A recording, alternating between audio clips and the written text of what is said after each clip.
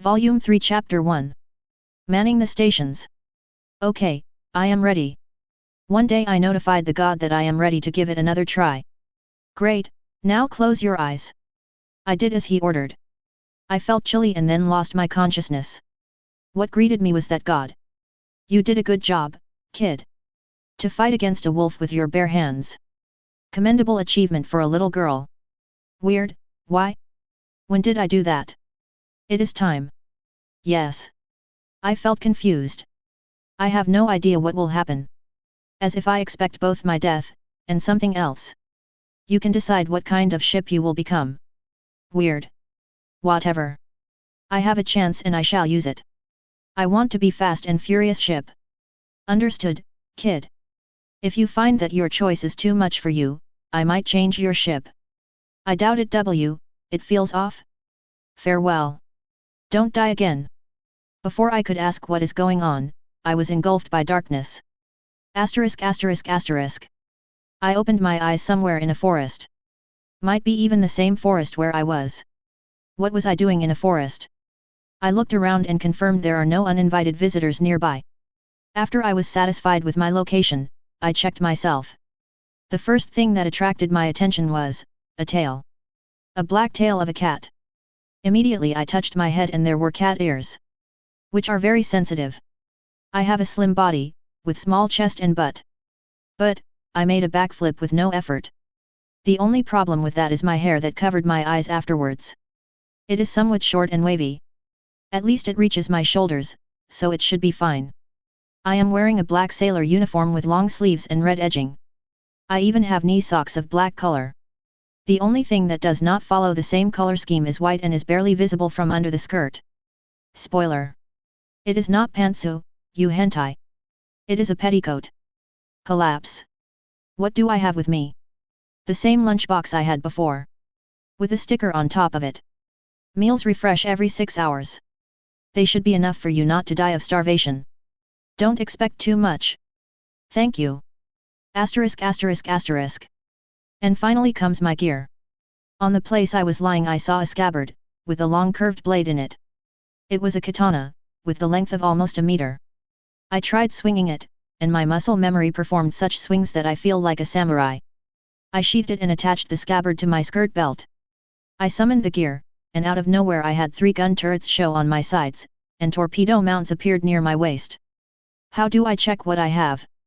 Stats. *******. IJN Kuronami DDL. Upgrade points 0. Upgrade points are received for firing any weapons during the battles. Hits give 10 times more points. Torpedoes 3/3. Torpedoes are replenished on a base.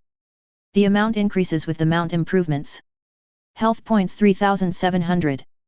HP shows how much damage you can survive. Evasion 105. F shows the chances of evading attacks.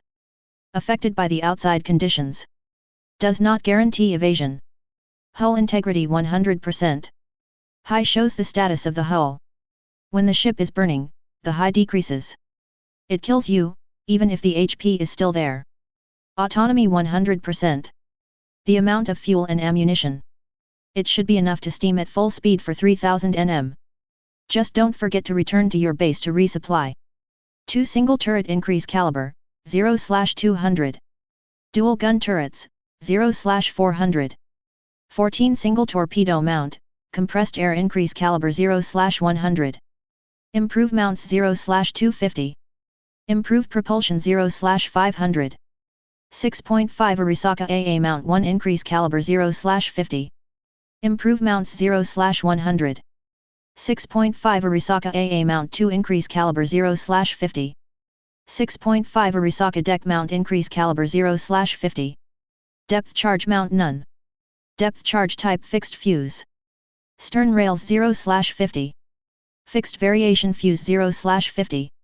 ******. Are there any consumables? Hello. Hey. AI. I test fired the guns. Bang bang bang. The combined salvo of 3 guns managed to cut down a tree. A small tree. I felt that it would be better not to hope that it will be my main armament in the near future. I decided that is it better for me to start moving. One way or another I will not achieve anything if I keep standing here, so I headed out to find anything that can be of use to me.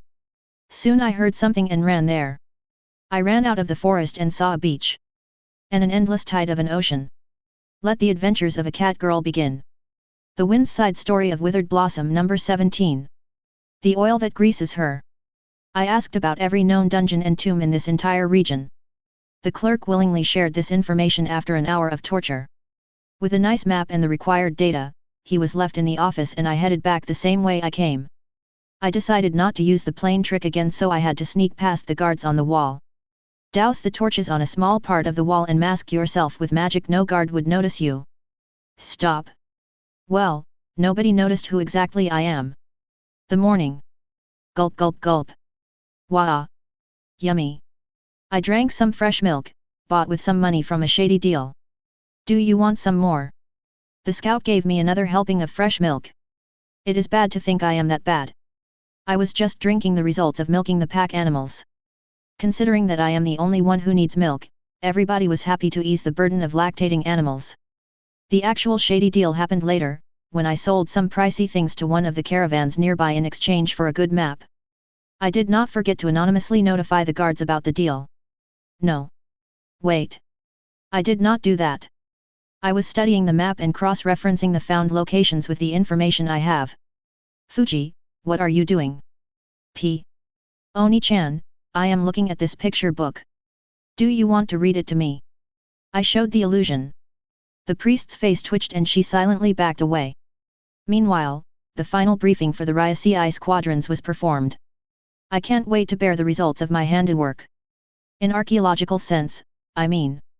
Though I won't be against a magic sword, or two. Volume 3 Chapter 2. The Wild Blue Sea. I watched how waves drenched the sand on the beach. It was a sight I could enjoy forever. Yet, I had to move out. If I don't want to rely on the lunchbox, I need to find a civilization. I approached the water, and stepped on it. Then again. And again. Only after I made sure I can stay afloat, like a water strider, I made the test sailing. I quickly got used to moving on the surface of the water. What made my training harder is that pinging sound that appears when I am afloat. Ping, ping, ping. Soon I started feeling what was happening in the water nearby. The sonar was detecting fish and other animals. I knew their movements and location. This vague information was enough to act. And, just to test the concept. Splash! 2 barrels fell into the water and soon hit the bottom. Boom boom! I felt the shockwave and saw the pillars of water, but I did not have my ears bleed. The sonar turned off right before the explosions and turned on immediately after the sound stopped. Tonight I will have some grilled fish. There was so much fish around me that I could literally carry a pile of fish in my arms. There was no need for that, so after I picked up a couple of large specimens, I left the scene of bioterrorism. I sailed at full speed through the sea. In the distance I saw a couple of islands, but they would be as deserted as the one where I was. Ping! Ping! Ping! Instead of usual fish dots I heard something else. Ping! Ping! Ping! I immediately dropped depth charges. Ping ping ping! Boom boom! Ping ping ping! A large object quickly changed direction but still was circling around. Splash! The object immediately changed its direction and moved away from the barrels. Boom boom! I continued dropping the barrels like crazy, but they all were exploding deeper than the target and neither of them wanted to deal a serious blow to it. But it forced the attacker to approach the surface. It was a shark, judging by its fin. A large fin. Bang bang bang! Small splashes of rapid-firing guns were landing near the fin, but they too could not hurt the shark. So, I'm going to regret this decision. Splash! 1 torpedo was dropped into the water. And sunk immediately. I had no time to facepalm, so I continued peppering the shark fin. Bang bang bang! One of the shells hit the fin and the shark dived. I dropped a lot of depth charges, and kept on firing at the surface of the water, to disorient it, or to at least keep it underwater. Boom boom! The pinging stopped. A black shadow started rising from the water, as well as a red spot on the surface. I patted my shoulder, because I am the only one who can, and continued in the same direction I was going. But the longer I continued, the less islands I was seeing. Soon I understood, that I am only heading further into the open sea and that I will never encounter anything useful out here. Asterisk asterisk asterisk. The crimson color of the sky reminded me that I am an idiot. I wasted a lot of time for no reason and now I will have to sleep in the middle of nowhere. Without a shelter or food. Also, I only now noticed that I dropped the fish into the water when I was fighting the shark. I am such an idiot. Ping ping ping. My shouting attracted another object. After I dropped a few presents I steamed away at full speed. Luckily, my speed was much higher than the pursuers. But it had its own consequences. So, I am in the middle of nowhere. I see no land. I have no idea where I am going. It is already night. Even in the complete darkness I was able to see where I am going, albeit worse than during the day. It helped me navigating but the sight distance was not enough to see any land. I was already desperate to find something so I just set course and maintained it. I was betting everything on it. My watch showed that it was past the midnight, but I saw nothing, except for water. By the dawn I managed to find that not all of the water is the same. There are some algae colorings to it. Also, I bombed a few sharks. Only when the sun was already visible, on the horizon I saw something. I just rushed there, without thinking. What I saw there was disturbing. It was a wreck of a sail ship. It was not mossed, neither it was stranded. It was afloat but with a lot of holes in its sides. It was slowly sinking. It was still somewhat floating so I had no choice but to climb inside and sleep there. The Wind's Side Story of Withered Blossom number 18. Hot baths. A few days later the queue finally moved enough to let us start the paperwork to enter the town. Considering how many caravans pile up here, I feel that the authorities don't like the people of the desert. Well, can't blame them, they already set up in a cozy green place. Fuji, you and priest can go, we'll be filling all of the permissions. Have fun. The scout looked at us with jealousy but it can't be helped for her. My hair requires extensive care, and the priest wanted to visit the hot baths of this town. The first thing I did after seeing the water was jumping inside. WWW, what are you doing? The priest's face was red as a tomato. Come here. Come here. Those weird people, don't tell me she plans to bath with this towel tied around her body? Don't do this. It is not AA appropriate. P. It can't be helped, can it? I pulled my towel inside the bath and tied it around myself. Phew, good to see you understood. The priest climbed into the hot bath and was ready to sit down. Splash! With one rapid and precise strike I caught the towel and pulled it off. I smiled in triumph but then... Kya? P. I saw something. W. It was... Well... Stop staring. P. Only then I understood what is going on. 2 hours later. Ha ha ha ha ha. The caravanners were dying of laughing. S ho ho ho ho, how W ho ho ho as it. S. I looked at the poor priest, who hid in a corner. We too fell for it. W. At least he looks cute. Ha ha ha. B. Just kill me, P. The Wind's Side Story of Withered Blossom number 19. Trade is good. After the caravan entered the town, the caravanners set up their stall at the local market. They were selling all kinds of junk and monster materials. Meanwhile, the dwarf brought me to one of the more respectable shops here. Oh, customers. The salesman approaches us with shining smile and was ready to start bowls *ing, when the ballestieri pushed him the crown I found in a dungeon. Appraise it. B. For a millisecond the salesman's eyes glittered but I was the only one who noticed it. It is, a good craftsmanship. Are you willing to sell it? SM. Why, I jumped on the dwarf's leg before he could say anything foolish. Uncle, is this thing pricey? Is it? Is it? I turned on the stupid child. Why yes, it is. How about you, SM? Can I watch you appraise it? How much it costs? How much? How much? The salesman was about to push my cute little face away but when his hand almost reached me, he saw a grim figure of the dwarf. With a huge crossbow. The hand immediately started petting me. WWA, gee good girl why you are, he cautiously looked at the immediate threat to his life. He led me inside his workshop. Sit down there, and don't cause trouble.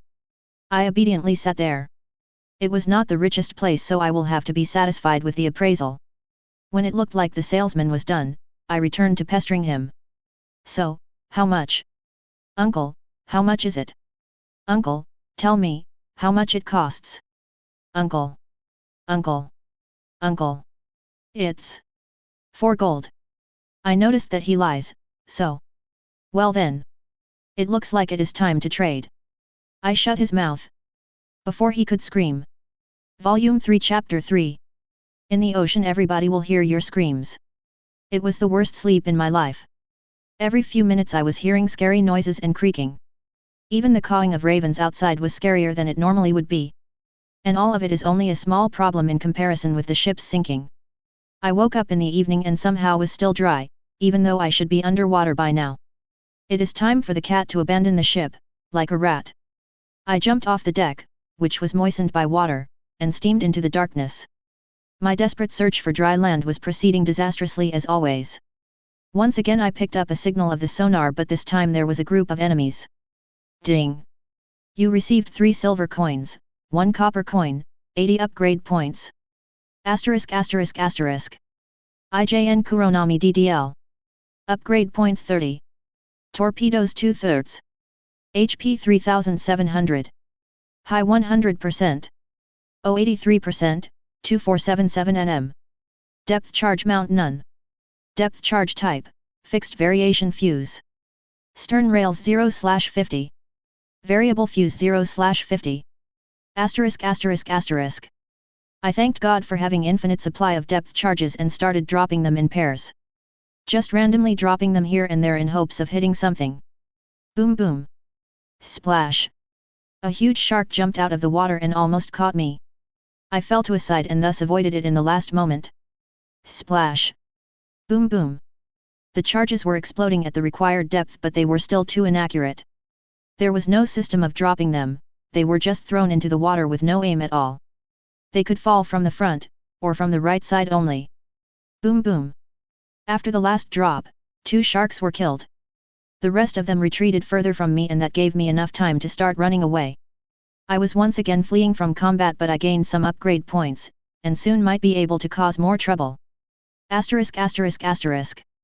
When I made sure I ran far enough, I continued searching for land, or civilization, or at least anything but the open sea. The weather station showed that the weather will not be nice for long. There is a high possibility of a storm, which will be a huge issue for my survival. Physical survival included. I spent the entire night steaming at cruise speed to conserve fuel, and at long last I saw something on the horizon. The closer I was, the more I was assured that it is not a hallucination. I rapidly accelerated to get there fast, before the storm. Then, I saw something unexpected. A whale-like creature surfaced and headed towards me. Even with my small experience of this world, I could tell that a sharp-toothed sea creature was not considering me a friend. From a closer distance I understood that it is small enough for me to fight. I drew the katana and rushed in. The animal avoided my attack by diving. Splash! Everything was going perfect. Boom boom! When the pillars of water settled, only red water rose to the surface. Asterisk asterisk asterisk. I continued heading towards the possible land. Only an hour later I approached and understood what it is. F asterisk yet. Then, the water around me bubbled. My ears and tail immediately pressed down to my body.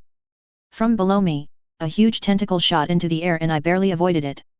From the surface, from a bush, a reptile crawled. It was a crocodile-like monster with long muscular limbs.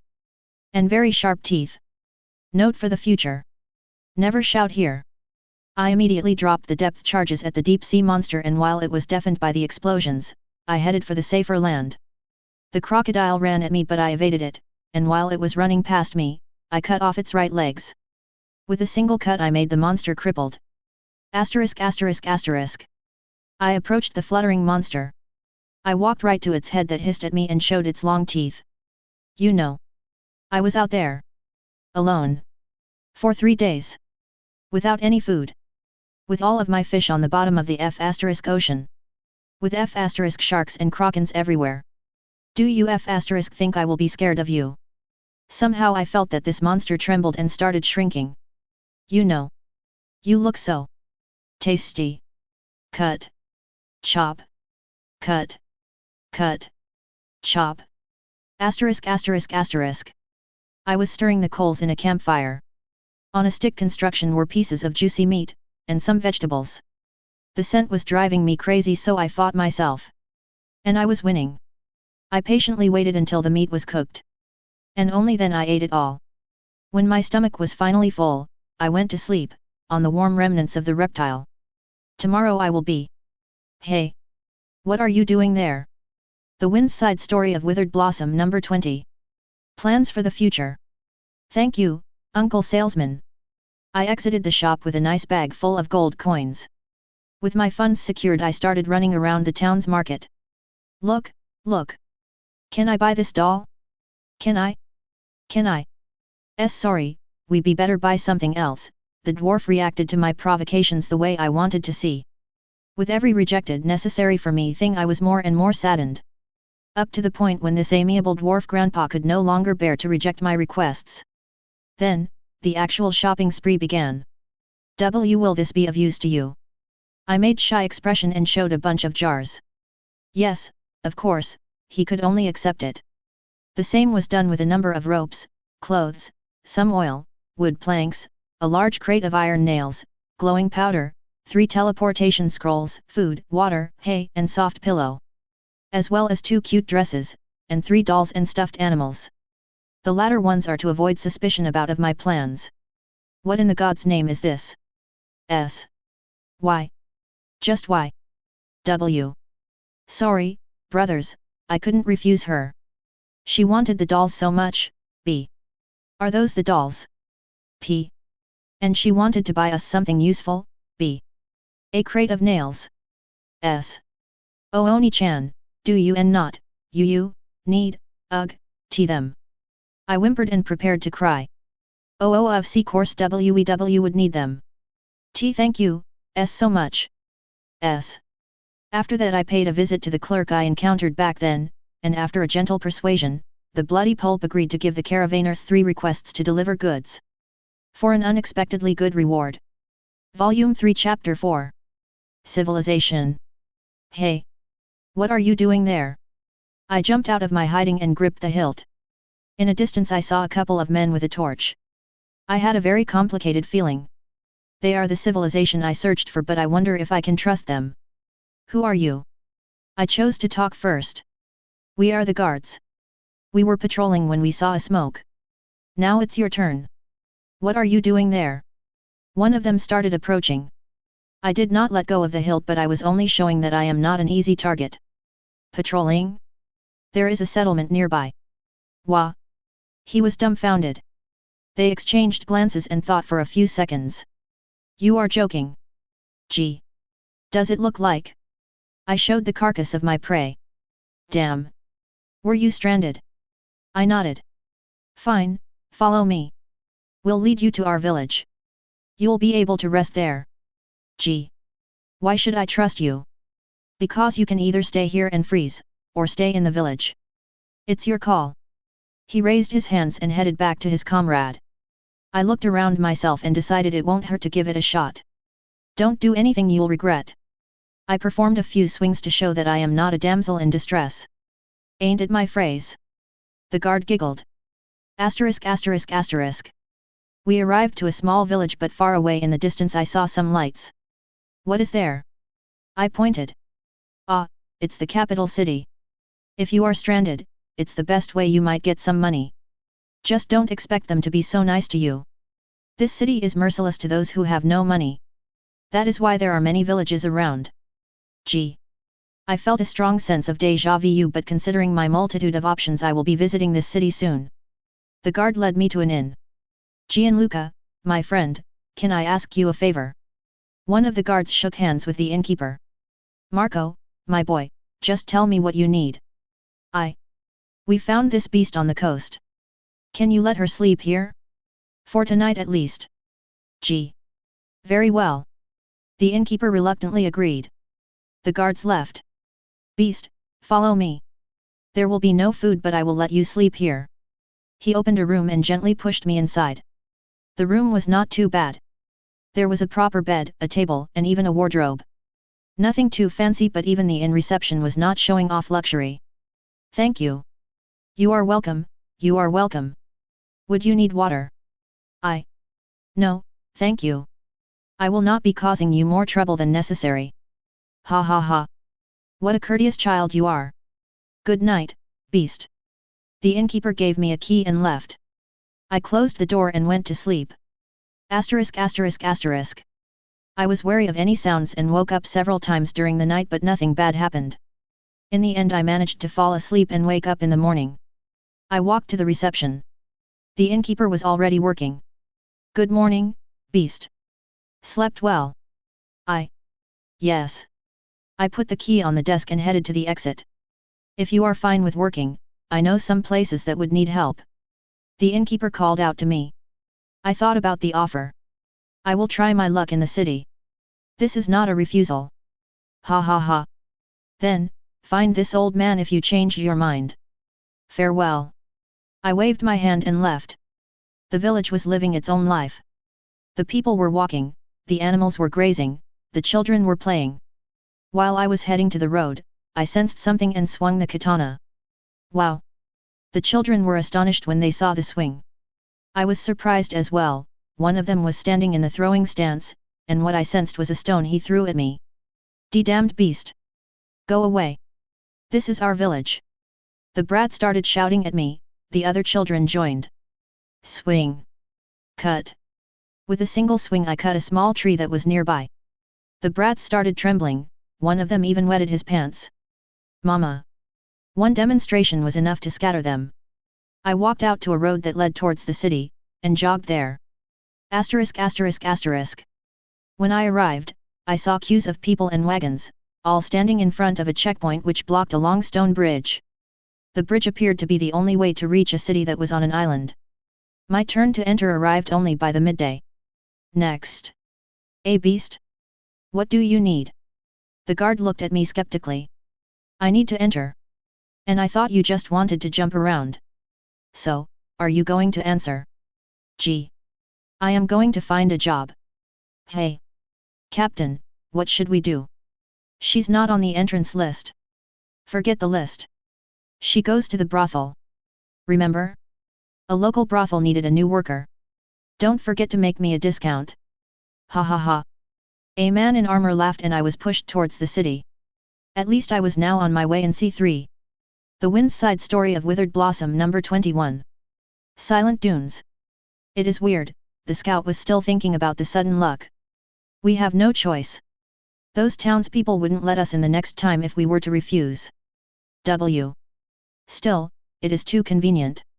If the certain person was to be here, I would have mentioned that I have the luck of Yukikaze, but for the caravanners it means nothing.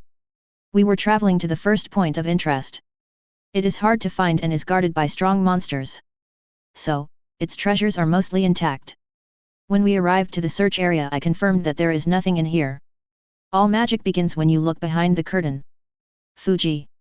Where do you think you're going? The nanny rushed after me when I rushed to the dungeon. For them I was running into the barren desert. Where did she go? Everybody was shocked when I disappeared into nowhere. However, I crossed the magic curtain that covered the dungeon entrance. There was a pyramid surrounded by a sandstone wall. And a lot of skeletons. The prepared flights of dive bombers rushed into action. Neo. My foolish enemies had no way of resisting.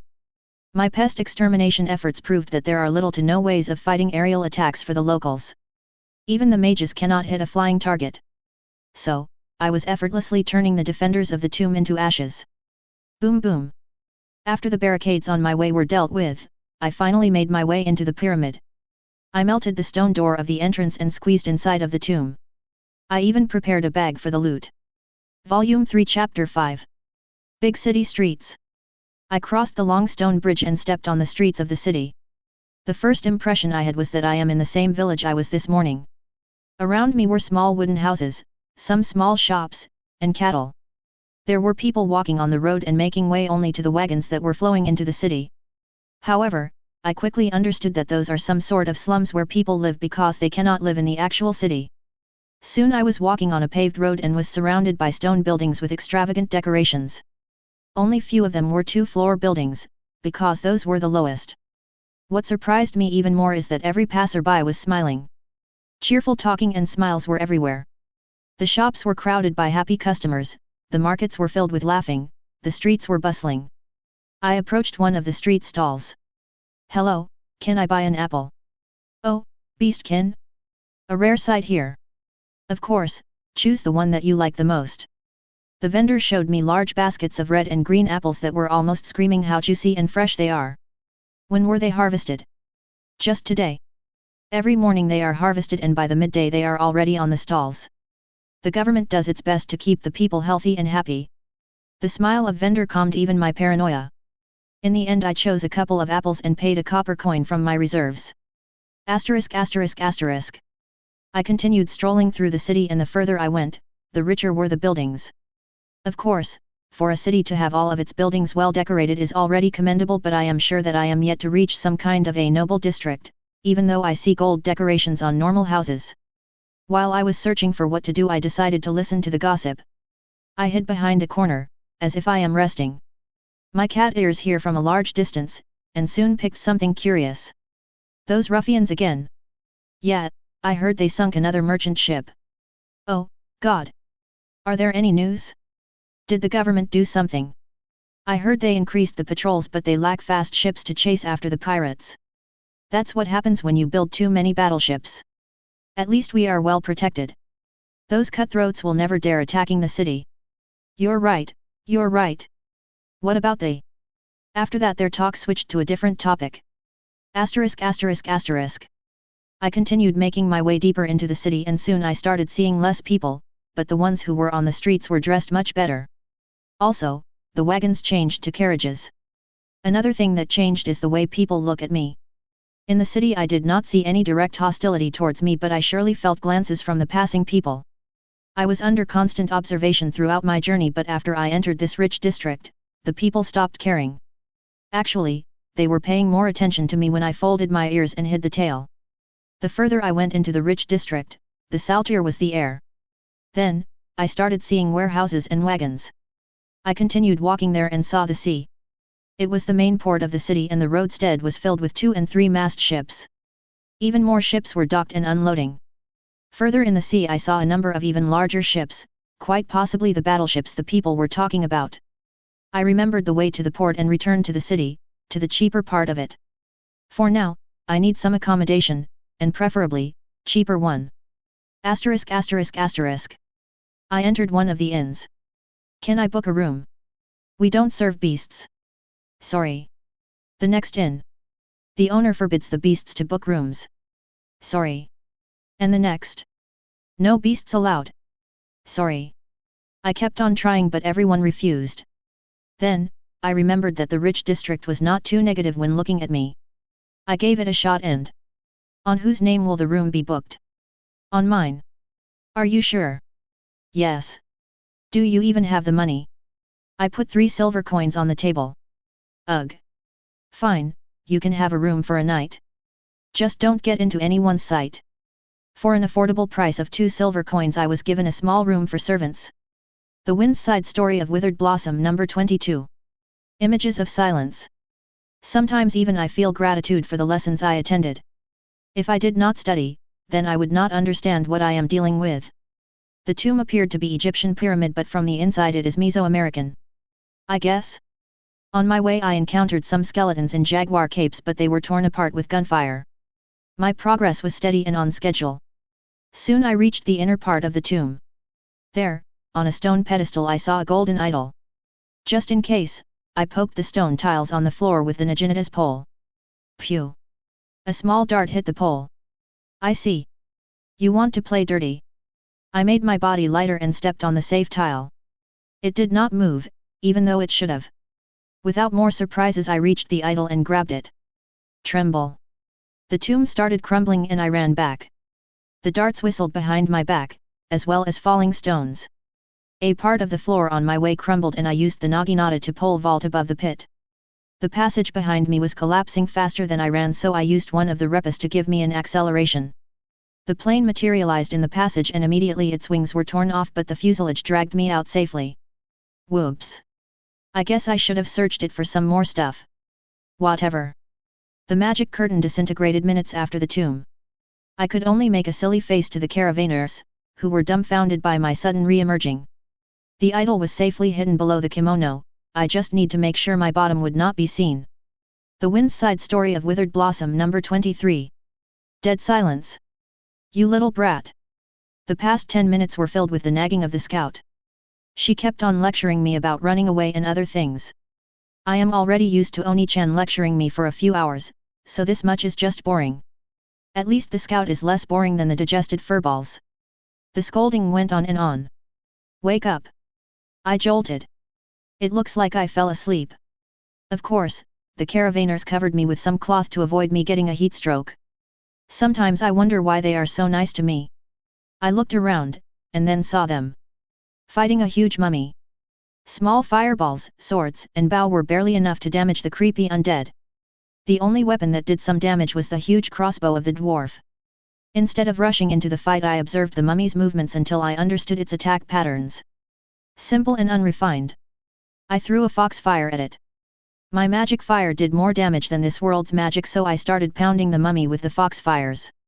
Even an enemy this stupid understood who is the actual threat here. Kraya. It rushed at me, ignoring the desperate attempts of the warrior. When this mess of rotten flesh and bandages was near me, I used the naginata to spike it. The mummy pierced itself and got stuck on the blade. I nimbly jumped onto its back and aimed the guns. Bang bang! 2 armor-piercing shots broke the mummy's back and the undead was returned to its normal state of dead forever. I showed the caravanners V sign and chirped. Oni-chan, am I a good girl? Volume 3 Chapter 6. The Purring Outcast. After my illegal sleep in the inn, as well as losing the majority of my funds, I decided it's a good time to find myself a workplace. I started with a market. Even in the morning the market was filled with people. The vendor from yesterday did not lie, there are many wagons arriving with fresh goods. The yesterday's food is loaded into the wagons, replacing the fresh goods unloaded. Unlike the usual people here, the coachmen don't smile. I mean, they don't smile as naturally as the people here. Their smiles are so forced that it makes me shiver. What's up with the coachmen? I asked one of the vendors. With them? They are from the villages. Those people are not as happy as we are. They live by themselves, with little to no support from the government. Weird, if the government supports people here so much, then why not support them in the villages? Ha ha ha. You must not be local, that explains everything. Just don't look into it too deep. You won't find anything but simple. The city needs to prosper. I thanked the vendor and started searching for a workplace. I approached a small shop in the market. Can I work here? Beast? Sorry, we have no free workplaces here. I skeptically looked at 2 workers, who barely handled the amount of goods delivered. Not to mention a long queue of people waiting in front of the shop, because there is no shopkeeper in place. At least think of a better lie. It is not your problem, beast. I was pushed away. Instead of making a scene here, I just headed to a different place. *******. I entered an inn. Do you need workers here? We don't hire beastkin. The manager stopped me immediately. I am nimble and smart. And I am strict and law-abiding. I was pushed out at once. I tried inns everywhere, including the ones that are in the bottom of the world. Every single one refused to even consider me as workforce. Even as toilet cleaning workforce. Damned racists. The longer it dragged on, the less I felt concerned with it. After my initial disappointment and rage subdued, I felt melancholic and apathetic about this. I just continued trying here and there. With the same results everywhere. By this point I actually caught myself thinking of applying to a brothel. ******. After understanding the depths of my desperation, I thought about the capitalistic action. I have an entire silver coin, which I can use to buy goods and sell them. But the reality has its own will. I approached a policeman to ask. How can one become an owner of a stall at the market? First things first, one should be a citizen. You are not local, are you? Beastkin are not citizens, so don't try. And if you would be caught trading with no license, you will be arrested. Why is it so hard? There is nothing personal, girl. Beastkin were caught stealing so many times that everybody lost their faith in them. Now, they are struggling to keep themselves afloat, and prospering is but a distant dream. P. Still, it is too harsh. The policeman petted my head. The laws of this city are harsh but just. That is why we keep prospering, unlike many states around. If you find yourself a source of income, then you would forget of any needs. However, don't mingle with any criminals. Just a friendly advice. He continued petting me. I even felt the urge to purr. Seeing how this man was so kind, I felt like it might be my only chance to find a job. Yes, sir. I will do anything, if you tell me of a place that will actually consider hiring me. I tried to make a sexy pose. This city was ruthless, but I don't feel like surrendering and going back to the village. You will. His face twitched a bit and he led me behind the corner. I am stupid. So stupid. I unbuttoned my collar. If I tell you where you can find a job, will you let me touch your ears? P. Smiley face. The man was lecherously looking at my cat ears. Fine. He gently touched them and made me purr. Purr. Purr. So soft, P. Purr. The docks are always short on workers. Everyone is becoming a lawyer, a trader, a realtor. The dockers are so desperate that they are willing to accept everyone. There you can find many options. If you like water, you might try Purr, joining one of the ship crews. They too have the need for sailors. P. Purr. I cuddled and rubbed my cheek against his chest to show my gratitude. Thank you. He patted me again and I headed to the port. The Wind's Side Story of Withered Blossom number 24. Wild Oasis. For the nth time I was forbidden to go anywhere without at least 2 people overseeing me. I can sneak away whenever I want, so it did nothing. The next destination was somewhere in an oasis. Aerial recon confirmed there are buildings, but from above I could tell only that much.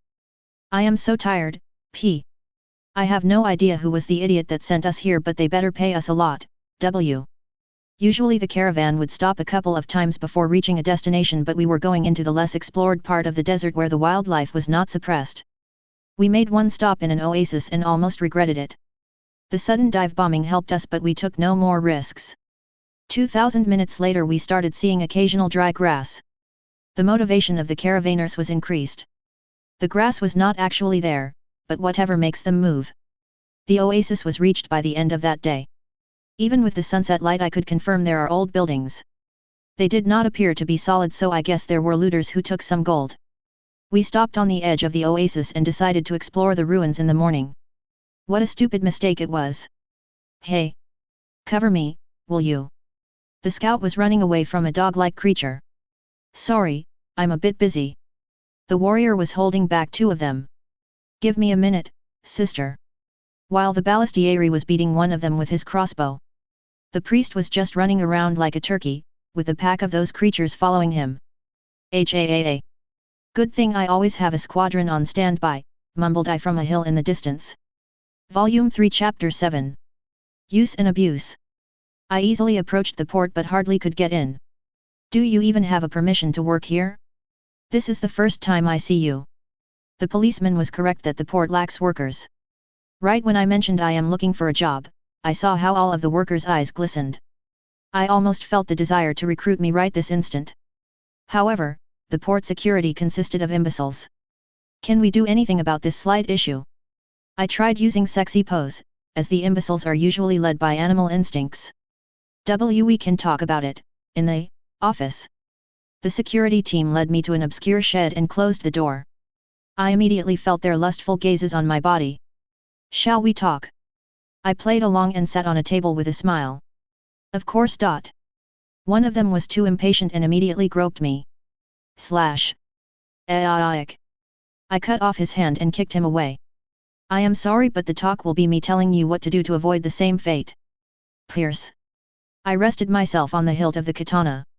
The pool of blood, which soiled the stone floor, made the security much more attentive to my words. Suddenly they remembered that today is the free to employ in the port day, established by the government itself. And they remembered that one of their colleagues died by accident, when he fell into the water and was eaten by a shark. Also they remembered, that their wives cooked them more than they could eat, and they willingly shared their lunch with me. Farewell. I waved them after I was done eating. Farewell, they waved like robots when they were seeing me out of the shed. Now that I was free to look for a job, I started wandering around. Asterisk asterisk asterisk. I was hit on by some sailors, who thought I am low social responsibility girl. I only slapped their hands away, nothing more. They were a bit angered, but after swearing at me, they found themselves some other stuff to do. The long queue of volunteering to recruit me was charming, so I accepted the first offer I was given. Just carry those boxes there. I thought it is a simple task. It's just some wooden boxes. When I tried lifting either of them, I felt my spine would break. I might be a strong and trained sword scat, but I am not a bodybuilder, by the looks of it. I could lift a box up, but to carry it further than a meter would be an impossible task, so I started wandering around to find a cart. I found one very fast, but it was already occupied. Boys, can you help me? I played damsel in distress. Go bother someone else. One of them grumbled and proceeded to ignore me. But... come on, Luca. I heard that F***er made her carry the boxes of lead. W. I guess, well. Of course. Yes. I get it. While I was pondering how I should kill the fiendish boss, the workers pushed me the cart. Thank you kiss, I sent them an air kiss and returned to the boxes. With my newly obtained mean of delivery, the work was completed successfully, and after I was done I returned the cart. The boss was coerced to pay triple the price, so I got entire 6 copper. Asterisk asterisk asterisk. When I left his office, just outside of the door I was caught by a band of sailors. Hey, mates! She's the one. S1. I drew the katana and took stance. S asterisk, no kidding. S2. What a hot gal. S3. I felt confused, but everything was solved when one of them said to me. We heard you caused some ruckus here. You're smart and we need a smartastar. What do you say about joining our crew? S4. Fine. I sheathed the katana as rapidly as I drew it. That's the spirit. Follow us. S4. I was led to a ship. There was nothing too exciting about it. The same merchant ship as the 100 which anchored everywhere in the port. I saw a man, who looked from behind the board. Have you found her? Sir. S1. We boarded the ship, and the man approached me. He inquisitively examined me, and did not hesitate to touch my arms and legs. What a good specimen. The last time I saw such a strong beast was. Ha ha ha. Might be even before I bought this baby. He hit my shoulder with his huge hand. So. Business as usual, HA? Why the hell all people want the money first? Ya are to prove yourself first, then we'll see. Payment is 2 silver coins per sailing. For now, y'all be scrubbing the deck. Got it. See. Sir. I was given my weapon, a broom and a rag. The ship set sail out of the port the same night. The Wind's Side Story of Withered Blossom number 25. Wild Squadron. On my flight deck there were 32 Swiss dive bombers. All of them were perfectly lined up for takeoff, and waited for their turn. Hush. The first 4 were launched, and only a trail of steam remained. Every minute I had 8 aircraft launched, until all of them were airborne. Then, they grouped up and set course to the oasis. I distributed the tasks for every pair of aircraft and waited until they all were within the area. Then. Vroom.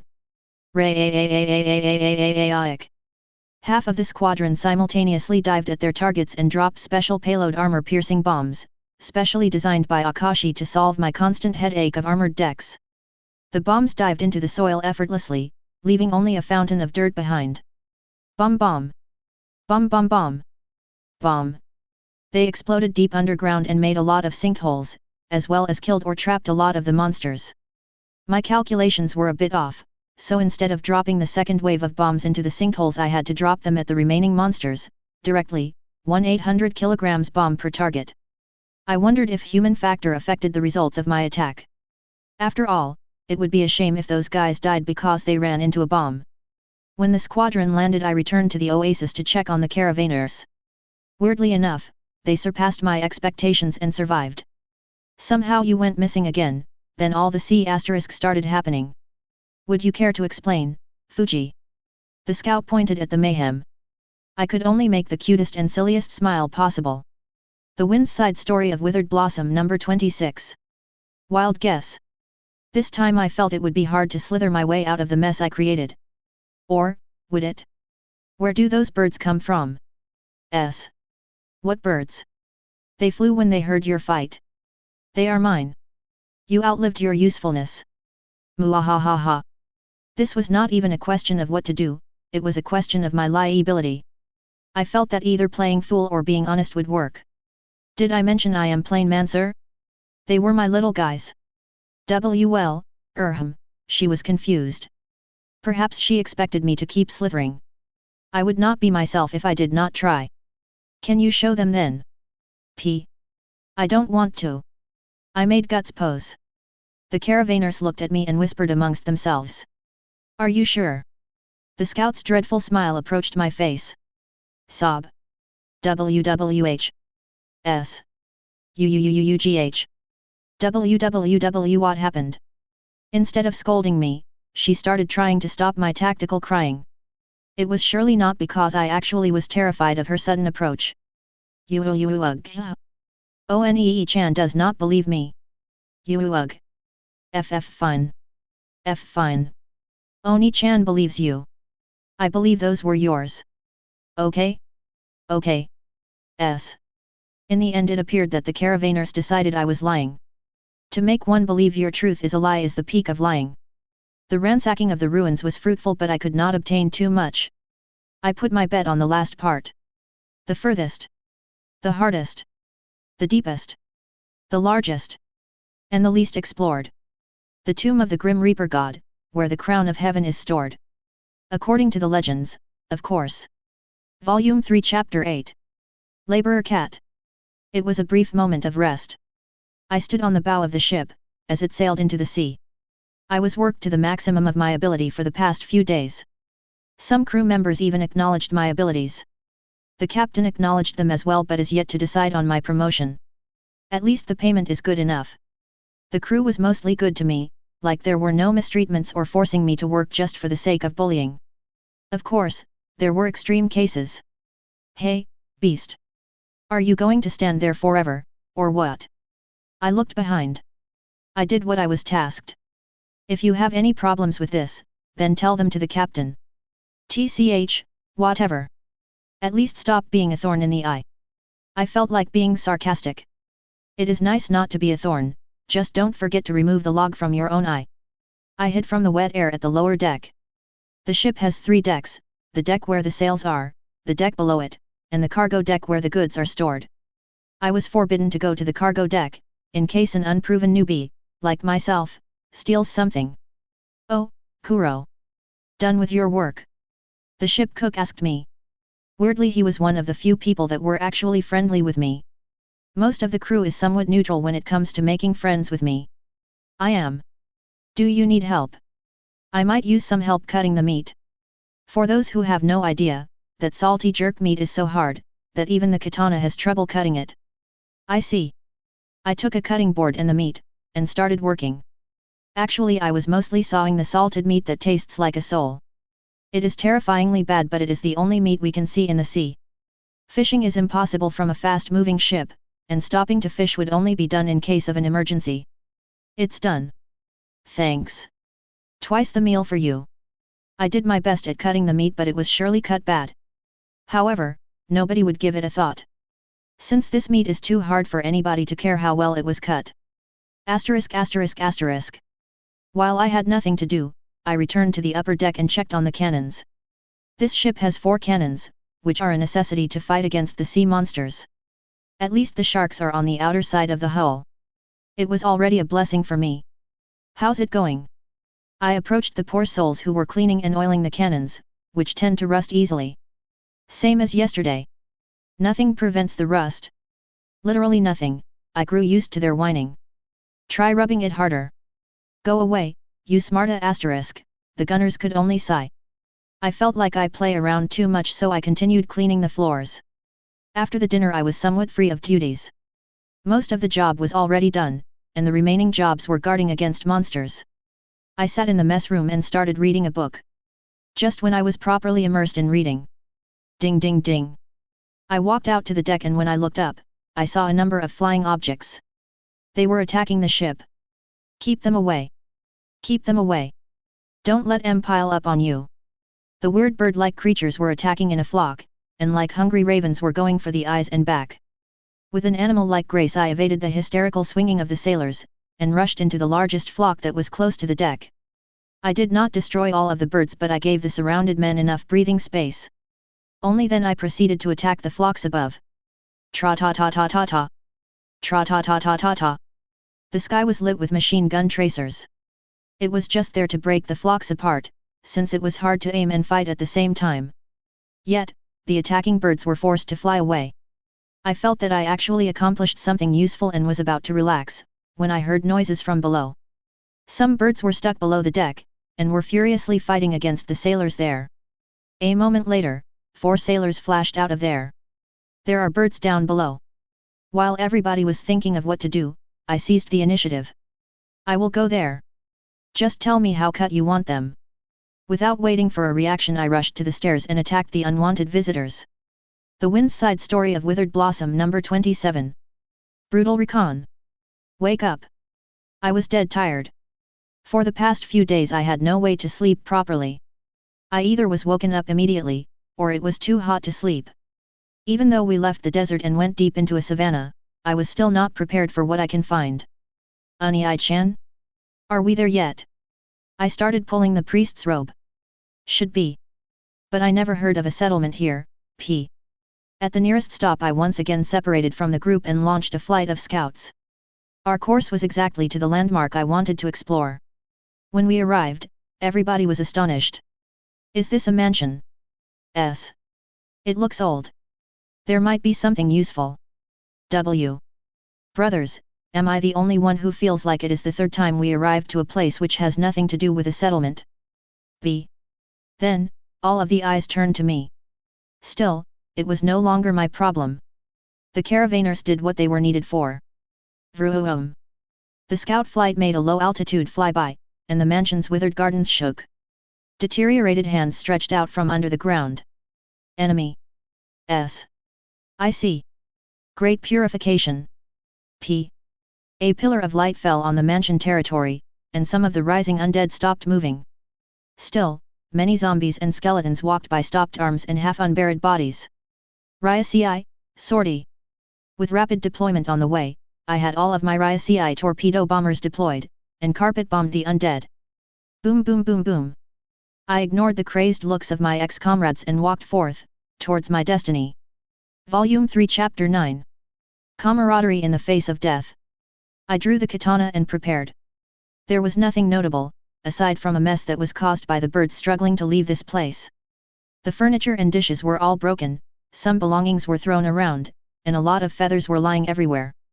I picked up one of the black feathers that were scattered around, and sniffed it. Then I tried tracking the birds with my nose. I am not a dog. Well, at least I tried. Unlike my nose, my ears found the 4 birds with no effort. I sneaked at one of them, and tried killing it through a curtain. The bird started struggling, and its calls were answered. The rest of the birds appeared and prepared to attack, while their wounded comrade fled for its life. The birds went for my eyes immediately, and started cutting me with their talons. At most they cut my clothes, but even that much was problematic. So troublesome. I flailed and killed one of them. Then another one. The last one, seeing how desperate its fighting is, fled after the wounded bird, right after my eyes were cut by its talons. Those damned chicken! I will catch you, and then boil you alive. It was more humiliating than dangerous. After all, the wounds recuperated immediately. Asterisk asterisk asterisk. I followed the trail of blood until I arrived to the ladder to the cargo deck. I am forbidden to go there, but the circumstances are forcing me to.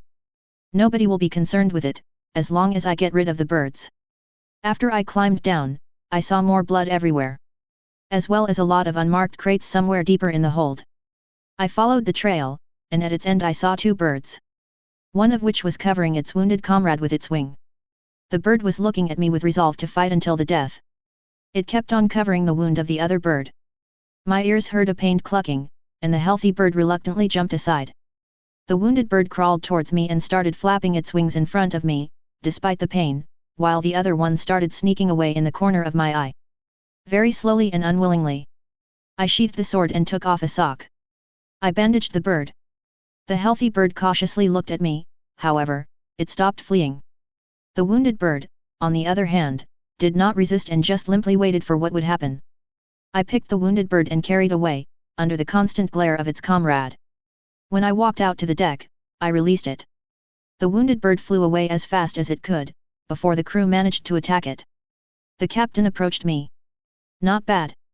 Still, it was a shame you let those monsters go. They will return, and there will be many of them. See. I respect them. They fought for their survival until the end. And were ready to fight on, if needed. Not to mention I was reluctant to kill the birds that clearly were trying to save each other, to risk their lives for each other's sake. They shown that they are not mindless monsters. Still, I did not feel any guilt for killing the other birds, neither did I feel any guilt for killing humans. I wonder why. Asterisk asterisk asterisk. After a bit of a debriefing, and cleaning the deck, I went to sleep. When I woke up, I felt a bit heavier than usually. I tried moving my limbs but they were even heavier than my body. I jolted and saw that things are not good. I was handcuffed and in a cage. I felt that the handcuffs could be broken with a light move of my wrists, but for now I needed to understand what the hell happened. I was waiting for an entire day but nobody even tried to visit me. Only by the nighttime I heard steps. It was one of the sailors. Ah, awake. I only glared at him. Sheesh, what a stupid beast you are. He put a bowl of hot pot and prepared to leave. Why? Indeed a stupid beast. Hey, Kuro, have you forgotten what you were told? Ha! I almost believed you could join the crew. He left. Asterisk asterisk asterisk. The captain was the next visitor. He crouched and looked at me. I had high expectations. Still, you can be of use. See. High expectations of what? Of your obedience. See. I can be very wild. I warned him. I am not stupid and know what you mean by dat. Still, ya already jeopardized everything. If I let ya go, ya will ruin us the same way ya may ruin us now, after being caught. See. You are contrabandists, and fear that I would have snitched you. Better safe than sorry. I cannot appear lenient. He shrugged his shoulders. Still, he was very cautious. You expect me to break out? I don't doubt you will. Just remember, I am the only one who knows where we are, and where we can dock. You're the same hostage to me, as I am to ye. See. The Wind's Side Story of Withered Blossom number 28. Brutal cleanup. After the main horde of the undead was cleared, I sent the remaining dive bombers and fighters to remove the surviving obstacles. I did not expect this one to be an easy operation. That was indeed the case. After the skeletons and zombies managed to form up and deploy their weapons, I started taking aircraft casualties. The enemy bows were shooting magic arrows that tracked the slow-moving aircraft. As my planes had to strafe at the ground targets, they also were slowing down. More and more undead were rising from the ground, refilling their casualties, and becoming a tide of rotten flesh, and brownish bones.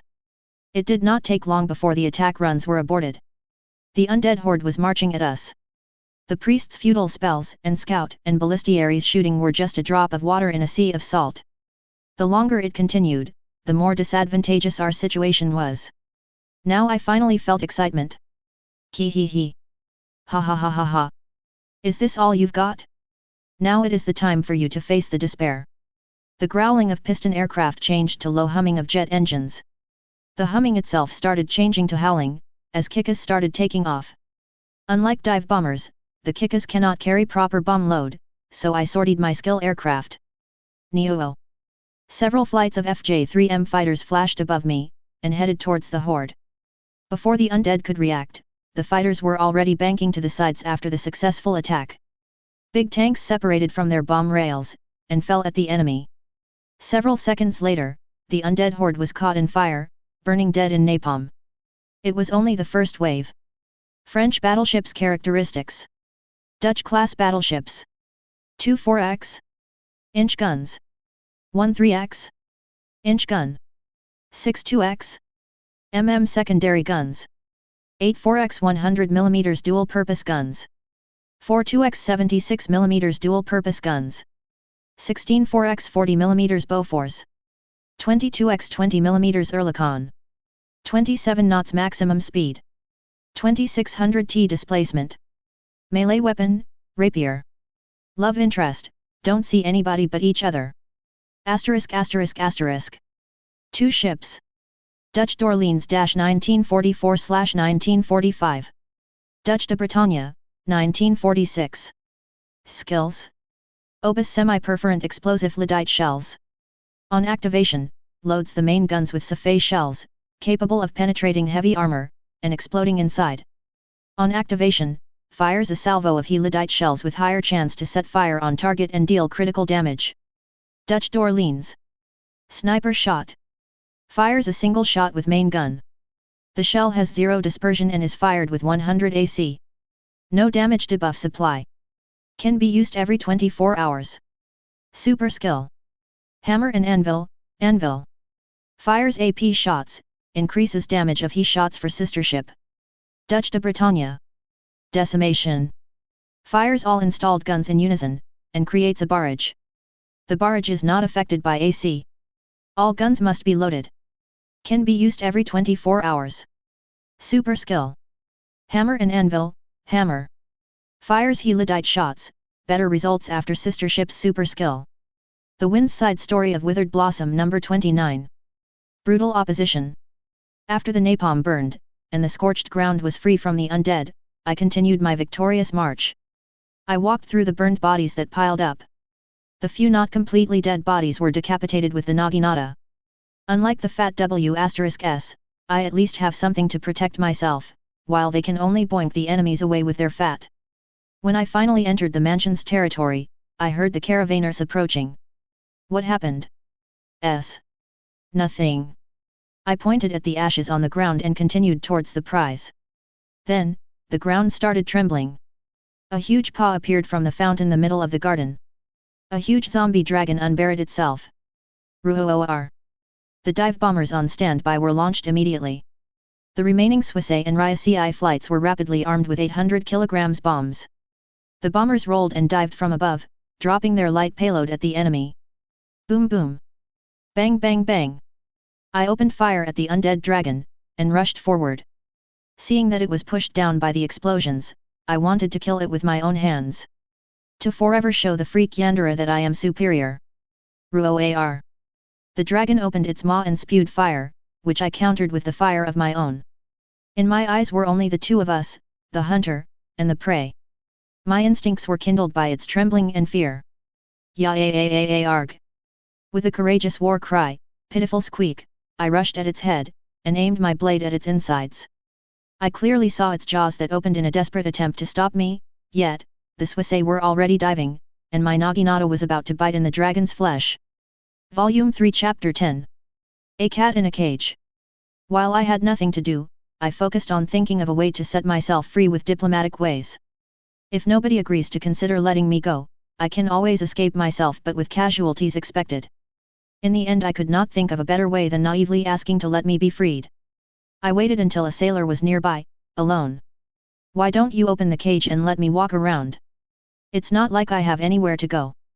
I guess it's fine. Just don't go anywhere.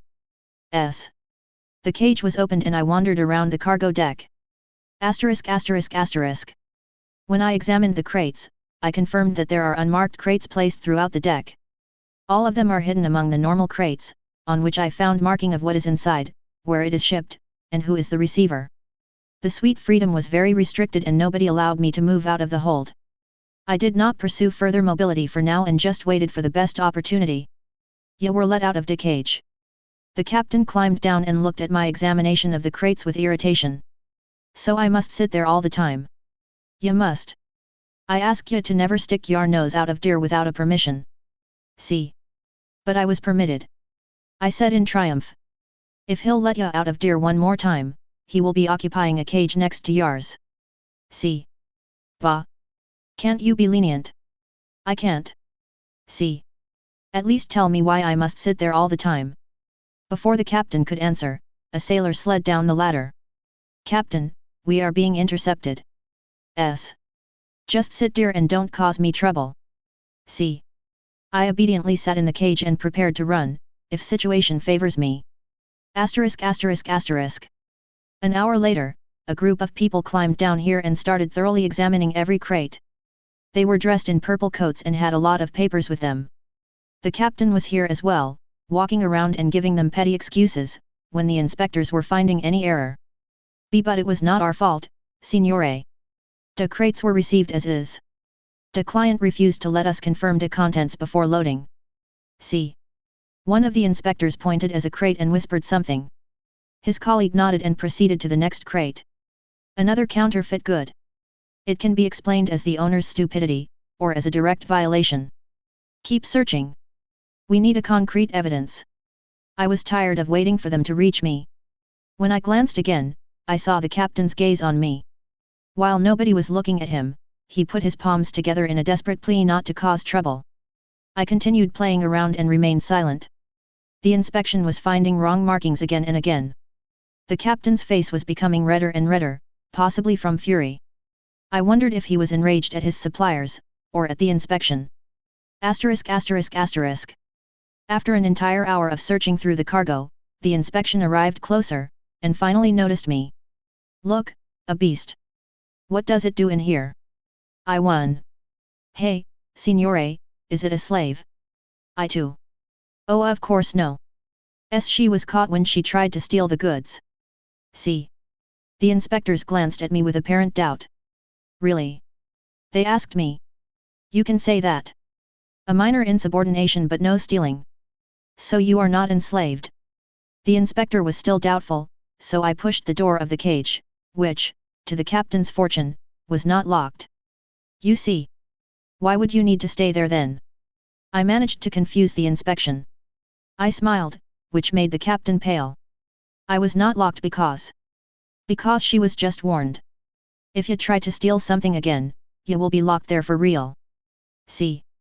Did anybody ask you? The inspector barked. So. I too. Sir. The radiant sun called for you. We were interrupted by a head that peeked from the crew deck. Got it. Mario, make sure you find out what she wanted to tell. Arrest him if necessary. I won. Only one inspector remained. He continued asking me questions. So, is it true? I already whispered him the locations of the contraband, while the captain was far from us and distracted by delving in something. Nod. Signore, can you come here for a mo? I too. Bang. A white cloud shot out from the captain's hand, and the inspector fell dead. The Wind's Side Story of Impudent Blossom number 30, final. Dreams of domination. Yet, ha, ta, k, this. Phew. Wake up already, you damned brat. Smack. Kya. What does a fat bee asterisk do here? The first thing that greeted me in the morning was ugly face of crazy fox. While Akaji was boiling up, I looked around. Before I could react, I had my ears pulled. It hurts. It hurts. It hurts, it hurts, it hurts. The door slid to the side. Akaji, what are you doing? It was calm voice of Oni-chan. Fat W asterisk reluctantly let go of my ears. Yoog. Oni-chan, this fat ugly bee asterisk hurt me. Fuji, how many times did I tell you already to stop calling her like that? And why are you still in nightgown? I tried waking up this brat but she kept on sleeping and mumbling nonsense. Fat bee asterisk looked away so I could pin a kick me note to her back. Oni-chan looked around the room. So, you were reading manga and novels during the night, again. Oni-chan removed the note and lightly pinched my cheek. It's not my fault. It was too interesting. Yes, yes. Dress up and go wash yourself. The breakfast is almost ready. She petted me and walked away, leaving me alone with the ugliest creature. Hurry. I don't want to babysit you for longer than necessary. Could you please go away? I feel like throwing, when I see you. You impudent. Akaji, come help me. My ears were saved by Oni-chan's call. After I was ready, I went to the dining room. During the breakfast, Oni-chan left for a couple of minutes. When I returned to my room, I did not find any of my manga supplies. Asterisk asterisk asterisk. In the end Fuji was punished by Amaji. She was forbidden to read anything before sleep. Of course, because of that the commander had to solve the Fox family issues. For example, Akaji's desire to murder her step-sibling for pouring white paint on her. Fuji washed away her sorrow by drinking cola with the Union carriers, and soon was back in action and causing as much trouble as she did before. However, she never had a chance to read too much manga or novels, since her sisters did their best to prevent it. At least, everyone thinks so. Volume 3 Chapter 11. A Knight in Shining Coat. Bang bang. Shots were heard above. My ears even caught sounds of screeching metal. As I thought, you brought us death, see. Was it not you who? Damned beast. Your cursed kin. See. Pierce. From the captain's chest was sticking a tip of a weapon. The captain slowly turned his head, and as the weapon was pulled out, he fell on the floor. Behind him I saw a blonde in a golden coat. She held a rapier in her hand. My. A beast? Ow, lucky soul, you are safe now. Don't be scared, I will save you. She stretched out her hand and helped me to get up. Then she smiled and said, close your eyes, little one. I did as she said and heard a swing of the rapier, which abruptly stopped near me. The girl hesitated for several seconds and swung again. Clack! I heard the sound of metal clanging on the floor. Oh, open your eyes. Gee! The handcuffs were removed and the girl was weirdly stiff. It lasted a few moments before she recollected herself. Let's go. She pulled me and we escaped to the crew deck. Asterisk asterisk asterisk. The deck was covered in traces of combat. Bullet holes, dropped sabers and rifles, shattered dishes, dead bodies. The sailors were fighting against people in purple uniform. Both sides suffered casualties. I drew the katana and joined the fight. So did the girl. You traitor. I crossed swords with one of the crew members. He was stronger than me, but I just held him in place as the girl appeared to prepare to strike him. Flashing strike. Gee. In a blink of an eye, she delivered 3 hits, and the sailor fell dead. Not bad. Thanks for the assistance, cutie cat. Gee. The sailors turned most of their attention to us. I parried one of the attackers, and counterattacked him by piercing his belly and cutting through his side. The girl was rapidly piercing through the enemies. Soon we reached the purple coats, and thus pushed the sailors into a corner. Please, no. We surrender. The sailors threw away their weapons and surrendered. Good for you. The girl signed something to the purple coats, and once again pulled me. She led me out to the deck, where I saw many bodies covered, and a few sailors captured. To the side of this ship was tied another one. Slightly smaller but with more cannons on its deck. Some soldiers were standing there and aiming their rifles at the captured sailors. While I watched the scene in silent awe, I felt something covering my shoulders. It was the golden coat of the girl. Let's go. She covered my eyes with her hand, and guided me to the ship. Signora. It was a soldier, perhaps he helped us to cross the bridge. Good work. Please, make sure the ship is returned to the city. G. Of course. S. Asterisk asterisk asterisk. I was led somewhere, then we went downstairs, and after a couple of turns I heard a creak. The hand was removed and I saw a tidy room. Don't be shy, pretty. You must be so tired, rest here. The girl closed the door and went somewhere. I followed her offer and took a nap.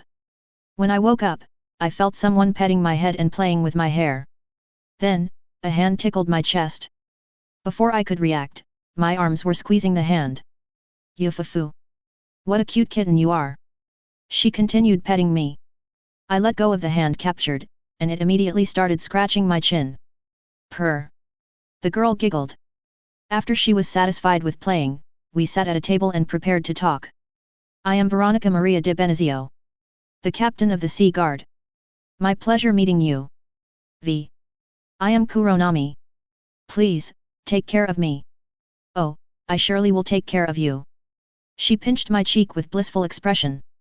You appear to be capable of taking care of yourself. How did you end up captured on that ship? V. I was enlisted to clean the deck. Then we were attacked by some birds and I stepped into the hold. If the reports are correct, they were smuggling something, so you became a threat to them. V. I guess so. Of course you are. They hired you in the city, didn't they? During the recent investigation there were rumors of a beastkin, who killed a port guard. Rings any bells? V. It does. I prepared to fight. Volume 3 Chapter 12. Their missions. I've taken a fighting posture and had my hand on the hilt. Yufufu. Now I know that I found an unfaceted gem. I hope you are fine with meeting my father. He has a task for you. It is a good way for us to know each other, and also for you to have some money. V. Just how far did your investigation go? How far? I know everything that happened since you were found. For a second I felt like she is Yandere. Still, I postponed fighting my way out. Asterisk asterisk asterisk. Several days later we arrived back to the city. Right after I returned to the land, Veronica dragged me to the richest district.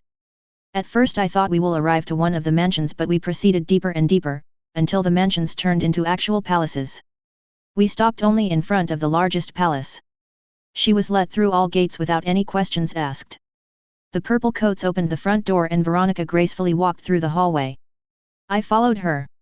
Every person on our way bowed and showed their respect to her. You are a very peculiar person. You flatter me. V. We finally stopped in front of a guarded door. Just smile and answer father's questions. V. Signora. The guards bowed. Is father busy? V. His Serenity is expecting your arrival. One moment. The guard disappeared inside, and a minute later exited with pale face. His Serenity allows you to enter. G. Good job. She patted his shoulder. Asterisk asterisk asterisk. When we entered, I looked around the room. Behind the sturdy oak door was a large circular room with white wallpaper and golden reliefs. Aside from several couches and a coffee table, there were many bookshelves, and a desk. Veronica approached the large wooden desk, where was sitting a man. She performed curtsy. May you live for many years, father. Your task was completed. I brought the beastkin. V. Come here. The man looked at me. Hello, I am Kuronami. May I know who you are? W. V. Bang. Me? I am the Serene Doge of the Most Serene Republic of Benizio. You need to know nothing more than this.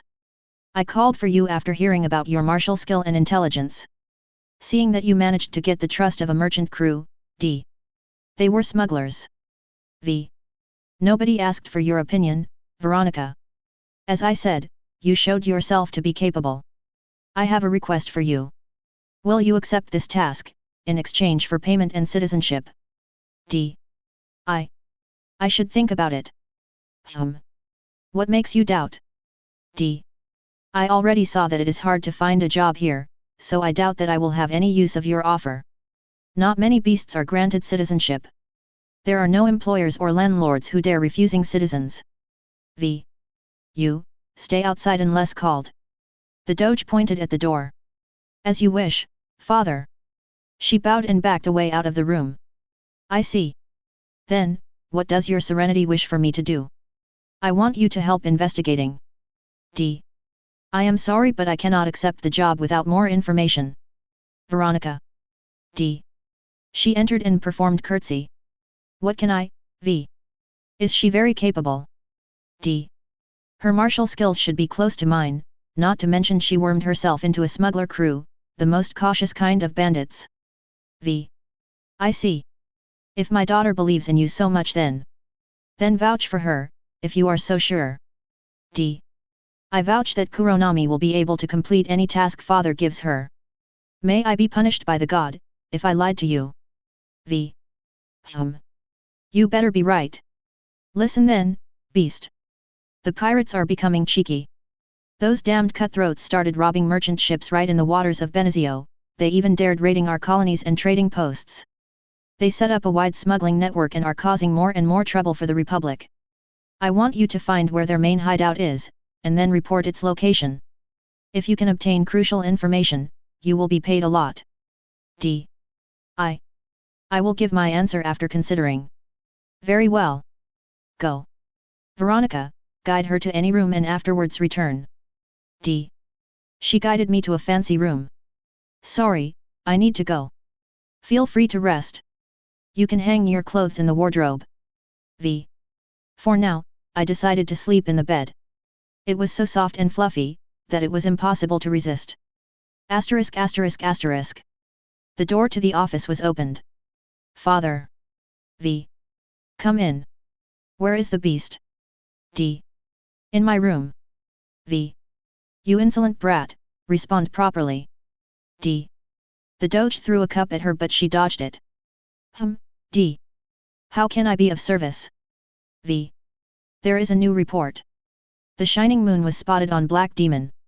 The spies claimed that the B** and her miscarriage are hiding with the pirates, and I want you to track them down.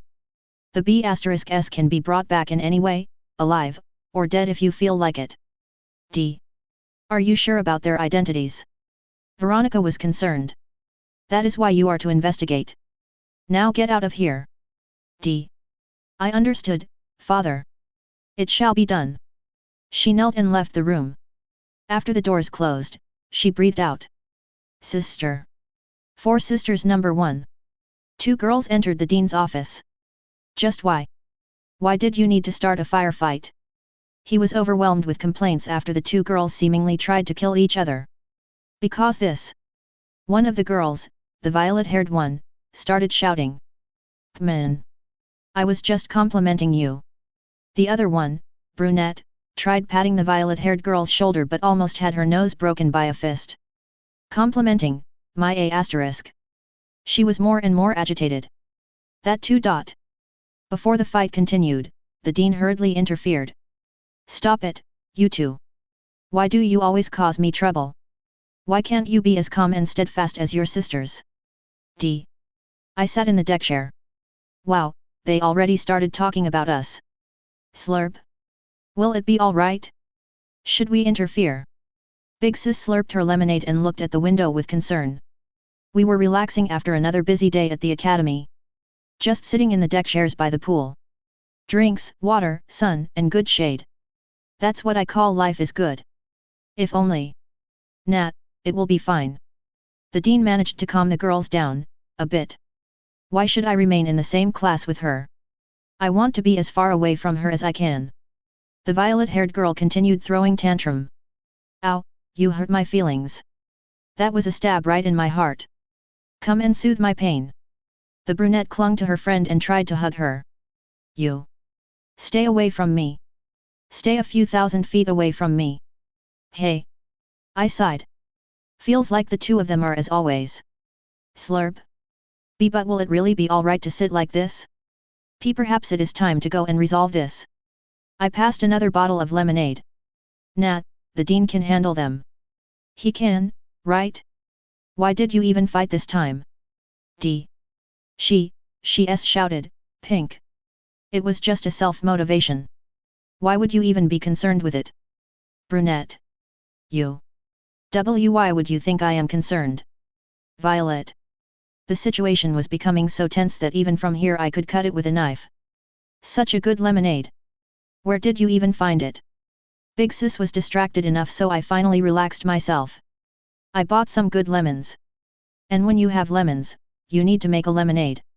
We said together. Meanwhile. No, sir. I just said that her A** is the best. Brunette. You.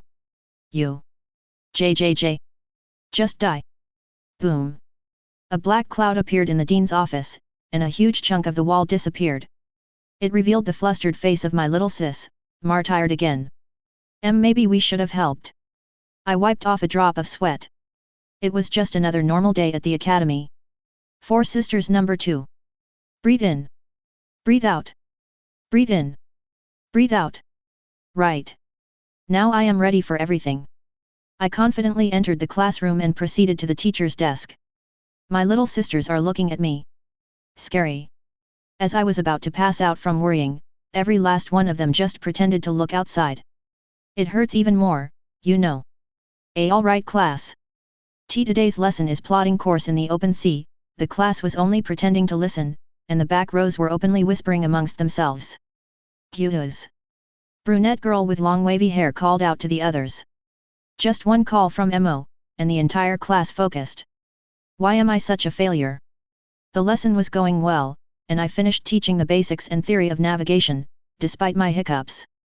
Sis, what should we do, if there are no stars, or we can't spot Polaris. MO.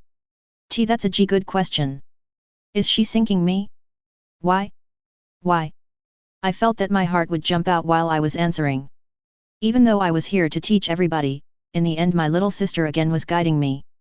After I somehow survived the machine gun bursts of questions from everywhere, I prepared to give the class my prints with the task. Since we are learning navigation, I wanted them to plot a course for a ship. The class was split in groups of 2, with the exception of my sisters. They were given a harder task, simulating the plotting of my course to Mers El Kabir. I was coursing between the groups, and giving them assistance when necessary. Finally, I approached my sisters. Is everything all right? Do you need help?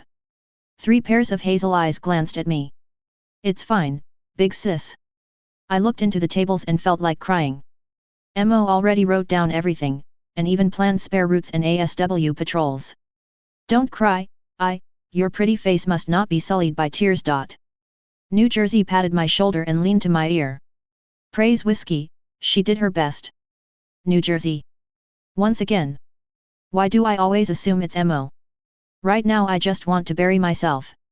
Nothing came to my mind and I had no idea how to praise Whiskey without making it evident. I glanced at Missouri but she was looking in the window. Good job, girls. Big sis is proud to have such smart sisters. YAA. No. No. No. No. We tried our best, So, who do you think is MVP? Mo. My brain melted down immediately but Mo was sending me suggestive glances. You all worked hard.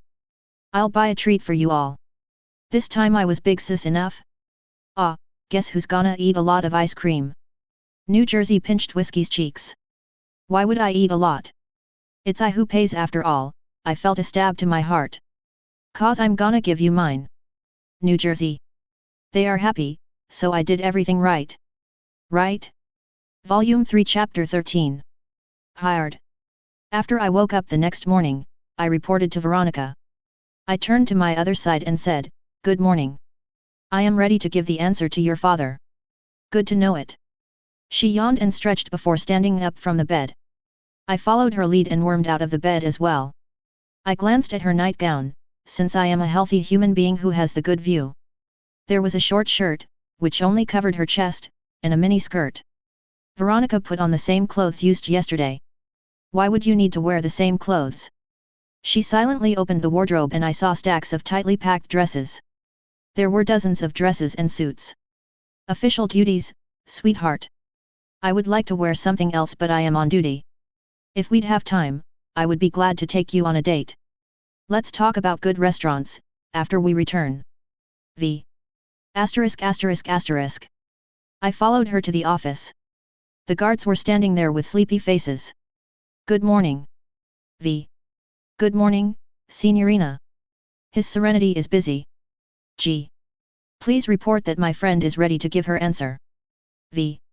The guard sighed, and after a few seconds of bracing himself for the inevitable, he stepped in. I heard muffled shouting from behind the doors, and after it settled, the guard exited with pale face. Thank you for your hard work. V. Thank you very much. I bowed. His Serenity is ready to hear you out. He ate breakfast in the dining room. G. Let's go then. Veronica pulled me in, and placed me in front of the desk. Good morning. Yes, good morning. Be brief. D. I accept the task. Here is the file of our investigation. Don't mind the black lines. What? Do you not know how to read? D. I am more than capable. I continued glancing through the papers. The report was brief but detailed. I saw some nice starting points for my investigation. I see. I put the file on the desk. Keep it. Just don't forget to let Veronica read it too. Anything else needed for you to start? D. I will need some money too. Here is the blank check. D. Okay. Also, I will need freedom of the permission to act. He gave me a small paper with an insignia. A map. I stretched my hand to receive it. Stop standing there like a clothes rack. Make yourself useful and guide her to the Ministry of Sea. Let her take any map she requires. D. Yes, father. V. I guess that's it. Then go, and start working. I expect you to yield results. D. Asterisk asterisk asterisk. We left the office. Good, everything went smoothly. The cheapskate gave us more than enough assets to work with. Follow me, I will take you to the map storage. She pulled my hand. I was taken to a mansion, and immediately we headed to one of the rooms on the first floor. The employees asked who we are, but after showing the Doge's permission, no one interrupted us any longer. When I opened one of the huge map scrolls, I saw the map's detailed projection. Veronica did not react and continued reading the scroll, so I guess the projection is only visible to me. It was like a satellite map. It was more accurate than the original, and was expanded with more and more maps I read. By the evening I had a detailed map of the world. Venezuelan Republic is located on a large island, surrounded by archipelagos. The area where I was sailing was on the edge of the dense zone. Despite finding maps of the trading routes to other continents, I did not see them marked on the map.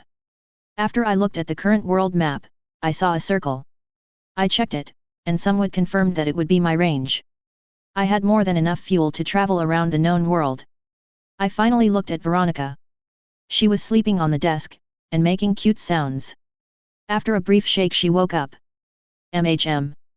What? V. I am done. Good. Let's go and sleep, V. The next morning we arrived to the port. I will try to hire a ship. V. It is unnecessary. I pointed at the horizon, where a pillar of smoke was approaching. I employed the slow steaming method to arrive, and while Veronica was dumbfounded, I picked her in Princess Carrie, and jumped into the water. I ignored her desperate shouting, and headed towards the ship. Four Sisters number 3. Humming. Just a bit more. Just to buy it more. Just to buy it more. Yes.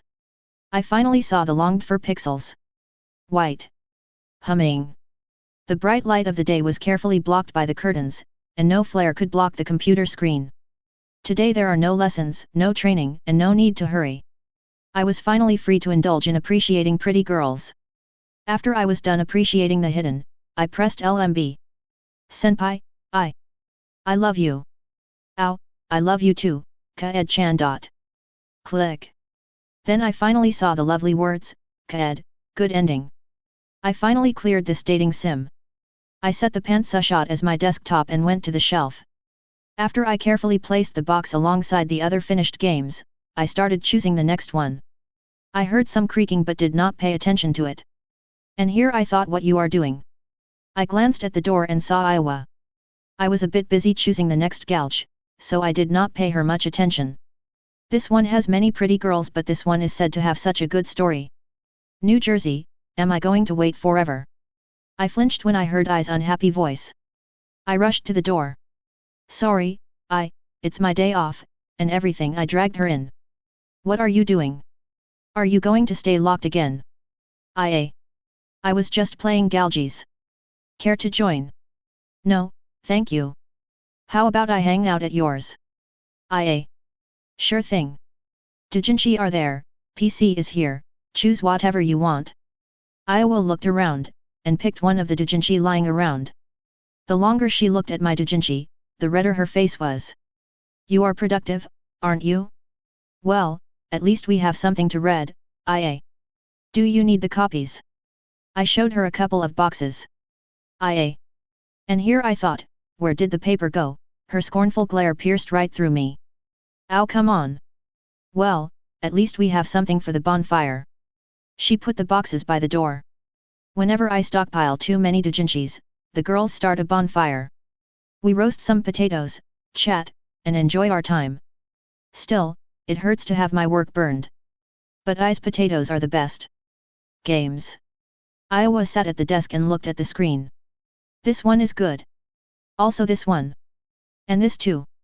Hey, New Jersey, can you recommend me something but your dating sims? I pinched her cheeks. Cute girls are the best. If only my clumsy sis was just a bit cuter. Still, I had only one thing left. Fine. Willing to watch some movies. Don't slip me your crazy tastes. She gracefully sat on the couch, and ungracefully sprawled. I may be s*y big sis, but she is cute whenever she lets herself relax. We started watching some of my gold collection.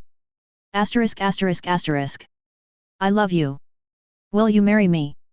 Why yes. Yes. I was so worried this would not happen. Why would it not? My heart belonged to you right after I saw you for the first time. Crunch. Wanna some? I passed some popcorn. I just want to leave this place. I covered her face with her palms. However, her boiling of embarrassment was still visible. Just one more? Please. No. No. No. She furiously started shaking her arms. You. Come on, do it for you little sister. You demon, she pouted but stayed. Just like that we wasted another 2 hours of our lives, before all 4 sisters gathered in the yard for bonfire. Rest in ashes, Dujinshis. 4 Sisters number 4. After today's lessons were over, I went to the square by the dormitories. There is a nice fountain where I like to sit. I sat on the edge of the fountain and opened a book. My nerves were calmed by the murmuring water. I was leisurely flipping the book's pages and soon lost the track of time. When I was engrossed in reading and already lost the connection with reality, I jolted. I immediately lifted my eyes off the book and scanned the surroundings. Indeed, the freak sister was passing by at the edge of the square. No, don't come here. Don't come here. She did not even glance at me, and just went somewhere else. Why? Why did you not look at me? I don't care. I continued reading, but I felt like I was no longer in the mood for it. This damned perverted freak. If it was not for her, I would have finished the book by now. She just needed to walk here? She had no other way but to pass here. And she didn't even spare me a glance. Whatever. It is not my problem. I stomped away. *****. When I found another good place to read, I tried to continue. Hey. Whiskey. I saw Missouri on approach. Hi. Come in, don't be so stingy. What happened? She sat beside me. Nothing. Why would you think something happened? Did New Jersey do something? M.O. Why would you think so? Ooh. I see, she just stood up and went somewhere. Again, my reading mood was no longer there. Those big sisters of mine. Why couldn't she stay and talk to me? Did she think I am fine? No, I am completely fine. It's not like I miss the freak. *****. Those stupid, as I finally found a quiet place for myself, I saw another one on approach. Iowane glanced at me and continued going wherever she was going. Once again, I was abandoned. Just when I thought that, Iowa flinched and looked at me. I looked away. Wisconsin, if you want to talk about something. Be big sis is ready to talk. Ia. Why would you think I want to talk to you? It's not like I have anything else to do, so I am fine to talk to you, if you want it so much. Sorry, she backed away and soon disappeared. Ugh. You. Those heartless sisters. *****. Somebody just poured water over me. And it hit only my face. That's it. When I reached my room's door, I saw a short-haired brunette in hoodie. I heard you were causing trouble for your big sisters. New Jersey. Go away, you perverted freak. I couldn't look at her. I am not embarrassed. What's that in your hand? A book? Hey, Whiskey, how about Big Sis NG reads you something as the bedtime story? Too close. Don't push your face this close. I don't want to. Then how about we chat? Even closer. No. And you don't want to be hugged. New Jersey. Surely don't want to, what are you waiting for? Why can't you be honest for a change? She hugged me. Warm. Wait. GG go DD. Die. *****. Even though she beating her sister, Wisconsin finally smiled. Volume 3 Chapter 14. Cheesing Game Mechanics. The initial shock of seeing a metal ship disappeared soon enough. Veronica calmed down and explored the ship. I was following her nearby, just to make sure she won't do anything obnoxious. After all, she already poked the hull with the rapier. What a sturdy thing for its thinness, I should say. I mentally set the course and let the ship carry us wherever I needed. It is a wonderful ship, yet, what's wrong? Why are there only 3 pitiful harpoon guns? She pointed at my magnificent main gun battery. They are much stronger than they look like. I doubt it. She must be too used to the usual cannons, that weight a lot, have a huge caliber, and barely can fire at 2,000 meters. For her those 57mm guns are out of league. If I remember correctly, they fire 6-pound shells, while the warships I saw would fire at least 32-pound cannonballs. ******. I don't know why, but I expected her to start crawling everywhere, and start cranking the mechanisms. However, at most she looked from close range, and she never touched anything unless it was required to continue moving, the doors for example. It continued until she reached my center-line torpedo mounts. She started to explore them, and the torpedoes. When I confirmed that she is busy enough, I looked at my stats. Ding! You received 9 copper coins, 1 silver coin, 74 upgrade points. ******. IJN Kuronami DDL. Upgrade points 4. Torpedoes 2/3. HP 3700. High 99.9%. O 68%, 2041 nm. Depth charge mount stern rails. Depth charge type, variable fuse. Y guns, 0/50. Proximity fuse, 0/50. ******. After I improved the depth charges, I decided to save some points to improve the guns. We were not in a hurry, so I could even hunt for some points. Those are incredible things. Are they powered? Veronica pointed at the torpedoes. They are. If they work. Interesting. Ah, right, I saw that one of the tubes is empty. Is it supposed to be like that?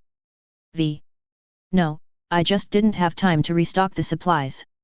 If I remember correctly, they can be restocked at the base, but I have no bases whatsoever. I already feel the need for fuel, so it would be a good idea to find a way to resupply.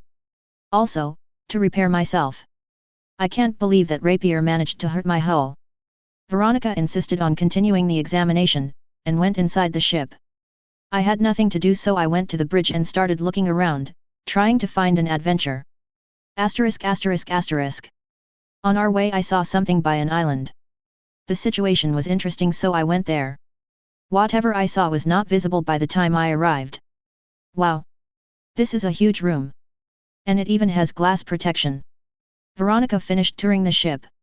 Welcome to the bridge. Are you concerned with something? She immediately noticed. I saw something near this place. I see. We better watch out, the pirates are active everywhere outside the warship patrol routes. I will keep this in mind. I set the course around the island, just to check if the object circled it. As the ship finished circling the island, and I prepared to return to the course, I saw a top of a mast. Enemy! Veronica shouted. I looked in the binoculars and saw Jolly Roger. Enemy contact, range 200 meters. I aimed the 57mm guns, and prepared to launch a torpedo. The pirates noticed us as well. They turned 180, and presented us their left side. It looks like they accepted the fight. What are you waiting for? Do you need a special invitation? Veronica was shouting at me. I am not going to shoot first. We have no idea if they want to attack. As I said that, the pirates opened fire. Boom boom boom boom. It was a full broadside of 18 cannons. All balls missed, and chain shots had nothing to destroy. Full metal, baby. Bang bang bang. My first shots missed too, however, there were so many more. Bang bang bang. Bang bang bang. Bang bang bang. Veronica was staring with her eyes wide open. Dozens of 57mm shots were piercing the pirate ship. I intentionally used just AP shots with no explosives inside. I was farming the points, and this sturdy ship would not go down without assistance. Bang bang bang.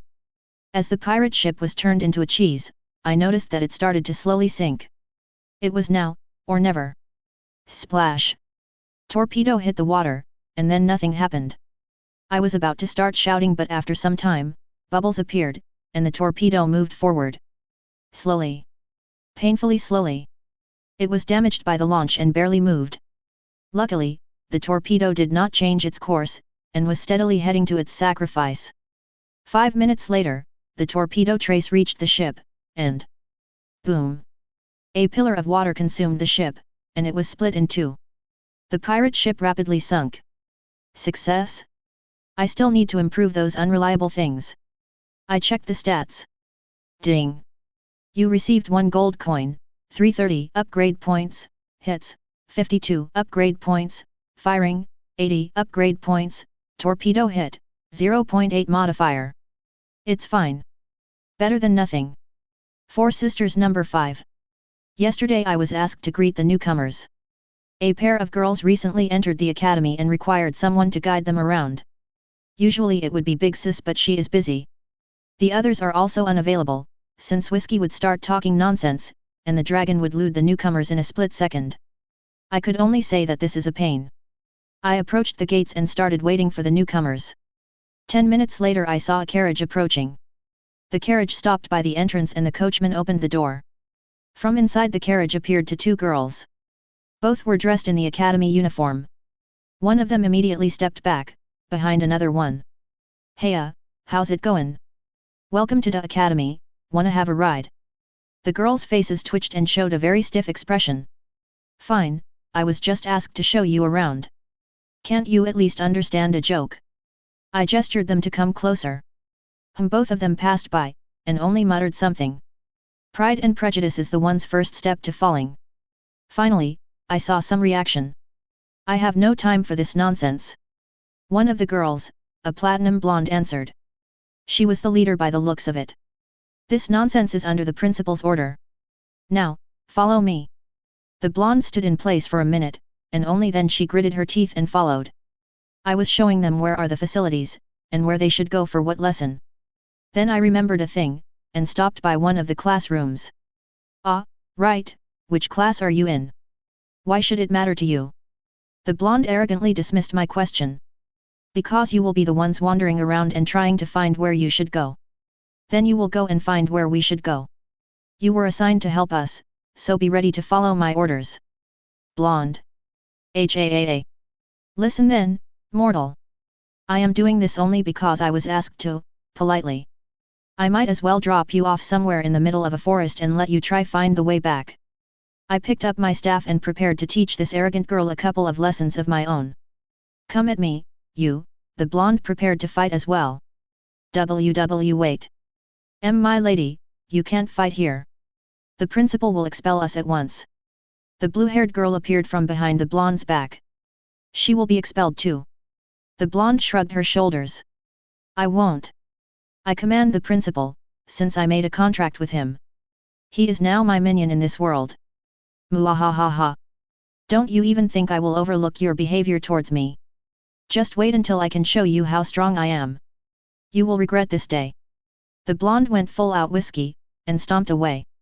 "Bah, not my problem. Just don't forget where the dormitories are."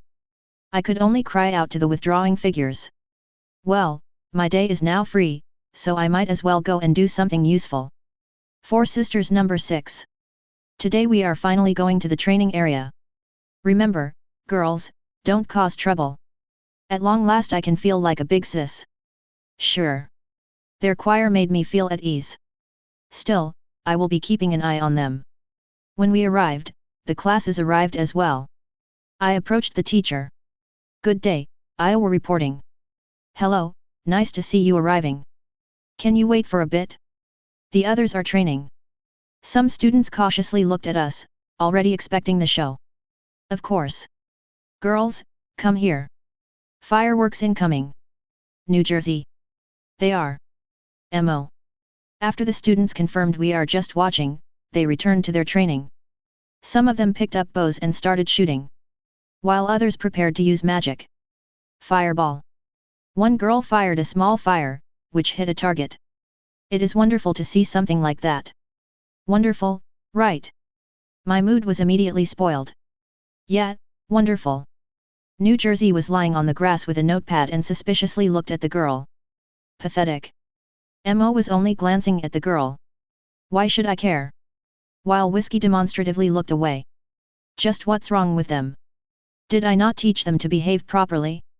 Did I fail in educating them? I am such a failure. Meanwhile, the girl finished shooting fireballs and let another student take place. Oh. Heya. Show me some damage, will you? Missouri suddenly energized. Just watch how great I am. A platinum blonde girl stepped on the position. My sister's attention was immediately attracted to her. Oh, gods of wind, please, breeze there, New Jersey. Let's see how you will make a fool of yourself, Mo. Just what those two are doing. Wi. The blonde looked at this shameful bunch and returned her attention to the range.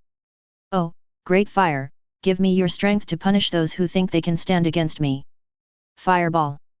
I flinched. Despite the stupid incantation, the fireball was indeed interesting. It was almost the size of Beaufort's muzzle flash. Its destructive effects were similar to. Hoo. What do you think, commoners? Am I great? Everybody applauded. Hoo. Now, you. Show me what you are capable of. Suddenly, the blonde shifted her attention to us, and for an unknown reason pointed at me. But. I am talking to the one behind you. Oh. I looked at Mo, who was cleaning her teeth with a toothpick. I feel like my sisters are trying to kill me today. What do I need? Mo. Come on, big sis, she's not worthy of our time. Mo. Then, I demand that. Blonde. Nobody cares. Mo, please, what a shame. What a shame. Teacher, I want her to show me what she is capable of. Finally, the teacher showed up and gave me a stiff thumb up. Fine. I said I am not talking to you. Everybody ignored her and just headed to the firing position. While we were setting up, the others dragged the noisy girl away. Everybody, report readiness. Iowa is ready. New Jersey is ready. New Jersey. Missouri is ready. Mo. Wisconsin is ready. Wi. Prepare the guns. All 36 guns started loading. Iowa, guns up. New Jersey, guns up. New Jersey. Missouri, ready to rock. Mo. Wisconsin, guns up. Wi. Firing. Boom boom boom. The ground shook as the 16 guns fired. This salvo is dedicated to Whiskey's Yellow Striped. New Jersey. Boom boom boom. Just die already, you pervert. Wi. Boom boom boom. And then silence. I looked at Missouri, and wished to disappear. Oh, great fire, grant me your strength, or whatever was there, listen to me, and obey my command, for I am the greatest of all. Heed my will, the will of the great demon of fire, and approach the era of extinction. Hellfire. And here she goes. She already worn her eye patch, and grabbed her staff with lead tip. Boom boom boom. Iowa, finished firing. New Jersey, finished firing. New Jersey. Missouri, finished firing. Mo. Wisconsin, finished firing. Wi. Alright, girls. New Jersey and Whiskey as always hit the mark. And please, stop pinching her cheeks.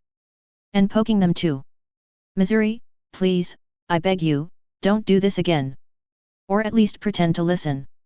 After the debriefing was over, we continued pounding the area. Volume 3 Chapter 15. Close contacts. After the ship hit the bottom, I sailed closer. There were no survivors, and even if there were, they all were sucked in by the sinking ship. I dedicated the poor souls 1 minute of silence, and returned to the course. There were some minor things, like dolphins and birds, but nothing major happened in the next hours, until we left the densest archipelago area. Occasionally I was noticing the islands on our way. All of them were uninhabited. What do you think? I asked Veronica. The pirates would settle in the places where nobody would search for them. The archipelagos and their coves are the best places for this. It is hard to search all of the islands, or at least to do so unnoticed. That port you mentioned, will it be a good starting point? It will. Our actual destination was not a dot on the map but a secluded semi-independent port. All kinds of scum pass through it. Everybody knows about that place but nobody interferes. We continued this chit-chat, mostly just to pass the time. ******. As the night approached I felt re-energized.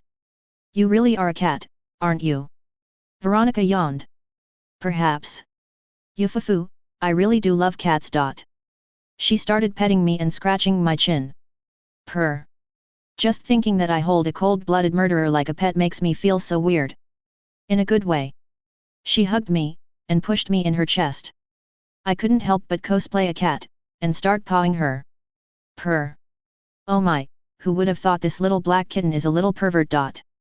She whispered in my ear. I feigned ignorance. What do you mean? Don't be shy, touch them if you want. You can't hide this play from a cat person. I could only stop, before she is disgusted by my actions. Wow, I hoped she would, V. What? I asked. Nothing. Veronica smiled. She headed to the bed, while I remained on the bridge. Until the morning. Asterisk asterisk asterisk. Good morning, how is the weather? V. Everything is fine. Nothing to be concerned about. Just when I said that, I saw a couple of ships sailing from an island. Contact, 4700 m. Give me this scope. Ooh. Those are not pirates, just a couple of smugglers. Can I ask you to bring us closer? V. Rudder to starboard, half speed ahead. Just what are you mumbling? Can't you be a bit simpler? V. I can, but I want to show off, she is cute, so. Ah. Then it changes everything, my knight in shining armor. Literally shining, I should say. She knocked the metal walls of the bridge. As we approached the smugglers, they opened fire. Just a couple of cannons per side. Their shots did not even reach us. Asterisk asterisk asterisk. IJN Kuronami DDL. Upgrade point 16. Torpedoes 1/6. HP 3700. High 99.9%. Damage control compensation 0.01%.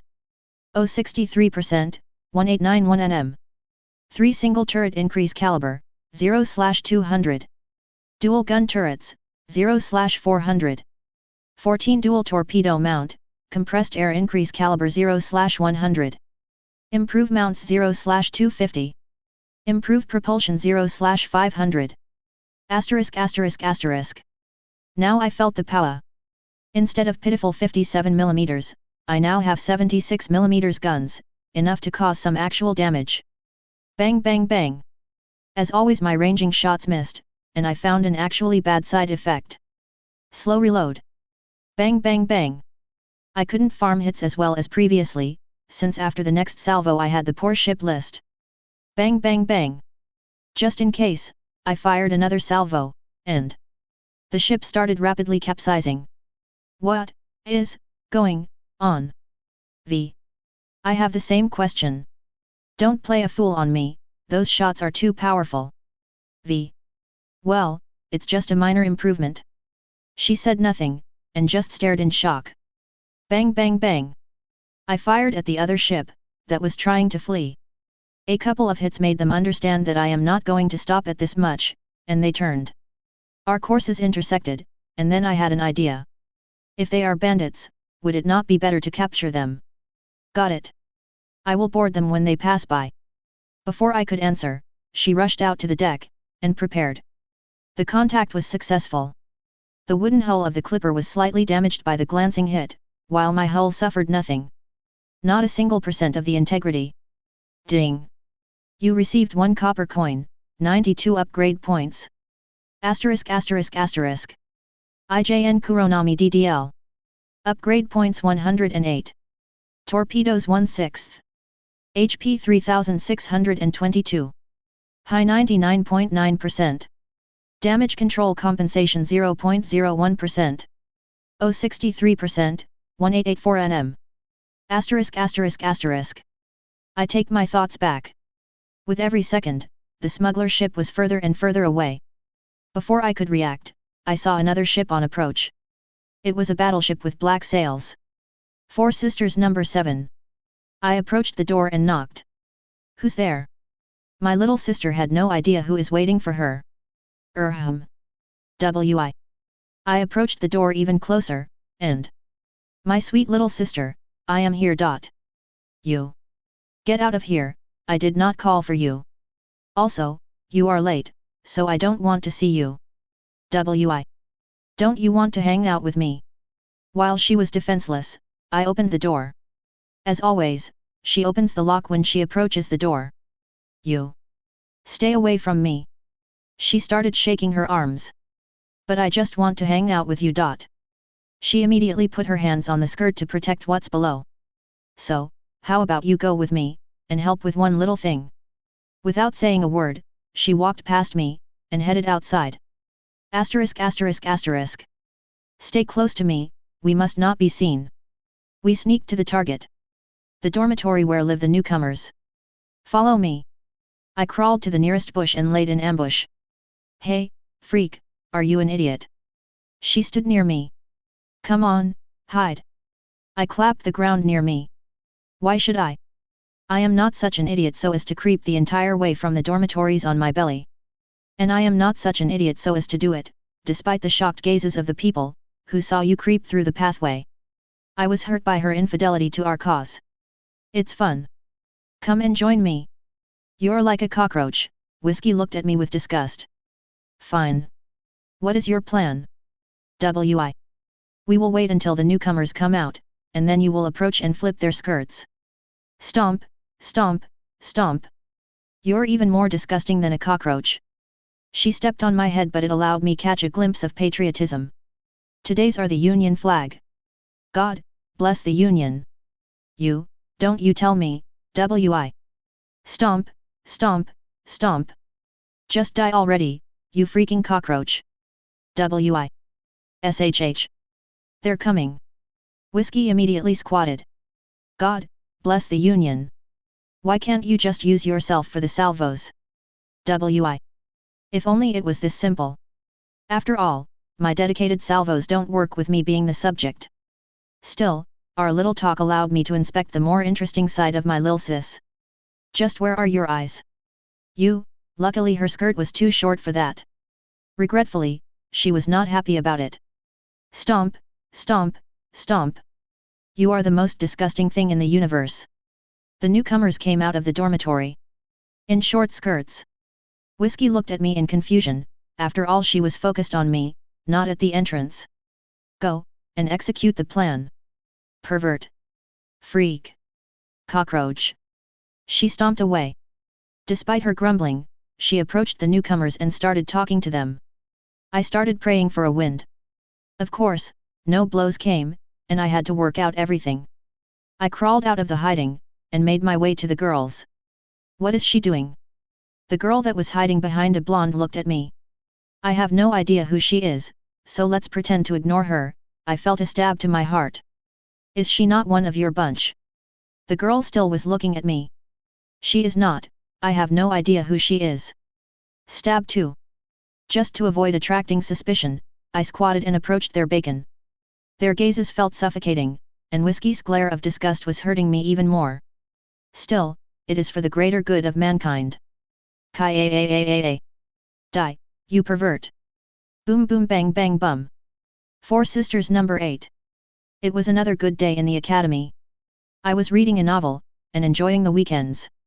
There was no pressuring homework, no assignments, no academy-wide voluntary work, and no need for me to be worried. I finally could dedicate my time to reading, and feel no need to be concerned with the troubles of the world. The pages were consuming me, as I was consuming them. I finally entered the zen of reading. Asterisk asterisk asterisk. How wrong I was to leave the door open. Heavy metal noises. Rock noises. Unknown music style noises. I was dragged into my sister's another weird idea. A barbecue festival. What's up, Whiskey? Are you not going to play? Missouri put a guitar by my side. I'm not in the mood. Kman. Let's party hard till we all fall breathless. She started pulling me to their improvised stage. I felt like I will die if I approach their cacophony even closer. However, if they want me to attend that much. Blues melody. Holy metal, Whiskey is rocking the stage. Just when I finally caught up to the rhythm, my neck was hugged by the freak. Can you, stay a few thousand feet away from me? Ah, who's starting to be thorny? I couldn't help hitting her with my elbow. You two, stop playing around. Music, give me music. Big Sis Iowa approached the stage. She was wearing an apron. Big Sis, are you cooking? Yes, do you want a specific meal, whiskey? She flourished when I asked her. Well. Beef. Give her a huge beef steak. Before the freak could continue, I hit her again. Think, beef is all we've got. New Jersey. I don't want a huge steak. Can Big Sis make me a small bit, s? The disheartened posture of Iowa changed immediately. Of course. Leave it to me. And she hurried back to the grills. I continued playing the guitar.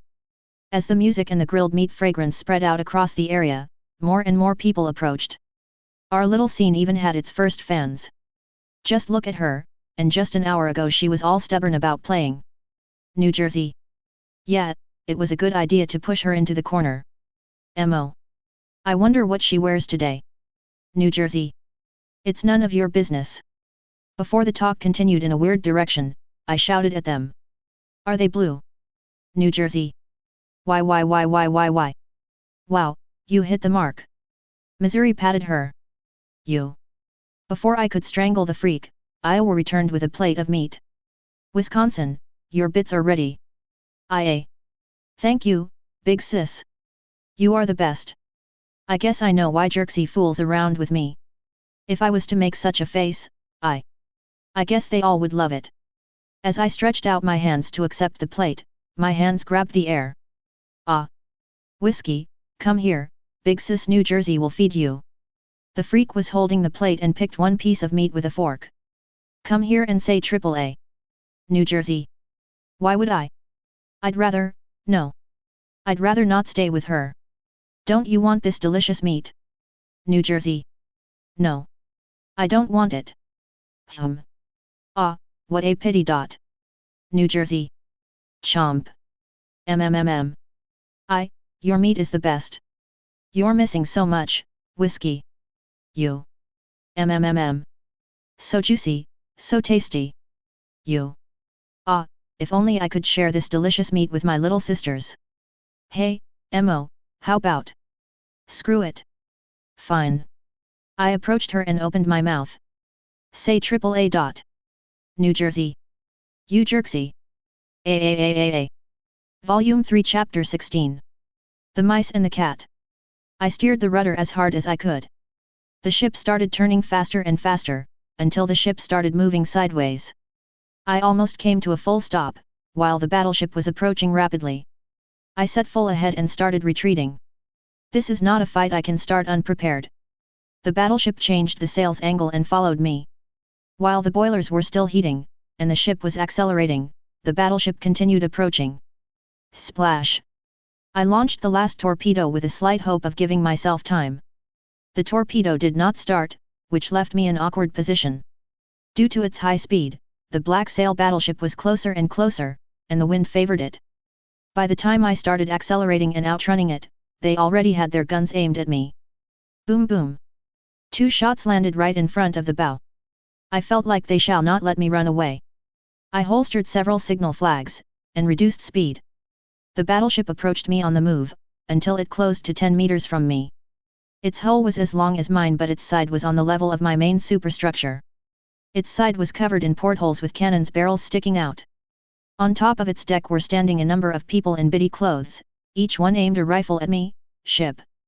Then, somebody jumped from the battleship, and landed on my deck. It was a figure in a cloak. I exited the bridge, and walked out to the figure. I stood in a stance. Ping! In a second our swords clashed. We stood like that for a couple of seconds, which felt like eternity. You are not bad. The voice was feminine. Welcome? Can your friends stop aiming at me? The figure waved to the battleship, and the people raised their rifles. I don't like it when somebody sinks good people. The figure removed the hood. I saw a brunette female with short hair. Shots were fired, they brought it on themselves. Why would you even approach? Won't it be easier for this nimble girl to just avoid an engagement? The girl was glaring at me. I am a free captain, who sails freely. They were on my way, and they attacked me. I decided to try being cheeky. Then you're going to answer for it, are you not? She grabbed the hilt of her sheathed sword. Not going to. If you have any trouble with it, then let us sink each other for this stupid reason. I shrugged my shoulders and made a poker face. Ha ha ha. Now we're talking. Just what storm brought you here? For no reason, she patted my shoulder and hugged me from aside. Well, we can have a little chat before the showdown. I did the same, and like that 2 interlinked girls headed inside. Asterisk asterisk asterisk. Just like that I ended up here. I told my story, with a bit of censorship about Veronica and meeting the Doge. Wow, you're quite a corsair. Not bad. She was much more amiable. Now it's your turn. No problem. Freebooter, started since, what was it? 4 years? Now, an independent captain of a small bunch of friends. What a detailed story. We have a candidate for Pulitzer Prize. Great, you are a pirate. Good for you. Got any problem with that? She clenched her fists. Who am I to judge you? I was just drifting anyway. What do you mean? She showed some interest. Since that ship was sunk I had nothing to do, well it's just me talking. We had a chat, so let's finally sail our own ways. No way, I can't let you go, can I? She was just sitting, so I guess she waits for something. Then fight it is. Just why are you so focused on fighting? She exploded, so I felt like it's the time. Then what? She gulped, and was clearly lost. So. I hurried her to make an impulsive decision. No idea wherefrom I had the confidence that it will work. You know what? Follow us. It would be disgraceful to abandon a fellow captain. She showed me to the exit. And if I remind you that this is my ship? Still, let's go. I led her to the bridge, and I thought. Please, let her be caught on my nonsense, and let her lead me to the pirate hideout. After she gestured something to the battleship, they started changing the course, and I followed them. 4 Sisters number 9. It was another sunny day, so I went outside to the pool. If Iowa is not busy, then she might already be there. Some of the passing students were exchanging greeting with me. All of them were in the academy uniform, and most of them were from noble families. While the concept of nobility is a bit wild to us, the Union stands for freedom and everything, the people here are all nice. There were some cases of bullying, but after Big Sis was asked to stop them, the bullies became exemplary students, they just needed a few hundred private lessons. Out of all people at the alley, only one was standing out. A short-haired girl in hoodie with a portative console in her hands. She was sitting on a bench below a tree, perfectly covered from the sunlight. Hi, how's it going? I approached the dragon. Hi, taking a stroll. She glanced at me. Something like that. What are you playing? If only I knew. Ah, this? This is. And the MC is so. I also like this one. And this girl is my waifu. She's terrible, I don't recommend her route. Also you can start with her route is. Then you need to choose this option too. And her tits are S rank. I knew one thing. If I need to shut up New Jersey, I must. Her size is not bad. I threw a couple of meaningful glances at New Jersey's. Don't cut where it hurts. Come on, not everybody is born with a couple of watermelons. New Jersey. Poke. She poked my bosom with a finger. It sunk right in. It was a bit ticklish, but the dragon's face was distorted immediately. I don't like to hurt my sisters for no reason. Hey, Mo, I am not flat, right? I patted her shoulder. Well, I at least have something. She was now as vigorous as ever. Kman. Push your finger in M. She proudly stuck out her chest. Poke. This ain't a bone. This is surely not a bone, right? Hey, Mo. Answer me, I could only hug her, while she cries out her pain and suffering in this cruel world.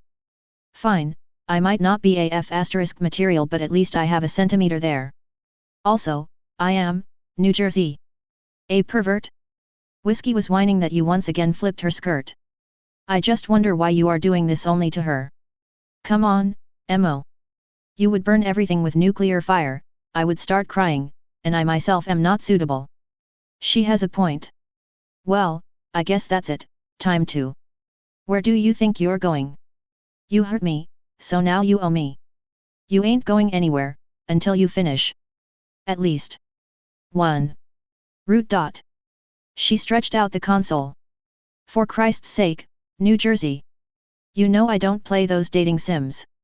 You'll never know until you try them. She pulled me to the bench and pushed my shoulder down with her elbow. Yufufu, you're not going to slip away from me. New Jersey. I spent the rest of the day playing with her. And in the end I did not like this game in any way. 1:0, NG. Volume 3 Chapter 17. Anchorage. I expected a long journey towards an unknown pirate base, but before I could have a normal chat with the girl, we approached a group of ships. Entering port, neutral. Refuel and repair 1 gold. 1x torpedo 1 gold. For a second I was confused by the message. I finally understood that I can only resupply in a proper port, so I spent my only gold coin to buy myself the refueling. I could only wonder how lucky I was to end up passing by a pirate base, despite it being unlikely to appear here. Veronica's intel was wrong. We sailed past the ships and approached a small harbor with wooden huts nearby. It was not even a temporary port, it was just a makeshift something in the middle of nowhere. You guys are quite rich. Not funny, you know? We aren't Benazio, we can fight only with what we have. The girl headed to the deck, I followed her. Both of the ships stopped by a long pier and the battleship sailors started docking. I felt this is too much trouble for me, so I just dropped the anchors. Hey, where are the sailors? By this time they should already be out on the deck and dragging the ropes. The girl glanced at me. Well, this is magical ship, so it doesn't require people. In response to my words she smiled. Oh, wow. You have a magical ship? So great, I wish we had one. She continued smiling. You must be quite great to have such a ship. Do I really look like an imbecile who would believe this bull's asterisk?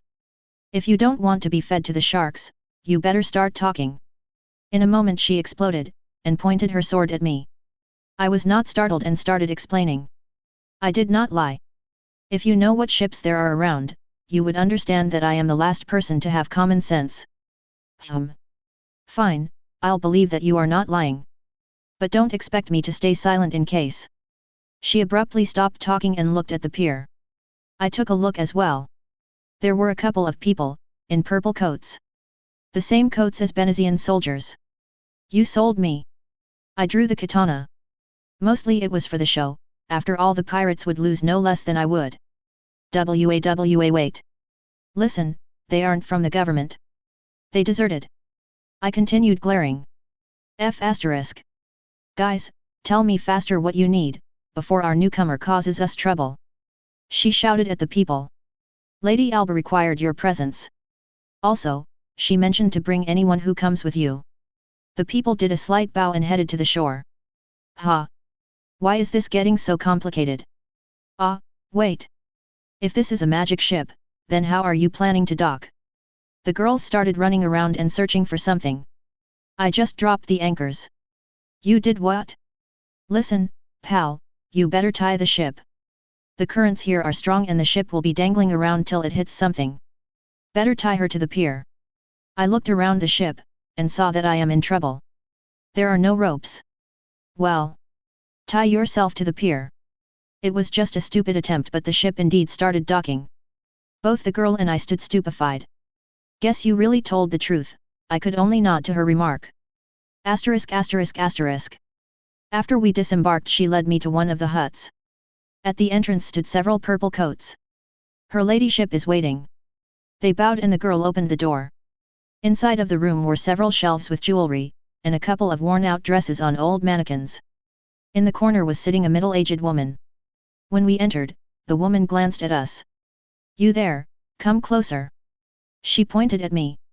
I approached, and the woman picked up a candle from a small table. She examined me, before returning to her chair. Just where did you pick this beast? We found her after she sunk one of the smugglers. The girl leaned on a wall. As expected, the woman muttered. I believe we are not yet acquainted. I am Kuronami, a free captain, sailing wherever I end up it. Wonderful. If you are such a free-spirited person, then you would be no doubt beneficial to our cause.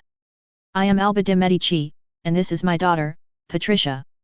Now that we are acquainted, let us put you to use. Are you willing to help the same free-spirited people in their good deeds? The woman drilled me with her sight. I'm in. Good, then let us discuss the details. Patricia, dear, go bring us some drinks. Our new comrade will no doubt like the wine. Patricia nodded and exited the hut. I looked at Alba and waited for my assignment. Tell me, beast, what is your game? Four Sisters number 10. Today I was asked to help the gardening club. The girls there were having trouble with the amount of plants they planted. Since I am reliable big sister, I could not refuse them. I was the only one who did not refuse. This shows that I am reliable. I approached the garden and knocked. Is there anybody in here? Yes. At least somebody responded, that's a good sign. The gate opened, and a girl peeked out. W. What do you need? It was the platinum blonde that was arguing with Missouri. Hello, I was asked to help with the garden. The girl looked at me and pondered. You are not welcome here but you can help with the plants. I can clean the room by myself but since you are here, help me out. I giggled and headed inside. The plants were suffocated by the weeds, and surely required a lot of watering. Even I understood it. I started tearing out the weeds. Asterisk asterisk asterisk. After an hour of work, I understood why everybody found an excuse not to work here. The girls here overestimated themselves, and underestimated the amount of work required. I approached the blonde. Listen, how many members does your club have? She looked at me, then slowly averted her eyes. Guessed so. It's not what you think. My pawn is also in the club but she has to study, since she is not as genius as I am. I am not by myself. New Jersey is lurking somewhere. She must be too busy today, so I am. I am not alone. Hey! Don't you dare giving me this look of empathy. I don't need a commoner's sympathy. What are you looking at? I am not missing her. She is too noisy and I don't want to play with her. See, completely don't want to. One moment. This girl needs the rescue team. Hello, Mo, can you help me with? Hey, Jay, how about you help me out, while your room is aired? Wisconsin, how are you? Listen, I need your help. Asterisk asterisk asterisk. In 5 minutes the squad was standing right outside the garden. The blonde girl and Mo started hissing at each other immediately, while the other two were busy playing. Girls, let's start working, shall we? No reaction. Mo, come with me. I dragged her inside. After she was put to work, I dragged New Jersey by her collar. Come on, I want to, New Jersey. Work with me. I mean, New Jersey. Work with me. But whiskey, New Jersey. Work. With. Me. Yes, boss, New Jersey. Asterisk asterisk asterisk. The 5 of us finished the work by the lunchtime. Phew, that was epic, I melted in a chair. Good work, big sis. Missouri started petting my head. This is not how you treat big sister. Now that we are done, I'm gonna return. New Jersey already prepared to run away. Will it kill you to stay for a couple of minutes? Those drawn girls will not disappear if you stay away from the monitor. W.I. Wow, is it one of those rare moments when my cute lil sister clings to me? She turned 180 and tried to hug Wisconsin. Bang! With predictable consequences. Stay away from me, you freak. W.I. Sigh. I drank some cold tea. Are you guys always like this? Blonde. Nod. You have it hard, blonde. Nod. Just another normal day when the 4 of us gather together. Volume 3 Chapter 18. Privateer and her seagulls. The question confused me but I quickly gave my answer. I am just trying to. Don't pretend. Alba immediately stopped me. Pretend. You know what I mean. That man would not hire someone naive. Right now you are in the hornet's nest, and you better be honest with me. I shrugged my shoulders. Just how much do you know? Only that you were escorted by the radiant son of Benizio, and that you met the Doge twice. Even my hands have limit to their reach. How honest of you. It is not me who is locked with you. I remembered where my ship is docked, and how many guns are looking at it. I see. I only know that they want me to find the pirates. Alba sat in the thinker's pose. After a few minutes of thinking, she lifted her head. Knock knock. Mother, I am back. Patricia entered with a teapot. Alba clapped her hands and nodded to me. Let's discuss the business after some tea. The tea was nice but a bit too hot. There was no sugar, no snacks, and no conversation. Asterisk asterisk asterisk. After I finished drinking the cooled down tea, we all sat by the small table. We have bad news. Patricia stiffened. The government plans to attack. We lack the supplies to sail to a different location. Alba threw me a meaningful glare. Luckily, our friend here might help us with it. Am I right? She drilled me with her glare. Not a problem. I just need to know where to go. I answered without hesitation. Then, I will bring you a map of major shipping routes. Fetch us a few tons of provision and we'll be even. Alba left us. Just what did you two talk about? It was Patricia's turn to glare at me. Nothing. Ooh. Asterisk asterisk asterisk. By the evening we finished discussing what exactly I need to bring, and where I will be hunting.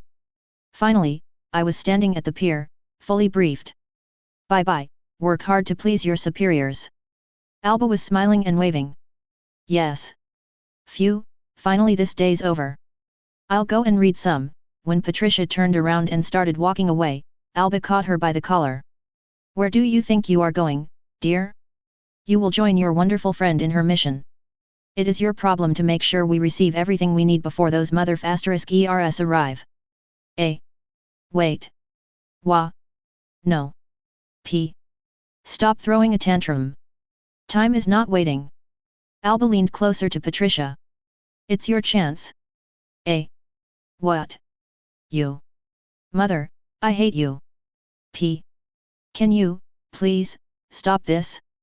I would be more than grateful if you have this talk away from me. Finally, my patience ran low. I just felt that it will continue for a long time.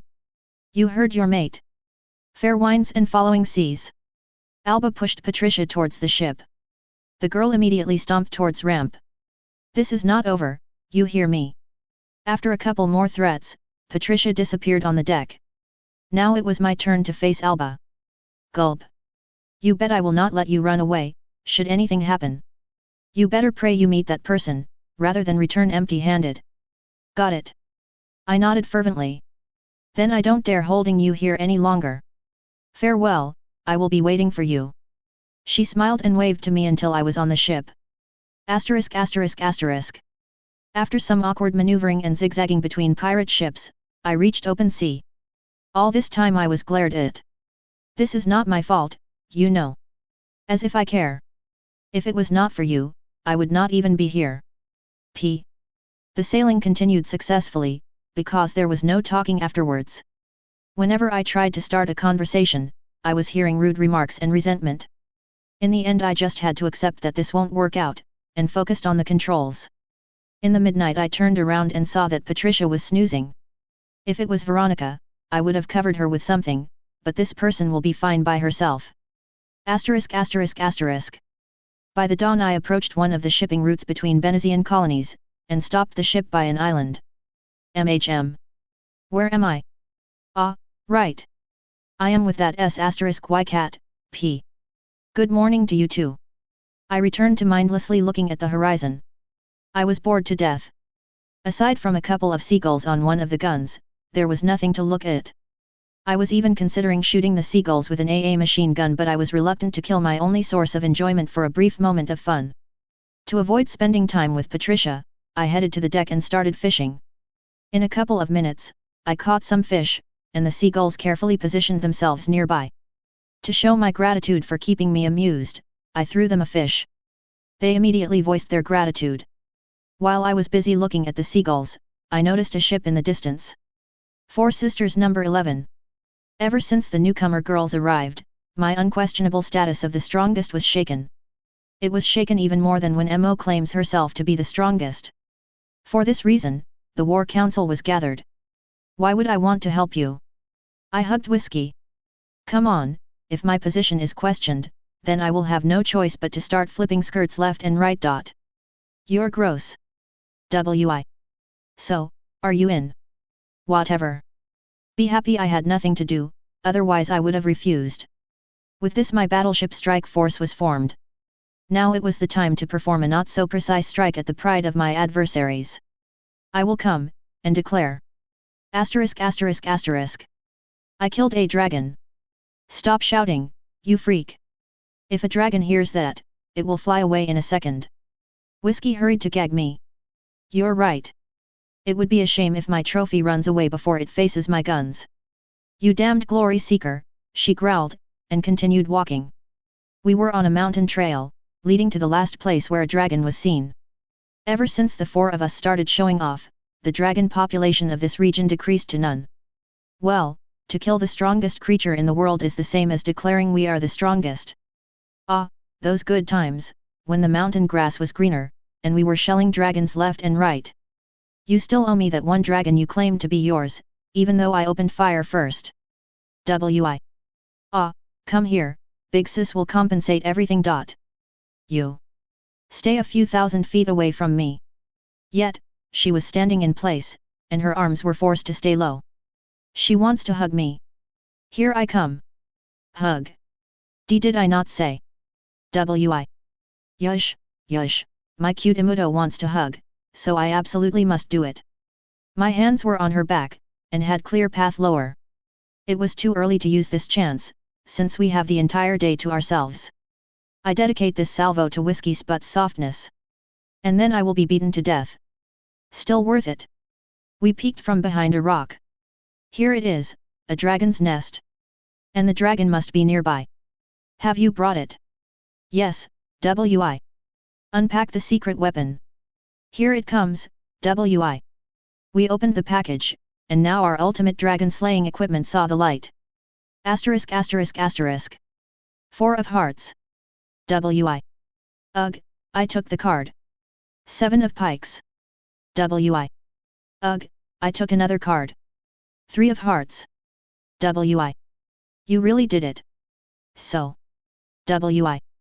I put the recently received card on top. 4 of tiles. Here comes my 5 of tiles. Wait. Ugh. This was her last one. Get wrecked, you loser. It was her moment of triumph. Yes, yes, my cute little sister should be rewarded. Sta. Before she could run away I caught her and squeezed. Asterisk. After a couple more games, my radar picked up a dragon on approach. A huge dragon landed in its nest. We finally left our hideout. Hi. The dragon turned its head, and prepared to burn us alive. Or so it thought. I am the Black Dragon. The one who will take your head. During our hunts I left a few dragons alive, to spread my name around the world. It worked out, since this dragon was now shaking like a lamb in front of a dragon. Wait. Listen. How about we talk? It started talking. Why should I? I came to slay you. All guns aimed. Hey, it's my prey. I looked at Whiskey, who was weirdly ready to fire. Go to hell, Jerksy. I said you owe me, now it's the time for payback. WI. Guys. I am too young to die. I can be of use to you. Please, for the love of the gods, don't kill me. Shut up. It's my prey. I called you here to help me, not to take away my honor. And here I am, helping you to return from heaven to earth. WI. Incomprehensible East Coast accent. Incomprehensible Midwest accent, WI. Even more incomprehensible East Coast accent. Completely incomprehensible Midwest Sundara accent, WI. Boom boom boom. We stopped arguing, after something exploded nearby. Hell, yeah. Target straddled? New Jersey, can you confirm? MO. Missouri. New Jersey and WI. That's right. I was stalking this guy for a couple of days. Tie for keeping it distracted. MO. Go to incomprehensible American accent. New Jersey and WI. Please. I beg you. I can be a dog, I can be a doormat, I can be anything. Just keep this one off my back. Hey, MO, will you give me this dragon if I draw a doujinshi of Great Fire Demon, and distribute it around the academy. Nay. Mo. I will be doing all of your homework. Wi. Ugh. Fine. But if you fail to do any of these. Mo finally left the radio frequency. Phew, New Jersey and Wi. Ah, right, we have this one here. I finally remembered about the reason it all started. The poor dragon was hiding in one of the craters. Is it over? I kind of have no desire to kill it, Wi. Thank you. Thank you. Thank you. After arguing with the two obnoxious sisters, it is hard to have a will to have fun, Wi.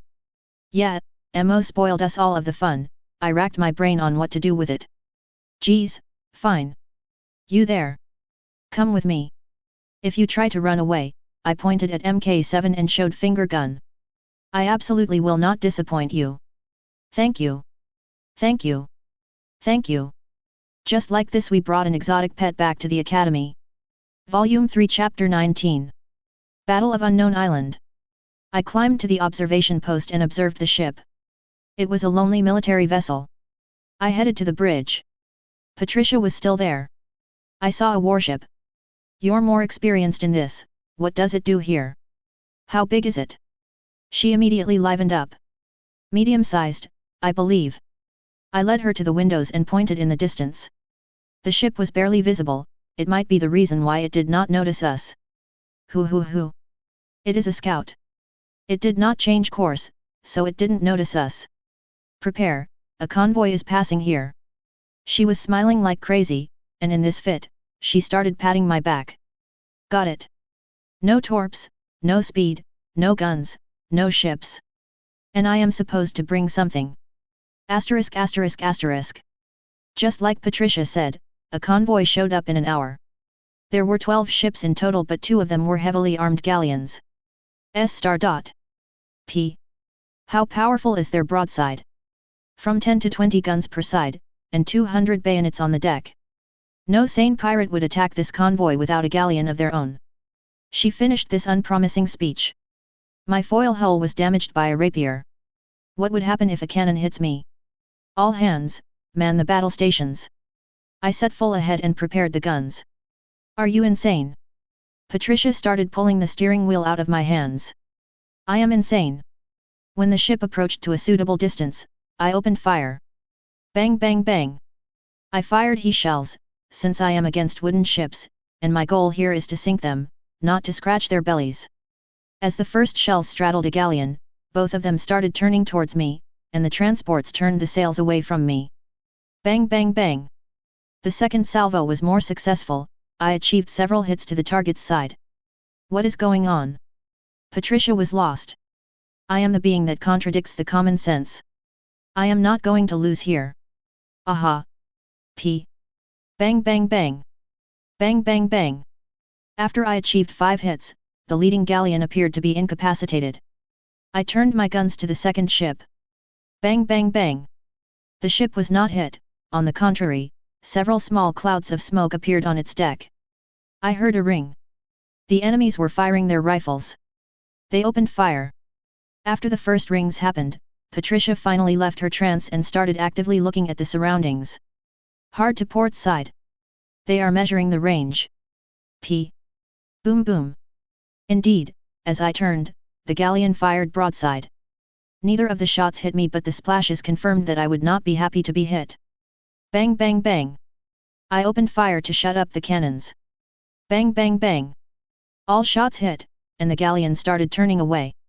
The machine guns joined the firing, and the defenseless ship was soon shredded by their fire. Boom boom.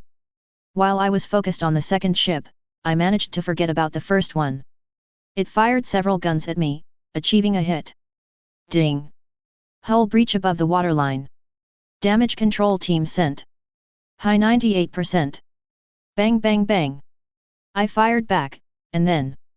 kaboom! The air shook, as the galleon exploded. Oh God! Patricia closed her ears and shivered. I managed to hood the poor galleon. Asterisk. By that time I was already moving at 26 knots, and was rapidly approaching the transports. I left the second galleon to its fate, and prepared to cause some trouble to the transports. 2 of the transports immediately surrendered. The rest of them scattered in an attempt to flee. Should those two be enough? Nay. We should either sink them all, or capture. No survivors. Patricia declared it in a calm tone. Now this is crazy. This is us or them. We will be dead, if the Doge's dogs track us down. I am against this too, but choosing between my survival, and their survival, I have to choose the former. She avoided my glare and headed to the deck. The hunt began. Asterisk asterisk asterisk. The poor transports could either surrender, or die. The first transport faced my guns, and before it could surrender, it sunk. I will return to rescue the survivors later. Bang bang bang. The second ship was sunk too, this time with even less survivors. I trembled after seeing the scared faces of the people. Still, I tried to stop the rest of the ships. I was hoping they will surrender, since killing them is the worst outcome. The people here are only guilty of being at the receiving end of the violence. Aside from the 4 previous ships, I captured 3 damaged ships, and 3 ships were sunk.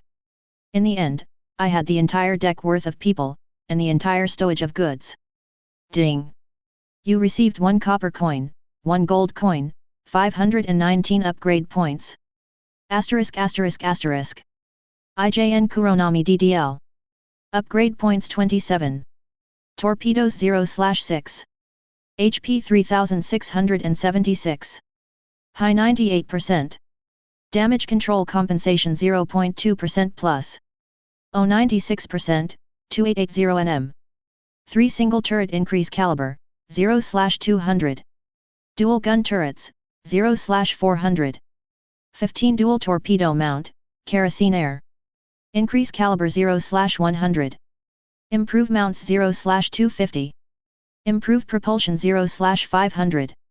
Volume 3 Chapter 20. Warden and her seagulls. After a successful commerce raid, we set sail back to the pirate base. We now had a full crew worth of sailors, and a bulk carrier worth of goods. I was subconsciously guiding the ship, while I myself indulged in fishing. Chirping. My seagull friends were right here, waiting for their share. Nothing could concern me. Things were going so smoothly that I even started wondering if I am missing something.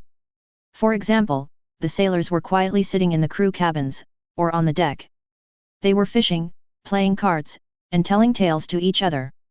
Almost as if they were heading back home, and not to the lair of brutal pirates, who previously killed their comrades.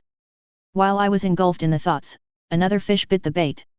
I lifted it out of the water, and it fell right to the seagull's table. Good for you, you squeaking bastards. I sighed, and continued waiting for a fish. When I caught another one, I heard a louder call from the seagulls. I looked there, and barely held back a scream. There were not 3, not 10, not even 20 seagulls. Hey! When did you guys come here? Chirping. Don't look at me, fish. Hey! I am really out of fish in here. I spend a lot of time to catch one of them. I don't have a way to catch an entire. Or do I? Asterisk asterisk asterisk. I turned the steering wheel. What are you doing now? We are supposed to return. Patricia was fuming. I have a bunch of people to feed. And a flock of seagulls. And how do you plan to? P. Splash. One depth charge rolled off the stern, right on top of a school. Boom. What happened? Everyone was startled when the charge exploded. Patricia followed me outside the ship. As we walked to the stern, she saw the feeding of the seagulls. Ay. She started screaming. What? Do you have an idea what is going on? She was shouting at me. Indeed, I have no idea. Why are you screaming at me? Look there. She pointed at the seagulls. And? I am feeding a flock of seagulls. Then, Patricia started shaking me. Are you crazy? P. Can you please stop your hysterics? Ha ha ha. Stop my hysterics. Yes, right. Let me stop. Let me stop worrying that you are trying to kill us all. Yeah, right, why would I even be concerned that we are going to die? Now it was my turn to be asking if she's crazy. Those are just seagulls. I nodded. Yeah, right, they are. She was showing quote marks with her fingers. What are they then? I looked at the flock that was done eating the fish, and sat at the ship. The seagulls were sitting everywhere, on the gun barrels, on the masts and rails, on the cables, and one smart bastard was even sitting at the frontmost point of the ship and spread out its wings. Those are the storm wings. They bring storms wherever they fly. The poor sailors who meet them, they always end up in a storm. And few survive to tell the tale of the storm wings. Patricia shivered and then curled on the deck. I approached one of the birds, and without meeting any resistance picked it up. I was holding it with my 2 hands on its sides. Still, the bird was only looking at me with its yellow eyes. So, little bastard, are you bringing us storm? Of course, the bird was just looking at me with its stupid eyes. Not going to talk, are we? I petted its belly, and after I was satisfied, I put the bird back on its original seat, the 76mm gun barrel. I ignored Patricia's nonsense and returned to fishing. Even though I'd blown them an entire school of fish, there were a few seagulls waiting for my catch. Asterisk asterisk asterisk. We returned to the pirate lair by the night. The port was barely lit by a couple of lamps. If I had no night vision, I wouldn't be even able to maneuver here. After the ship docked, the pirates escorted the sailors away, and received the goods. Patricia and I headed to report back to Alba. Asterisk asterisk asterisk. The door opened and a blonde girl entered the office. What took you so long? The Doge barked. I had to take another route. Veronica bowed to the Doge. Where is the cat beast? D. She was intercepted by the pirates. Their main base was not where we expected it to be. V. Will she be able to handle everything? D. Of course. I trust her abilities. V. Then what about your mission? D. I saw the black demon from a distance.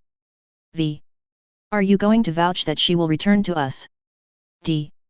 She will. And with an even better offer she will consider helping us. I witnessed her might firsthand. She is a great asset to the Republic. We must bring her to our side. With this, Veronica finished her report and exited the office. As the doors closed, she sighed. I am waiting for you, don't keep me waiting. For it is our destiny. 4 Sisters number 12. It was another sweet day when my lifestyle was interrupted by my sisters. Right after the lessons ended and I returned to the dormitory, somebody knocked at my door. Of course, I had to check who it was. Even though I hoped it was not the freak.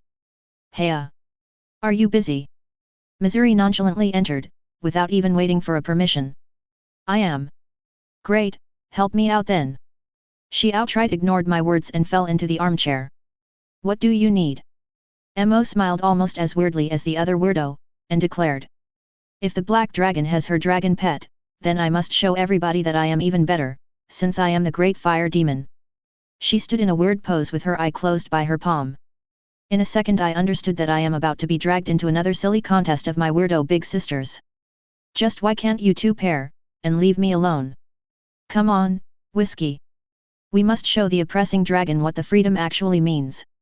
We will burn our path through their dark magic with our indomitable powers. In a blink of my eyes she was already wearing an eye patch and was holding that stupid staff. You know what? I'm great, out. Asterisk asterisk asterisk. Listen to my command and burn my enemies. How does that one sound? Mo. Great. Now, this one. In the name of the, you. Asterisk asterisk asterisk. After I somehow managed to survive the chance, Missouri calmed down and went to buy some drinks. I closed the door, and made sure none of the locks were left open. Knock knock. I am not here. Okay, okay. But let me take my staff. I looked around and face-palmed. I forgot to throw out her weird-looking piece of a snag with a lead light tied to it. I opened the door and... Now, let's continue. She pushed me a bag with bottles, and sat in the armchair. Asterisk asterisk asterisk. When we finished the cold drinks, she pulled me into the center of the room. Stand like that. Aha. Now, stretch out your arm. Great. Now, use your palm too. What? Wait a darn moment. Wonderful. She put my palm on my eye, and now I was standing in that stupid weirdo pose. What did you do? I did nothing. She shrugged her shoulders and made an expression of innocence. You. I don't want to be a weirdo like you. Then why do you keep standing like that? She smiled. I, I am not standing like that because I want to help you. I am just trying to get this over with ASAP. That's it. Yes, right. She patted my head.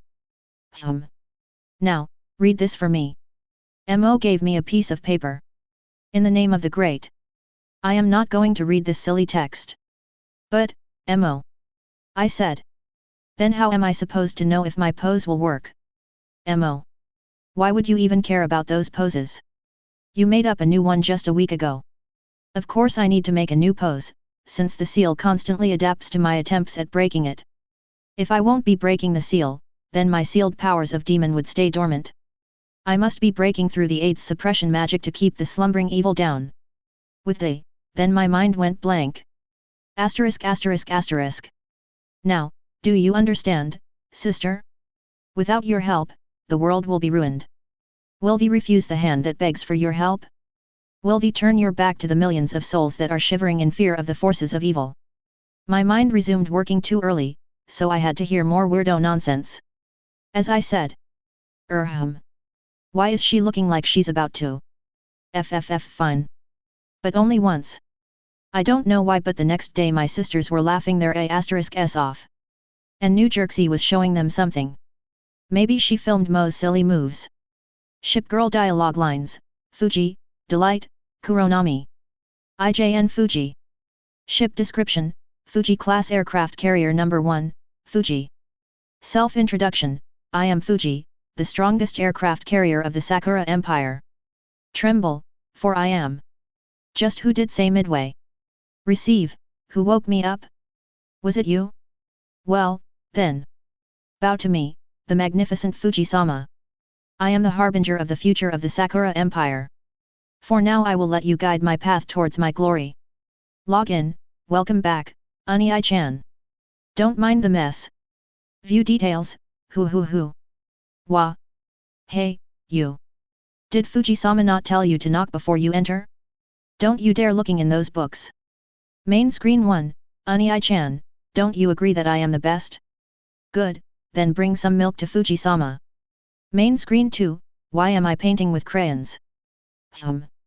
I want to, so I am doing it. Don't official paper me. Main screen 3, stretches her back, ah. It's so nice to stretch my back after all those years. Main screen 4, Unii-chan, am I required here? No? Good, then I'll go hang out with Enterprise and Essex. Main screen 5, battleships? Ah, those rusting relics of the past. Hey, Unii-chan, don't you think Fuji-sama will do a better flagship than that bomb catcher Yamato? Normal touch, No, it wasn't me. Unii-chan, why would you assume it was me who put a drawing pin on your chair? Special touch, Unii-chan, what are you trying to find there? Special touch 2, Kiki you are better to be ready for the consequences. Rub, Kiki Unii-chan, is there something you wanted? Mission reminder, we've got a new mission. Unii-chan, you are so reliable, I am sure you can do everything without my help. Mission complete, Unii-chan, you don't plan to hoard all of the rewards only for yourself, do you? Mail reminder, here is your mail. A cracker explodes inside the envelope. Return to port, welcome back, Unii-chan. You worked well, so Fuji-sama is proud of you. Upset, you outlived your usefulness. Don't bother me. Stranger, Unii-chan, let's play. What? You don't like it? Not my problem. Either get used to it, or stay silent. Friendly, what is it, Unii-chan? Ah, this? I am just writing, you don't need to be bothered with it. So what? I need to keep tabs on you, since you are an unfathomable factor to my plans. Crush, Kiki why are you here, Unii-chan? You want to play with me? Good for you, Fuji-sama can find a bit of time to talk. So, what are you going to talk about? Love, Kiki Unii-chan surely tries hard to please Fuji-sama. You want to help me with my planning? No, don't want to. Let's go and play. Yes, go and play. Bring me a ball. Promise, ha ha ha. I see. You are really unfathomable. At first I was wondering if you will be an obstacle to me, but now I see. Yes, you are an integral part of my plan. You, and only you. Ha ha ha. Together we will make those relics of the past kneel. Ha ha ha. Commission complete. Oh, the commission team has returned. Unai-chan, go and congratulate them with another job well done. They did well at contributing to my rising glory. Enhancing complete. Ah. I almost feel that rust falling off. Flagship fight, ki. Tremble in fear, you weaklings. Fuji-sama is here. Victory, ha ha ha. As if you'd expect something different from Fuji-sama. Defeat, It looks like my estimations were off. No problem, I will correct the plans for the next engagement. Skills, is this all that you've got? Now it is the time for you to face the despair. Low HP, starting evasive maneuvers. Additional voice line 1, sortie with Akagi or Kaga, don't get in my way, you rust bucket. Additional voice line 2, sortie with Amagi, Oni-chan, stay beside me. You're incapable of protecting yourself from air attacks. Additional voice line 3, sortie with any Essex, don't you even think that you'll enter the jet era before me. Additional voice line 4, sortie with 2 battleships or battlecruisers, ki I am sorry but my pilots were not trained to distinguish between fat chunks of metal. Additional voice line 5, sortie with at least 5 of Eagle Union, whom do you call Midway? Asterisk asterisk asterisk. Asterisk asterisk asterisk. Asterisk asterisk asterisk. HMS Delight. Ship description, Delight class battlecruiser, Delight, hull number 52. Self-introduction, I am Delight, the last battlecruiser of the Royal Navy. Albeit I may be lacking in firepower but please, don't be shy to use me as a substitute heavy cruiser, should the need arise. Receive, good day to you, Your Excellency. My name is Delight. Please, allow me to contribute to your fleet. Oh my, I am glad to be of service. Log in, oh my, I am glad to see you. Let us do our best today. View details, oh my, Your Excellency is here? You want to check on me? I am flattered. Main screen 1, oh? Did I daydream again? I am sorry to bother you with this. Main screen 2, how durable am I? I have 18 dedicated subsystems used to help in damage control. This includes. In short, I would not go down like my aunt did. Not from a magazine explosion. Main screen 3, oh my Your Excellency surely knows when I would need a bit of rest. Thank you very much. Main screen 4, oh my, thank you. On to hood, wait for me. Normal touch, Your Excellency, I would like to ask you to keep your actions in check. Special touch, I apologize for being stern but your actions are unforgivable. Mission reminder, Your Excellency, should we make preparations to complete the mission? Any appropriations would be a welcome addition to our war efforts. Mission complete, oh my, to think Your Excellency would finish the mission so fast. Mail reminder, Your Excellency, I will leave this mail here. Please tell me if you require reading it out loud. Return to port, oh my, that was swift. Your Excellency just stepped out of the office, and already returns with another victory.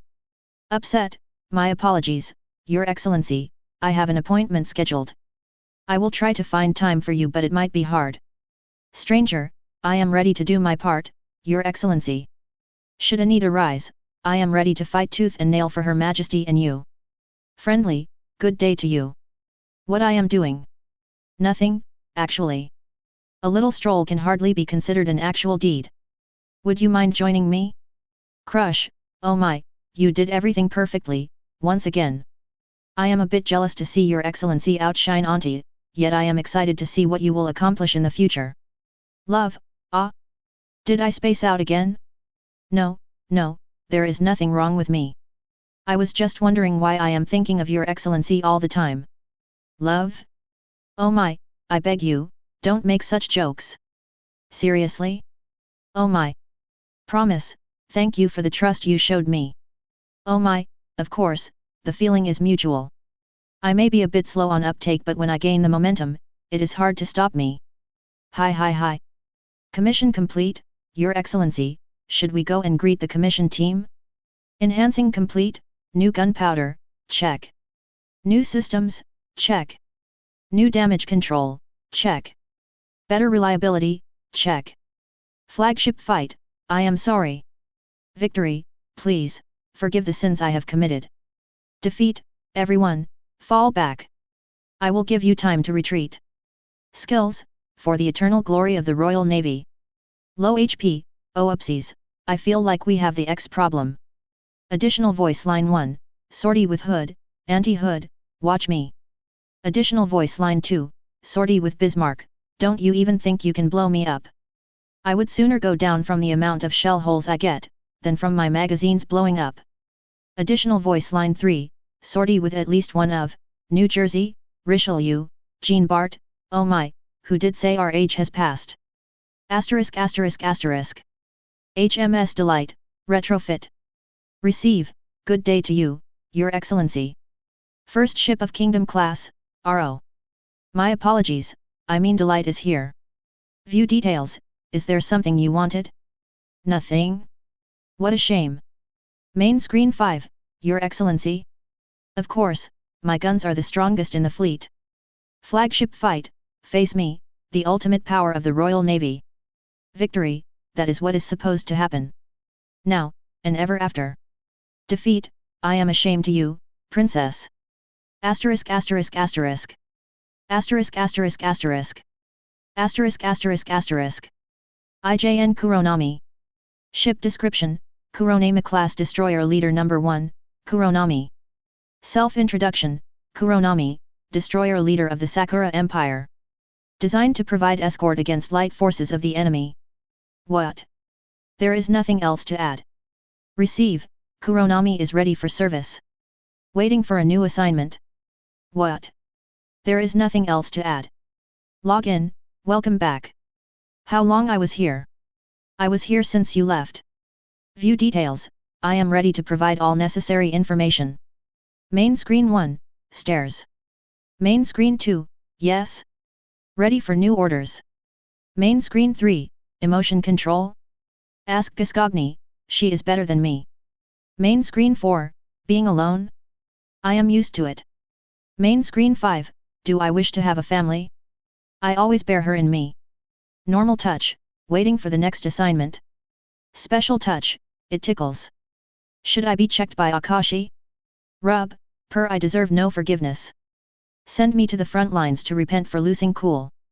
Mission reminder, I suggest prioritizing the missions that can be done with less resources used. Mission complete, the rewards were brought to Akashi's. Is the storage not there? Return to port, welcome back, Unai-chan. Was Unicorn wrong when she said it boosts morale? Upset, emotion control. Welcome, Commander. In robotic voice. Stranger, yes? I am ready for a new assignment. Talking? It wastes energy. Refused. Friendly, yes? I am ready for a new assignment. Why am I so keen on being sent to fight? I was created to fight. It is my designation. Talking? Was that not enough? Crush, yes? I am. Sorry, I will work harder to improve my emotion control. Unnecessary? Emotions interfere with my fighting capabilities. You are worried? I am a tool, you don't need to be worried about me. Love, I am a failure. You love me the way I am? Thank you, Commander. I am all right. I am ready to fight for your sake, even though I failed at what I am designed for. Promise, you love me the way I am? I am grateful for your love. I hope you can bear with me being like that. I know only war, I was born for it, I live for it, I will die in it. But you are my ray of light, that will keep this heart beating, even though I wish for it to stay still. Commission complete, commission team returned. What? There is nothing else to add. Enhancing complete, capabilities improved by 2%. I request being sent into a fight, to get used to the new strength. Flagship fight, all units, follow me. Attack indiscriminately. Victory, cool head, cool heart, precision. Defeat, I failed at controlling my emotions. Forgive me, Commander. Skills, face my darkness. Low HP, just like back then. Additional voice line 1, sortie with at least 2 destroyers, squadron, follow me. Torpedoes at ready. No hesitation. Additional voice line 2, sortie with at least 5 of Sakura Empire, we will show the invaders what happens when they trespass. Additional voice line 3, sortie with Gaskogni, Senpai, please, share you wisdom. Four Sisters number 13. Humming. I was looking over the books on a bookshelf. I searched for a history book for the tomorrow history lesson, to which I successfully managed not to prepare. After New Jersey showed me a good TV series, I borrowed her discs with it, and spent the past 2 days watching. It is the evening of Sunday, and tomorrow I will have to teach the class. Once again I failed. In a second my mood swung from cheerful to grim. When I remember the series I watched 10 minutes ago, I feel happy. Then I remember that I am running out of time and will be goofing at the tomorrow's lesson. There is one person who knows the stuff I am supposed to be teaching, but my pride as big sister will be hurt by contacting her. The other person is of no help. And the third person? I will really stop even looking like big sister, if I ask the youngest sister to help me. Then I remembered that thing New Jersey brought back a few days ago. Asterisk asterisk asterisk. So, how much do you know of this country's history? I asked a dragon. I might share some wisdom with you, if you ask me politely. What an arrogant thing. Well then, I am no stranger to politeness. Oh, great dragon, can you please share your wisdom on the topic of history? Of course I will. Just put those exploding things away from my face. See? It wasn't that hard, was it? The dragon started nodding. How old are you? Why you see? I am younger than I require. It nodded. Well then, if you are useless to me, or if I will be a fool because of you, then, I showed the cutthroat gesture. With the reptile's established amenability, I started listening to the history lesson. Weirdly enough, the dragon was telling a very interesting story. It surely did its best to everything I would require. After all, its own life was at stake here. The dragon ended up a very good teacher, and I learned everything I needed. By the time I was going to sleep, I felt like I had everything I will require at the lesson. I lied down in the bed, and closed my eyes. I went to the dreamland. Wait. I jumped up from the bed. I forgot to prepare, I could only tear, as I wobbled to the desk and started writing down at least some questions and tasks for the students. After I was done, I noticed that it may not be enough and continued writing down more and more questions. And more. And more. And more. Asterisk asterisk asterisk. The next morning, in the classroom. Big sis, are you sure you don't need to sleep? Mo. I am absolutely sure. Then can you tell me the same but with your eyes opened? New Jersey. I am absolutely sure. The lesson started successfully, and I was retelling the dragon's history line. And that is how insert a king's name the fourth became the king and established this country. I was confidently telling everything, and even my smart sisters did not interrupt me, unlike what they usually do. The next ruler, insert another king's name the second took control of the northern lands, and united 2 nations under his flag. By using his, the union lasted until. Because of that the kingdom enjoyed prosperity for another century. Next is. AMD Zen Heftar TED. Snorting. I woke up only after the lessons ended. Once again I failed. Volume 3 Chapter 21. Double Agent. You found us a good amount of resources.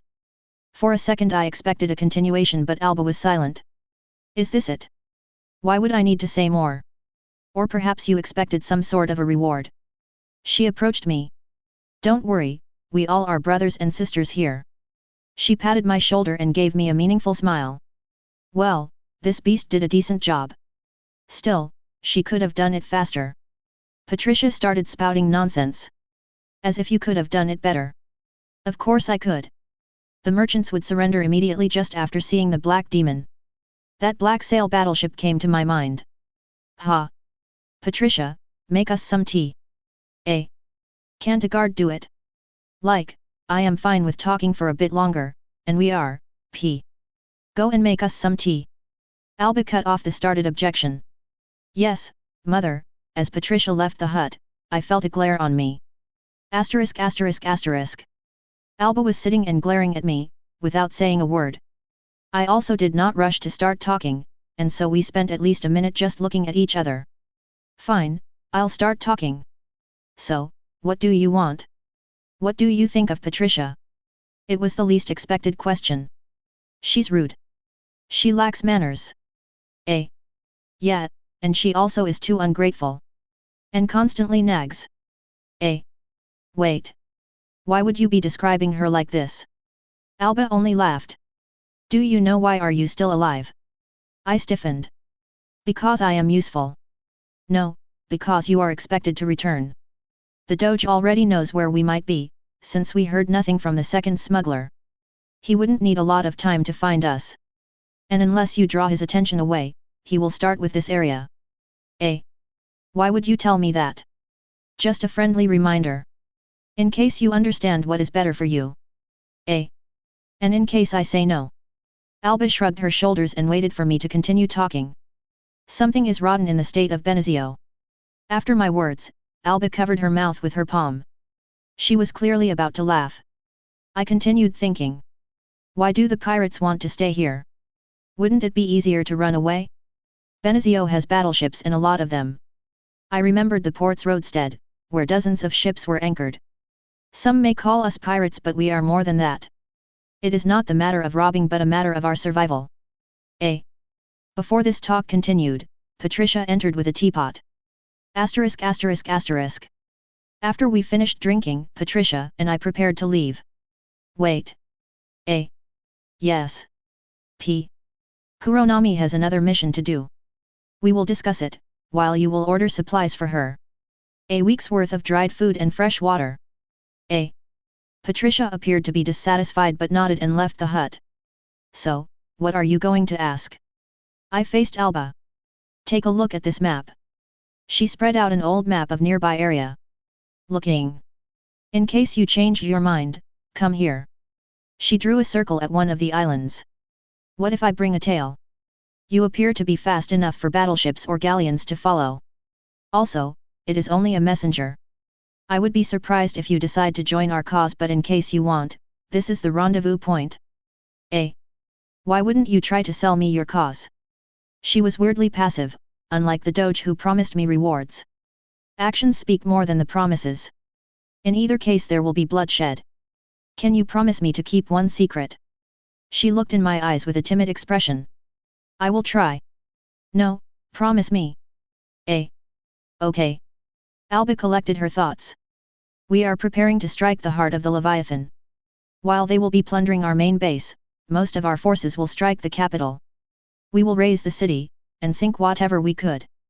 Try to stop us, if you want, but in the end we, the free people, will either die, or clutch to this only chance.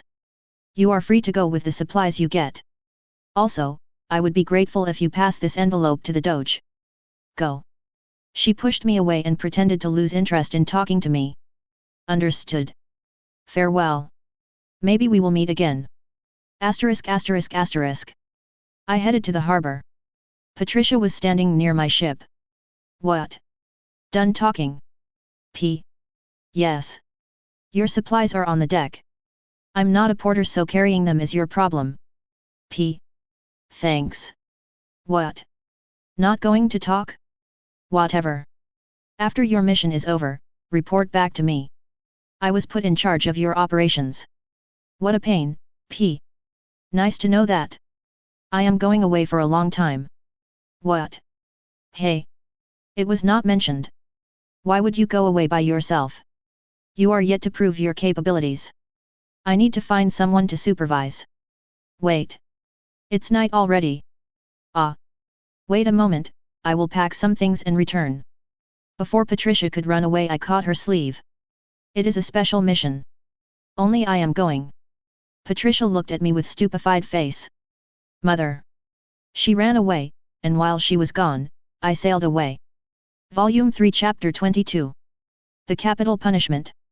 On my way back to Benazio, the capital city, I managed to increase the amount of seagulls even further.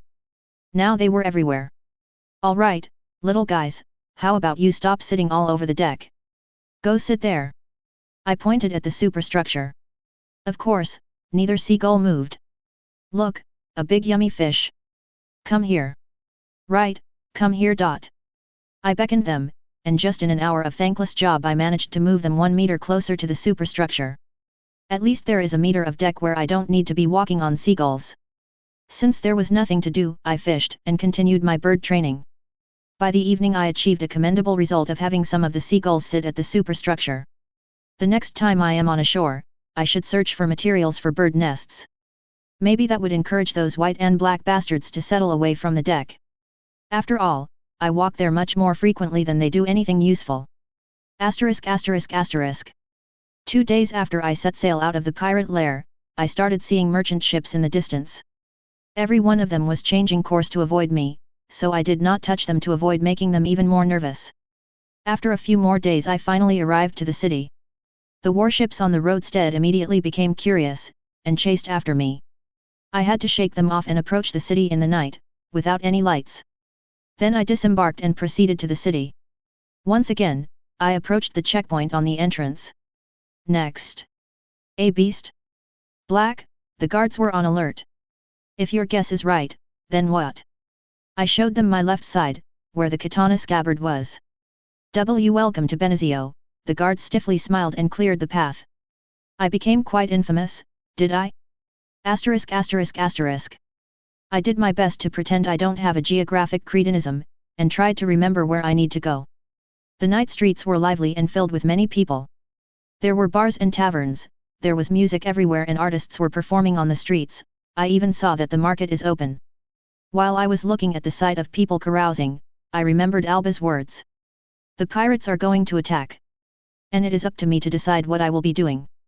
Luckily, I remembered the way well enough to find the ultra-rich district, and after that finding the Doge's palace was a matter of time. When I approached the gates, I was stopped by the purple coats. What do you need here? Soldiers picked up rifles and looked at me. I am here to report to, how was Veronica called here? To the shining sun. Pfft. The soldiers immediately covered their mouths. Yet, I am not too knowledgeable how Veronica is called, I shrugged my shoulders. Still, my words were more or less enough to convince the soldiers. Andrea, stay here, I'll ask around if they are waiting for a beast. One of the soldiers entered the courtyard. Tell that Kuronami has arrived. Will do. The soldier disappeared. He returned almost immediately after he entered the palace. She can enter. He called right from the doorstep. Of course, the soldier who guarded me stepped aside. Asterisk asterisk asterisk. When I entered the palace, I was met by a maid. Signora Veronica is waiting for you. Please, follow me. I gazed at the upper middle of the woman and only absent-mindedly nodded. Regrettably, the pleasing view disappeared right the next moment. I was led to Veronica's room. Right after the door opened, I was strangled by the girl's hug. I was so worried you wouldn't return. Yush, yush, now stop strangling me. Don't you even think I will let you go now. She increased the strength of her hug. Usually when you are hugged by a beautiful girl, and pressed into her chest, you would be pleased. In my case, I was really struggling to survive. Even after Veronica stopped this murder attempt, I was not let go out of her arms. What took you so long? Don't you have a heart? You kept me worried, and now you are breaking my heart by trying to escape. I was embarrassed. Not by her chastising but by being sat on her lap. I'd rather be lying on those soft thighs, than sit like a little child. Well. I started telling everything I found out from the base. The layout, the amount of ships, the suspected types. The stockpiles, the forces, and even the menu. Veronica patiently heard me out but did not release me. Great. Now, my lovely kitten, you made me anxious, and that is why you are going to be punished by having to be my hugging pillow. The punishment was executed right the next instant. Volume 3 Chapter 23. Declaration of War. After my term was served, I was taken to the Doge. I told him the same things about where the lair is, and how many ships the pirates have. The Doge was sitting and thinking about something. Then he put an envelope on the edge of the desk. Inside you will find the banknotes for your reward. Also, there will be a form for citizenship. With this the contract is fulfilled. But having a form also means I might be rejected. I felt a bit cheated. The forms are given only to the people who are getting the citizenship, not to the candidates. He cut off my objections. Understood. If that is it, then I will be going. I headed to the door. If you are willing to work, then I have another task for you. I turned 180 and prepared to listen. The pirates are increasing their activity. Veronica reported that you have a strong and fast ship, the perfect solution for our headache. I drilled the Doge with my gaze. If they want me to work, then they should have money. I don't want to live on a street after my pocket money runs out. What? He didn't get what I meant. I expect something in return for work. Ha ha ha. The Doge started laughing all of a sudden. Silly girl. Where did you see an unpaid work? Ha ha ha. You are asked to work, and the thing you ask is whether you are paid for it. Just where is your common sense? Ha ha ha. I was wronged and mocked. Finally, after laughing for a few minutes, the Doge re-established his calm posture and looked at me. Well, well. It is hard to make me laugh. Good job, little one. The payment is 10 times the previous, plus reward for every pirate ship sunk. And if that is not enough, should you bring me the standard of the pirate flagship, the Black Demon, then you will be granted patrician title, and the right to own property in Benezio and every colony. It sounded too good to refuse. As I was about to give my positive answer, I remembered about the envelope from Alba. I suddenly remembered. He, I timidly passed the envelope to Veronica, who quickly opened it. She immediately showed an expression of disgust. Read it. Are you sure, father? V. Read it, stupid woman. I warned you, V. Dear Maurizio, how are you? Are you feeling fine? I am so glad to be writing to you after all this time. I hope that worms did not eat you already, and I will be able to gut you myself. Don't you die before I arrive, you stinking pile of sea star. The letter continued with more and more insults and swearing. Don't forget to send me that lunatic. Sincerely wishing you death, Alba. So, did I not warn you?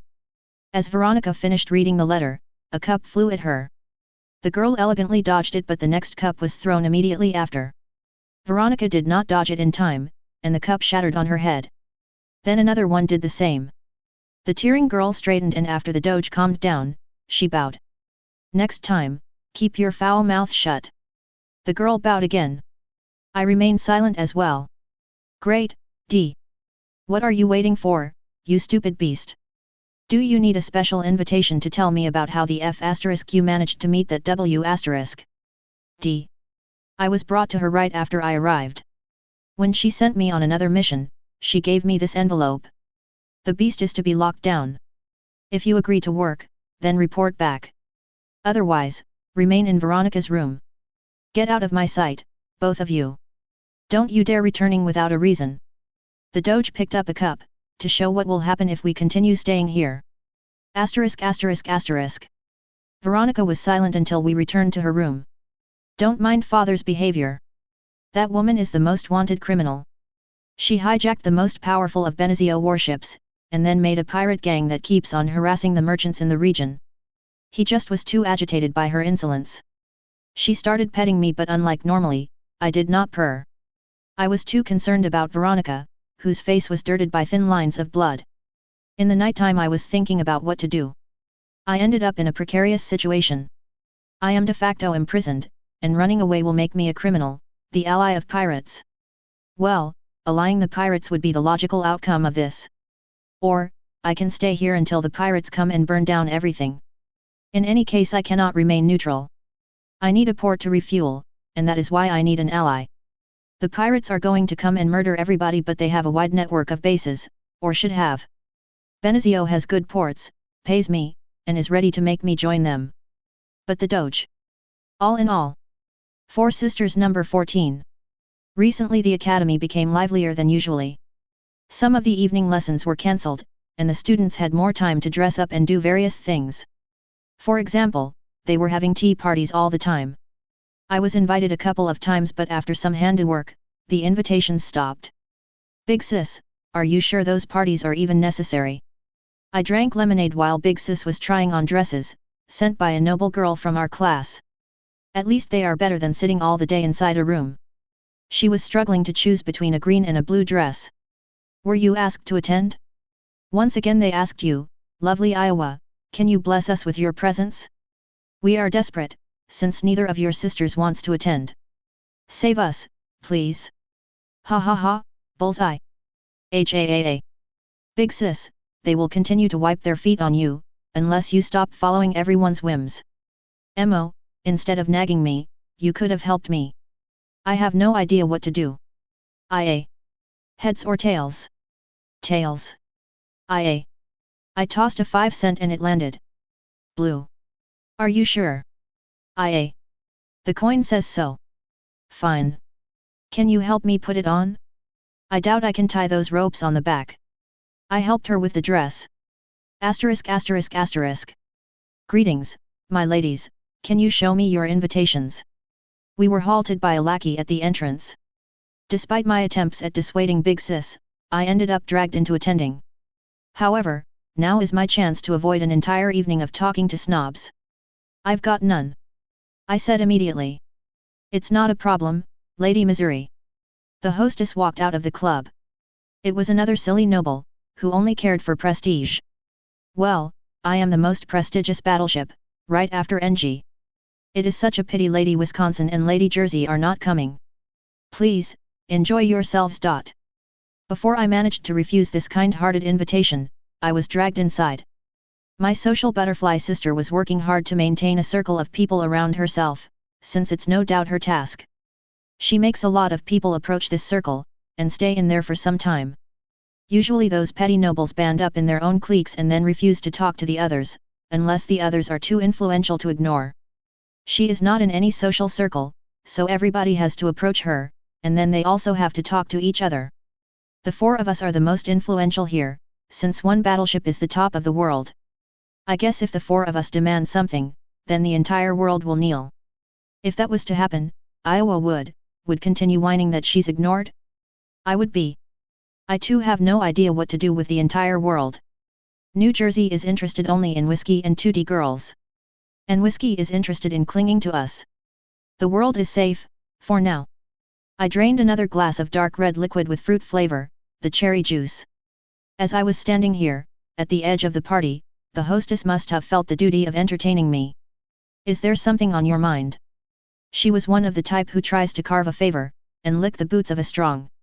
Why would there be so many parties? I'm running out of excuses to avoid those boring activities. After she giggled in delight, she started explaining. Did you not hear the news? What kind of news? The royal family is going to visit the academy. That's the main subject of gossips. Everybody wants to approach the royals, so we exchange what we know. Why don't you attend more of the parties if you want to know? Since there was nothing else for me to do, I started planning how to crash the party and get kicked out. Four Sisters number 15. And what happened after that? I glanced at Iowa, who was drinking away her shame. Then she climbed a table and started spouting nonsense. The typical one. IA. You're too naive. Why did you bring Mo in the first place? She made her point too damn clear. Despite my pity for Iowa, she is the cause of it. I maybe consoled her, if she actually thought with her head. After another silly party yesterday, I came here to complain. Usually I would hang out with her, but I am a bit busy.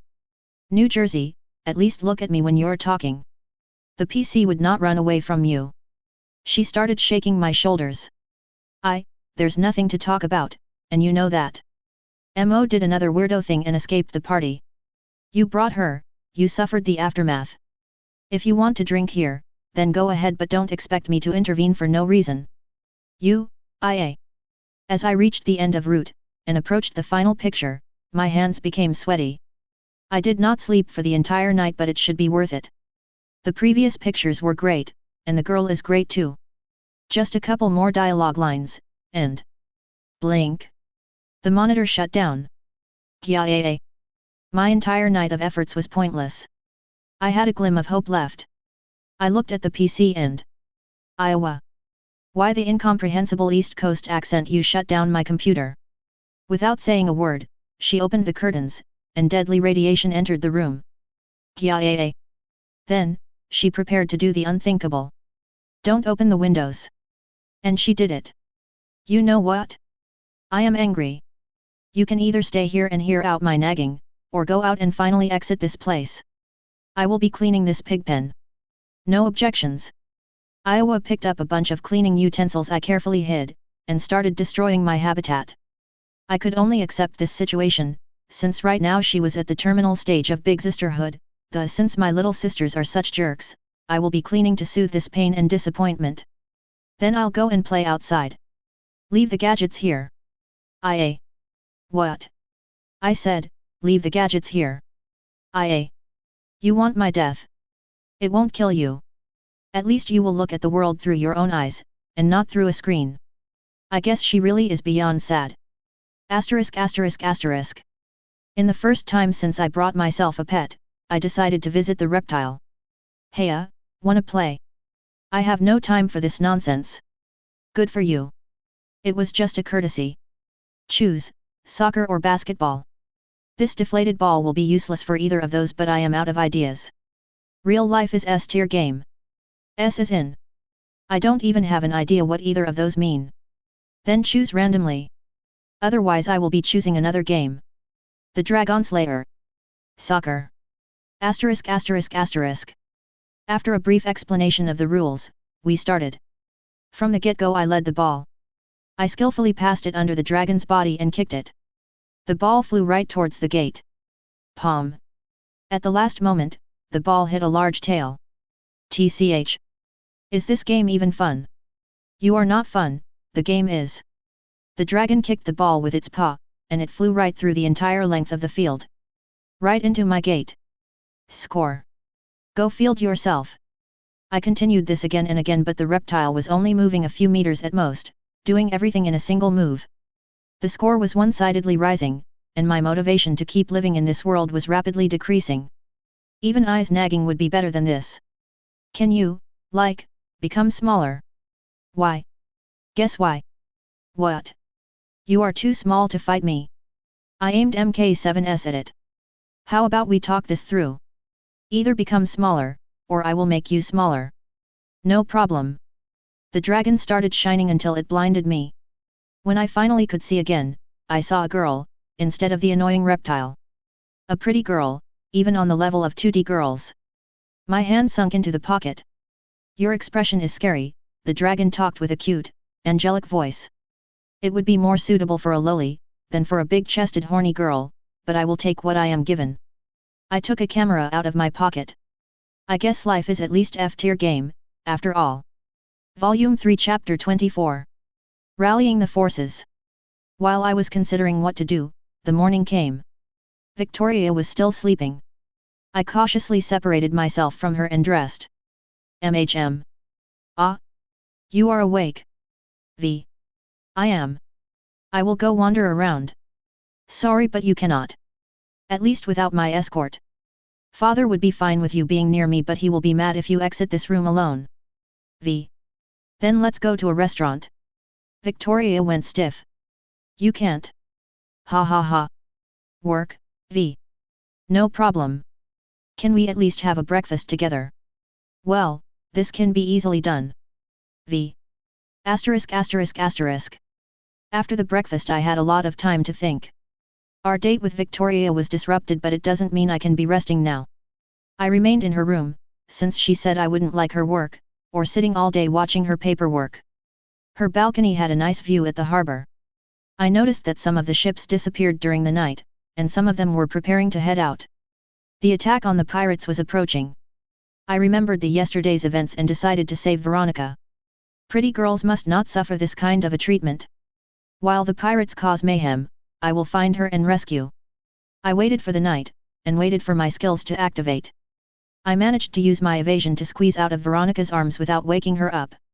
After a couple of minutes I confirmed that she is sleeping, and like an assassin, I made my way through the palace. The candles and lamps were doused, and I stealthed to the outside. With my night vision I saw how the ships set sail out of the port. It was the entire fleet. After I reached the port, and the water, I jumped into the sea and sailed by the waterfront all the way out of the city and proceeded to my ship. The next step was obvious. I sailed at maximum speed, right towards the rendezvous point with the pirate messenger. On my way I did not encounter Benezio ships and escaped their waters with ease. If only I could cash this paper. Because I escaped, I couldn't cash the banknote I received as my reward. Those 10 gold coins were my hope to refill the torpedo stockpile. I am not a battleship, so they are my only chance to sink the huge ships without becoming a Swiss cheese. I opened the statistics, and for no reason pushed the banknote into the transparent screen. Puff, and it disappeared. However, it gave me the entire promised sum. It was delivered right to my account, and I could take out the cash anytime.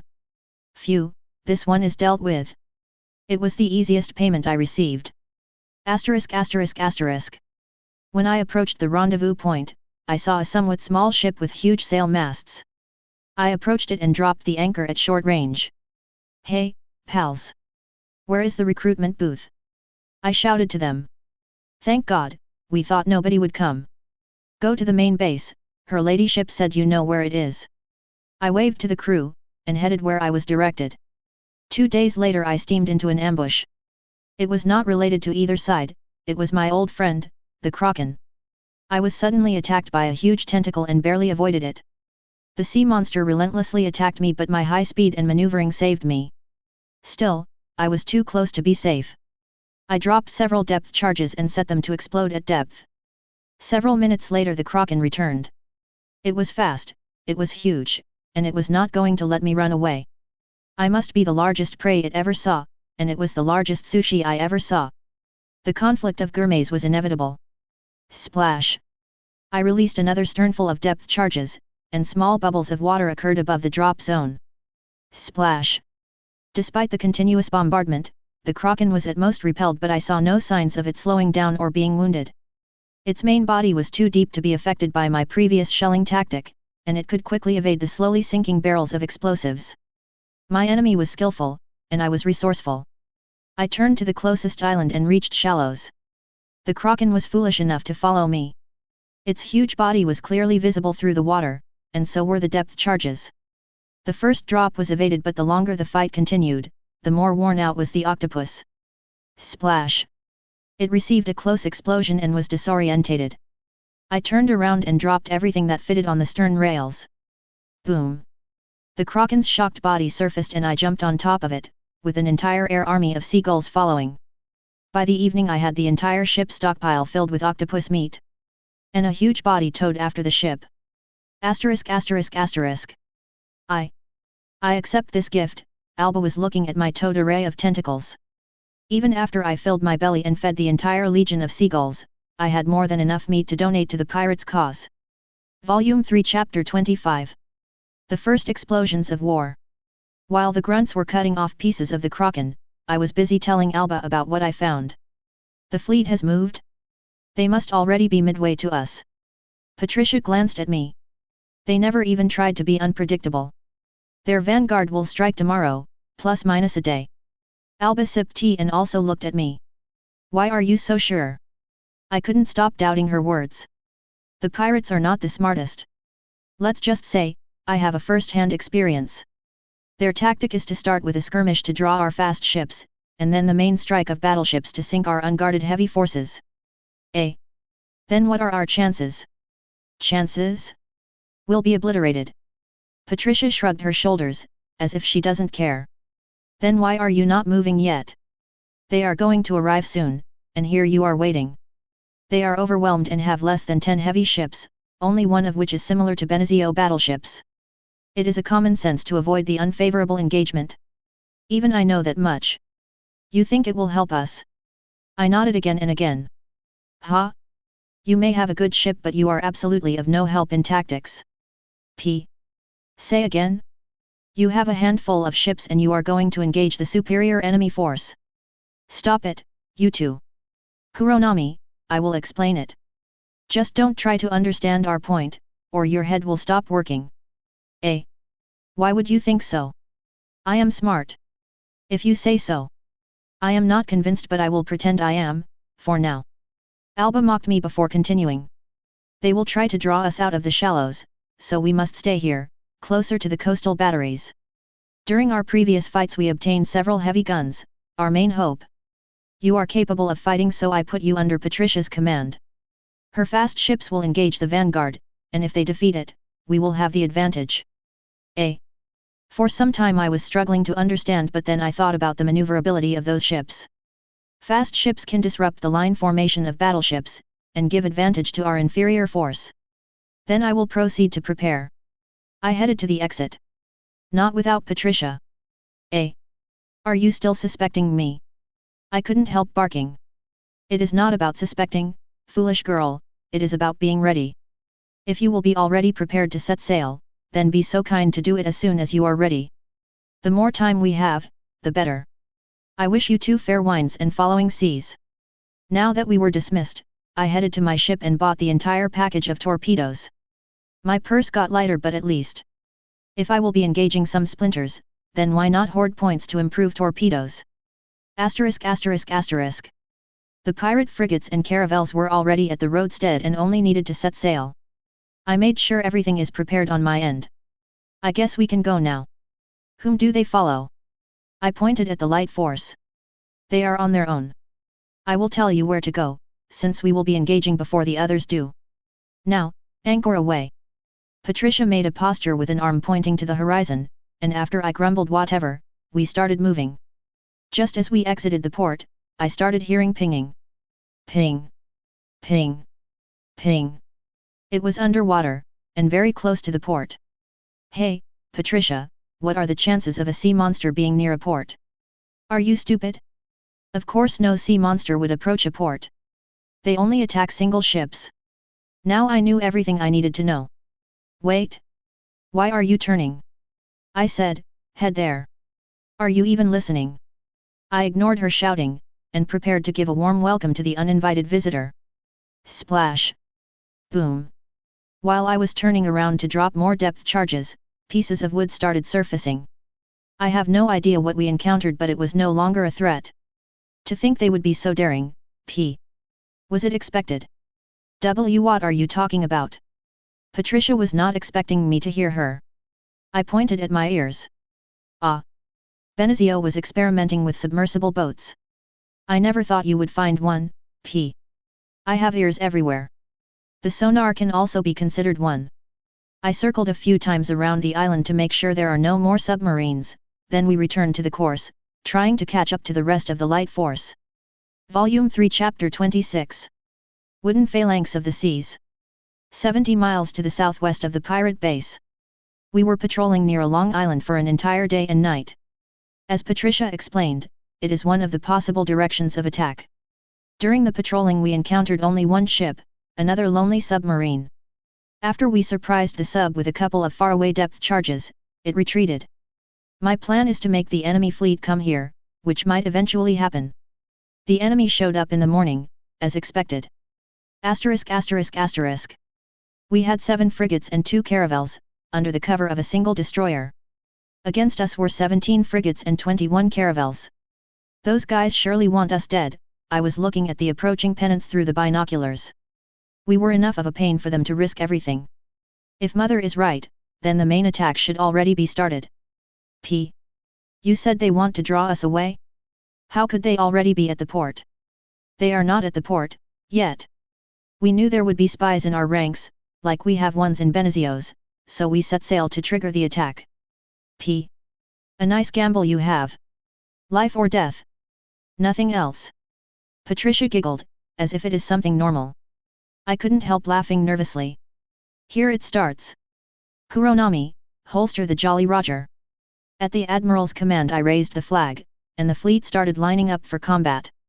We, on the other hand, started to approach. Bang bang bang. After a couple of salvos I achieved a hit on a frigate. The ship was damaged but did not withdraw. Meanwhile, the fleets were lined up and started closing in on each other. We were mostly ignored. Bang bang bang. Bang bang bang.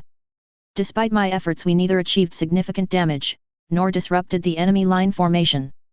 As the fleets entered the firing range, the first clouds of white smoke popped out. As the frigates fired, one of the enemy ships lost its sails and steered away. Even from afar I was seeing small pieces of ships fly out after being hit.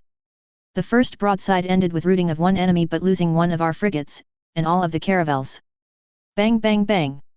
With my guns I managed to do severe damage to one of the ships, making it withdraw. As I shifted fire to a group of caravels that approached too close, I scored a hit. The caravel started smoking, and then exploded like a firework. The allies were not standing still. 2 enemy frigates were sunk and 1 fled. 2 more pirate ships headed down. As the ships approached to firearms range, I sunk 2 more ships. The remaining frigates exchanged broadside shots. The pirates sunk 1 frigate, and immobilized another, while Benazio sunk 2 frigates. After the sides suffered huge losses, the fleets separated and quickly withdrew from the area. Benazio lost 10 vessels, some of which withdrew earlier, while we have only 1 battered frigate and ourselves. While I was turning the rudder to pursue, Patricia stopped my hands. We have a more important thing to do. Head back to the base. P. And what about that frigate? If the enemy returns, they are doomed. We caused significant damage, that should be enough of a breathing space. Return to the base at once. I wondered if it a good idea, after all the light ships will return. They will not return for a few hours, that's for sure. They need to lick their wounds and repair the holes. Move at your top speed, we need to return immediately. P. Captain. Even if the enemy was going to return, I am convinced enough they need more time to repair. The ship was accelerated to the maximum speed, and while we were heading back, I checked the stats. Ding! You received 3 copper coins, 2 silver coins, 520 upgrade points. IJN Kuronami DDL. Upgrade points 47. Torpedoes 6/6. HP 3676. High 98%. Damage control compensation 2%.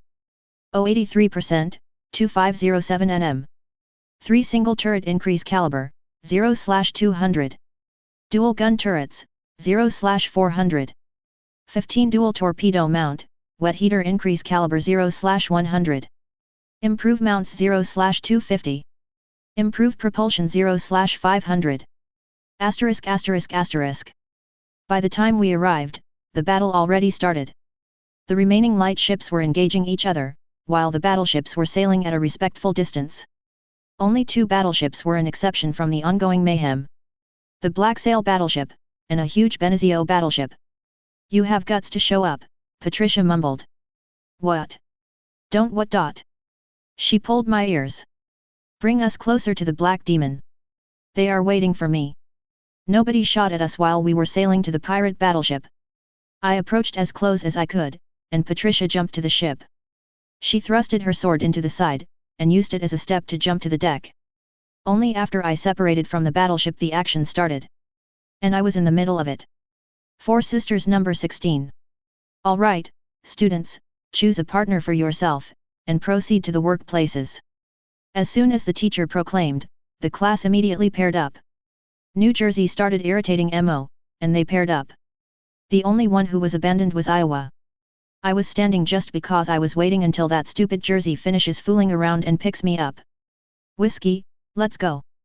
Why would you think I am going with you?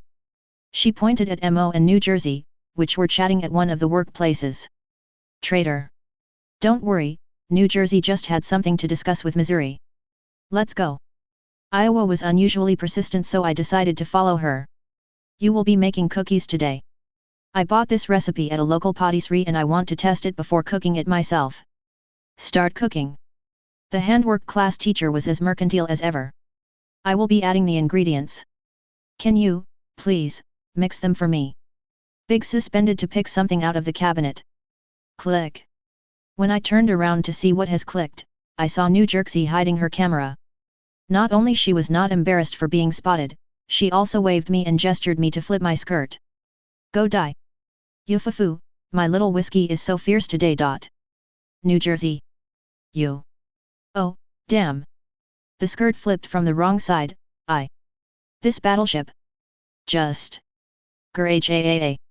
At least I protected the silly Big Sis from more pantsa shots. First you mix some eggs and flour, then you add some salt and sugar, and at last you pour in a lot of milk and mix it all together. You bake it and ta-dam. A few seconds later, the song was put on repeat by the freak. Big Sis' face lit up with red, and the freak's lit up too, with perverted pleasure. Bum! The .50 calories bullet made a perfect contact with the surface of smartphone, passed right through it, and then made its way through the wall. My phone. New Jersey. You deserved it. I stuck out my tongue and returned to cooking. Asterisk asterisk asterisk. After the pastry was done, we formed some cookies and put them into the oven. Yufufu. The cookies will be great. IA. Click. The shots are to New Jersey. Go D. Before I could kill the pervert, my guns were lowered by Iowa. Don't sweat it, you know that she's hopeless. IA. Still, I kept my eye on her. Just in case. Asterisk asterisk asterisk. After the cookies were baked, the teacher immediately started tasting them. What a nice cookie. Your ladyship will be a great lady in the future. Young sir, those cookies are more than fitting of a prospect knight. And other stuff like that. Then the teacher approached Mo's table. Mo, since she was the only one cooking and not fooling around with the camera all the time. The teacher tasted one of the cookies. The expression was telling everything one need to know. Gee, great J job. I know. By combining the primordial magic and hell's scorching flame, we made the ultimate cookies. These cookies can improve one's resistance to the forces of evil.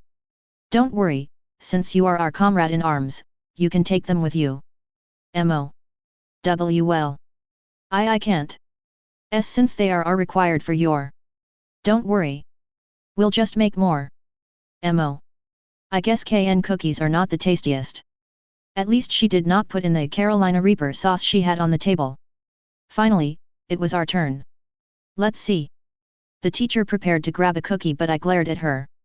He. I am just tasting to make sure you made everything right. Don't worry, as big sister I made sure everything is made properly. IA. The teacher was left with nothing and I packed all of the cookies. Asterisk asterisk asterisk. I was worrying how to do it, but no ideas crossed my mind. Don't worry, Whiskey. Just do it. I am sure everything will work out great. IA. If you say so. I entered the classroom and placed the bag on the school desk. I also placed a note, eat them, you jerk. And don't you dare forgetting me again. I exited the classroom. Good job. I am sure your love will reach her. Whatever this silly sister says. Volume 3 Chapter 27. Sinking the Armada. The two fleets stopped circling around each other, and the long-barreled coastal guns opened fire. I hurried towards the Allied fleet and hid behind their hulls. Bang bang bang. I measured the distance correctly and landed hits on a battleship. My high explosive shots were just a nuisance to it.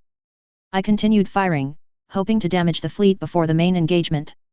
My hits were not doing much, but they damaged and softened the enemy for the main fleet. The engagement started with serious damage to the enemy. The battleships softened the enemy armada and the coastal batteries managed to sink 2 battleships. The first salvo of the enemy sunk neither of the ships, but our forces were hit hard.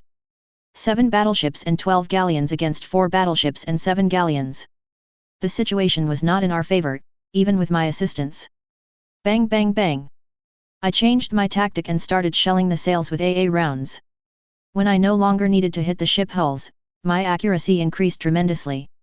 I even managed to immobilize 2 battleships. The Allies were not lagging behind, and after 2 battleships emptied their broadside into an immobilized vessel, the enemy ship surrendered. Coastal batteries scored 2 vessels, a battleship and a galleon. It costed the pirates quite a lot. To let the battleships approach, the pirates used their galleons. The smaller capital ships soaked in the cannonballs, and 3 of them were sunk. Meanwhile, because I immobilized 3 battleships, the other 2 separated from them. They sailed away, breaking the fire contact. We immediately initiated the pursuit. Soon, the galleons surrounded the battleships from both sides to give me enough breathing space. Allied galleons soaked in both sides of the battleships to let me approach them. For one reason.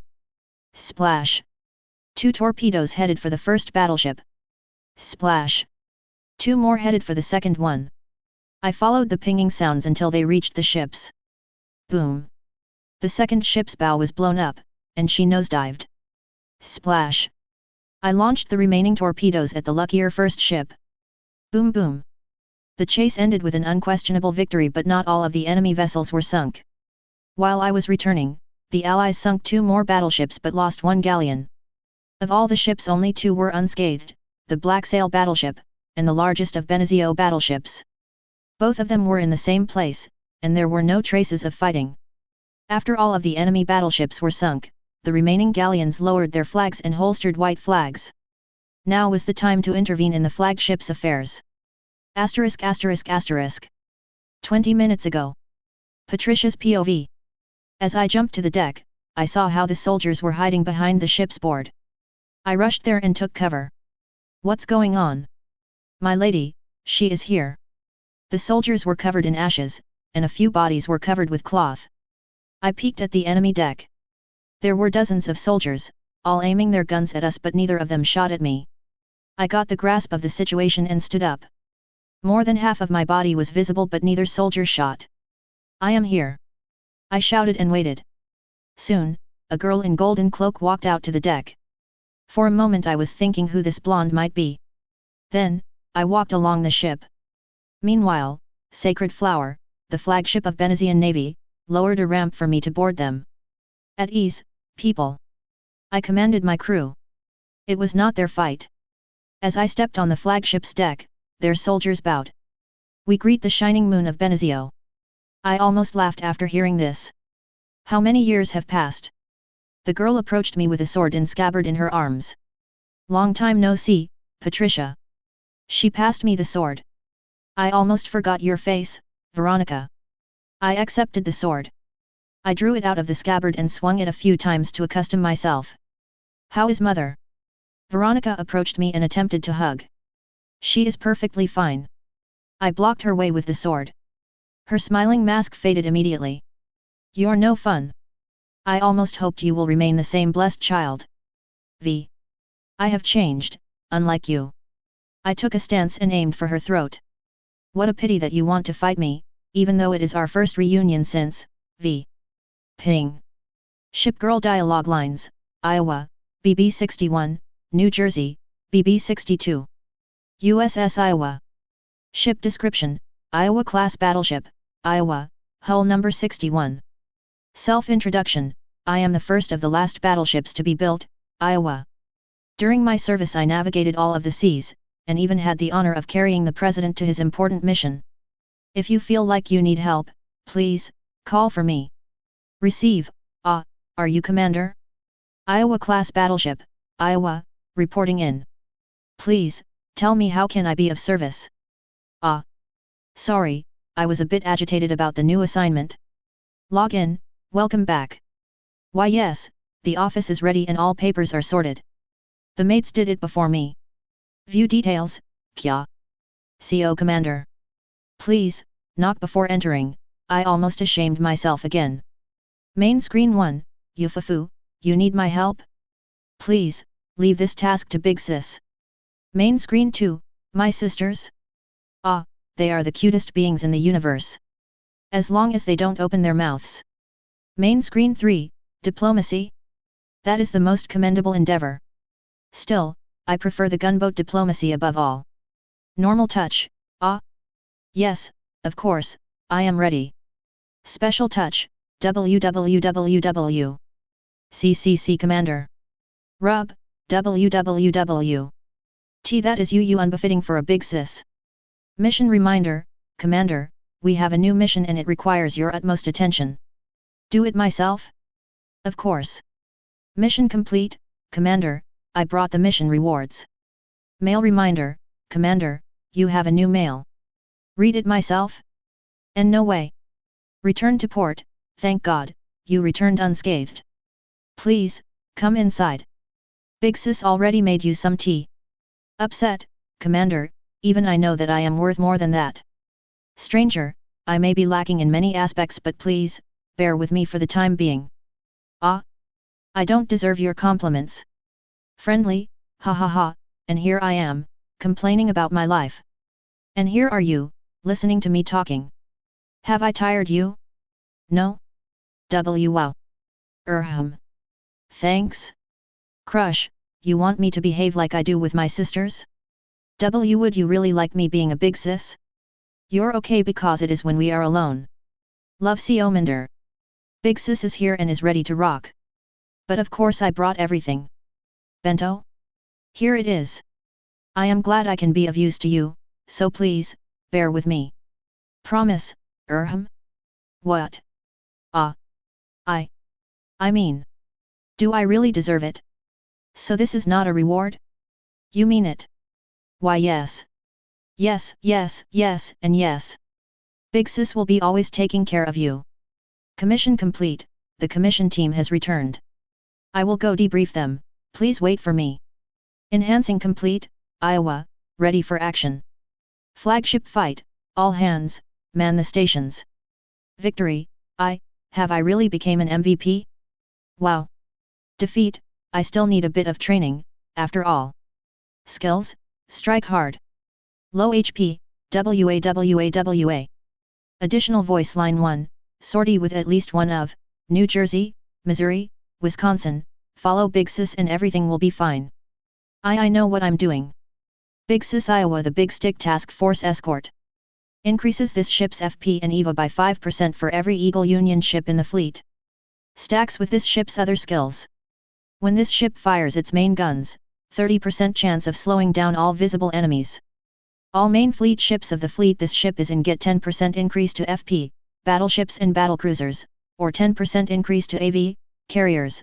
All vanguard ships of the fleet this ships is in get +5 to EVA and +20 to AA. Range Safety Officer Iowa. Increases activation chance of barrage skills by 50% for, New Jersey, Missouri, Wisconsin. Does not have to be in the same fleet. For every of her sister ships sortied, gets 10% increase to FP. Every 30s has 50% chance to fire special barrage, damage depends on the amount of sister ships sortied. Asterisk asterisk asterisk. Asterisk asterisk asterisk. Asterisk asterisk asterisk. USS New Jersey. Ship description, Iowa class battleship, New Jersey, hull number 62. Self-introduction, I'm New Jersey, the best and strongest battleship of the Eagle Union. I carried on my shoulders so many wars that I'm feeling sick. Now that it's done, I'll be resting. I deserved it, didn't I? Receive, heya. New Jersey's here. I'm the best battleship of the Eagle Union and now I'm in your fleet. Cool, ain't it? Now, tell me where I can find a room for myself and I'll be going. Sortie? Nat, it's such a pain. Log in, you returned? Darn it, I was hoping for some more R&R. View details, Commander. Come here, I want to ask you something. Who of those cuties is prettier? Just gimme your opinion. Main screen 1, Life is S, super low tier game. Main screen 2, you ask my permission to mess with my sisters? Ha ha ha. Go ahead. I like to mess with M2.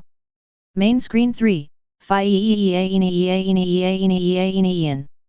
I'll help you. Stamps done so I am done working. Normal touch, you wanna read some? Sure thing, take whatever doujinshi lies around. Special touch, What? Runs out, Iowa, Commander found something there. Rub, ha ha ha. So that's what the 2D girls feel when I tap on M? Mission reminder, mission, here. Go do it while I'm playing. Mission complete, oh, the rewards are here? Nat, I don't need them. Well, if there is a disc with another gouge then I'll take it, sure thing. Mail reminder, you're such an old-styled person, Commander.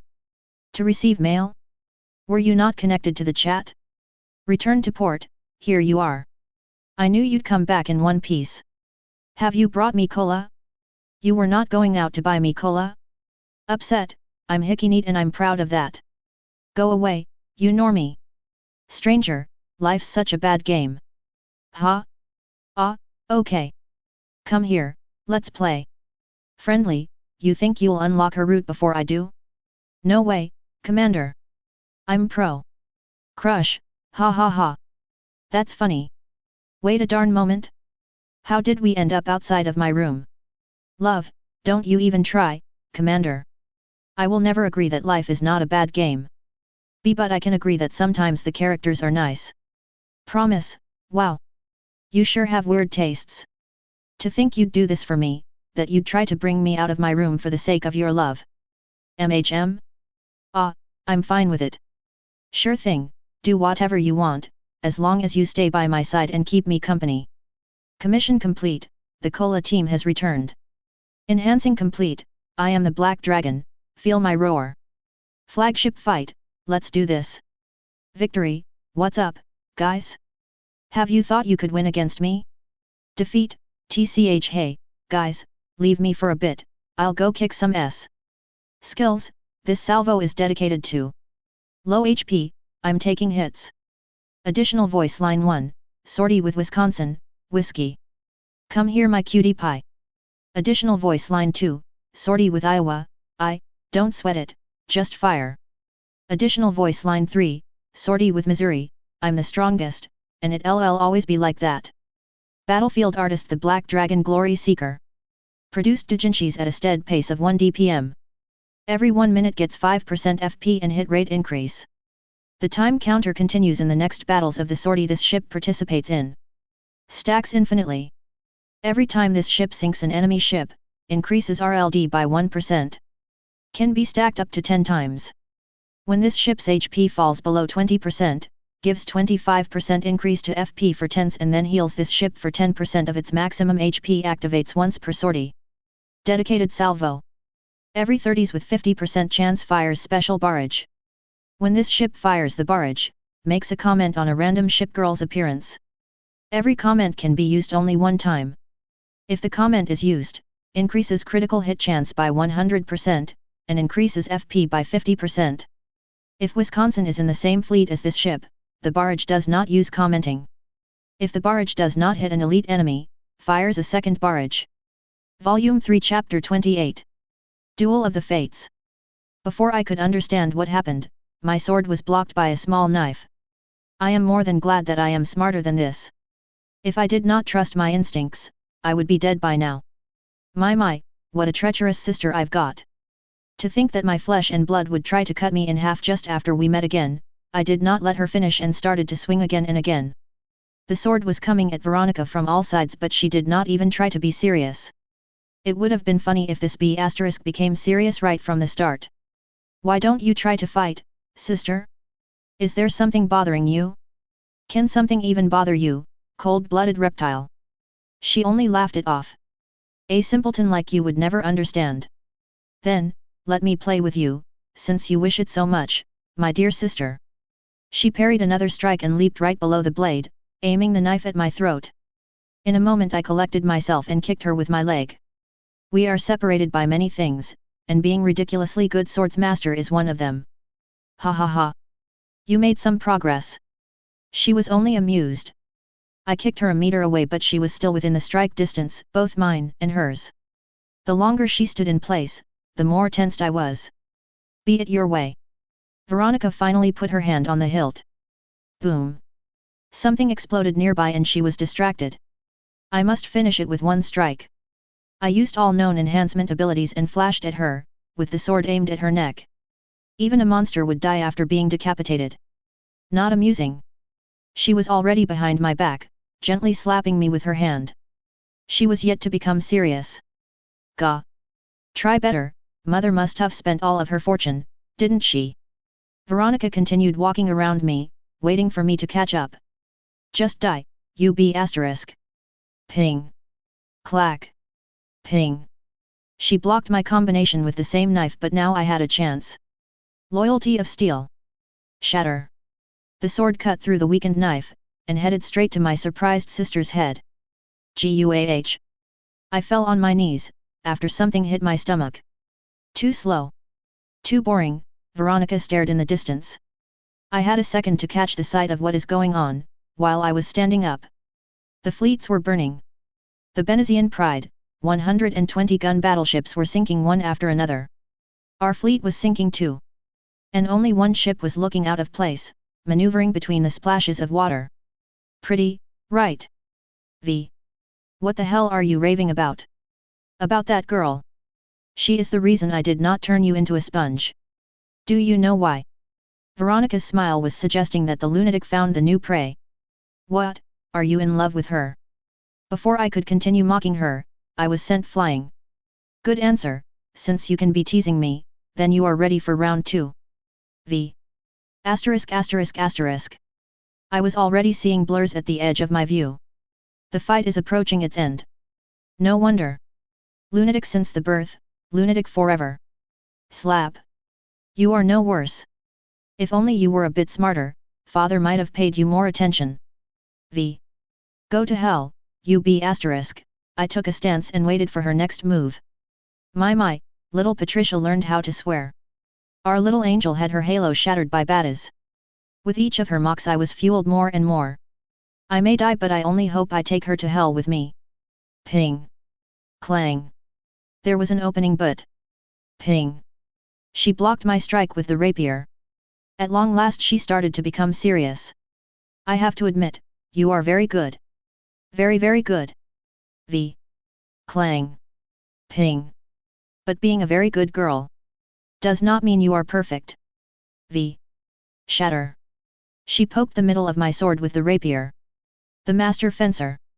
The noblest of children. The genius. The invincible. The radiant Sunday. The firstborn. As the pieces of metal flew around, seemingly with the speed of a leaf's flying, I saw what I wanted to see.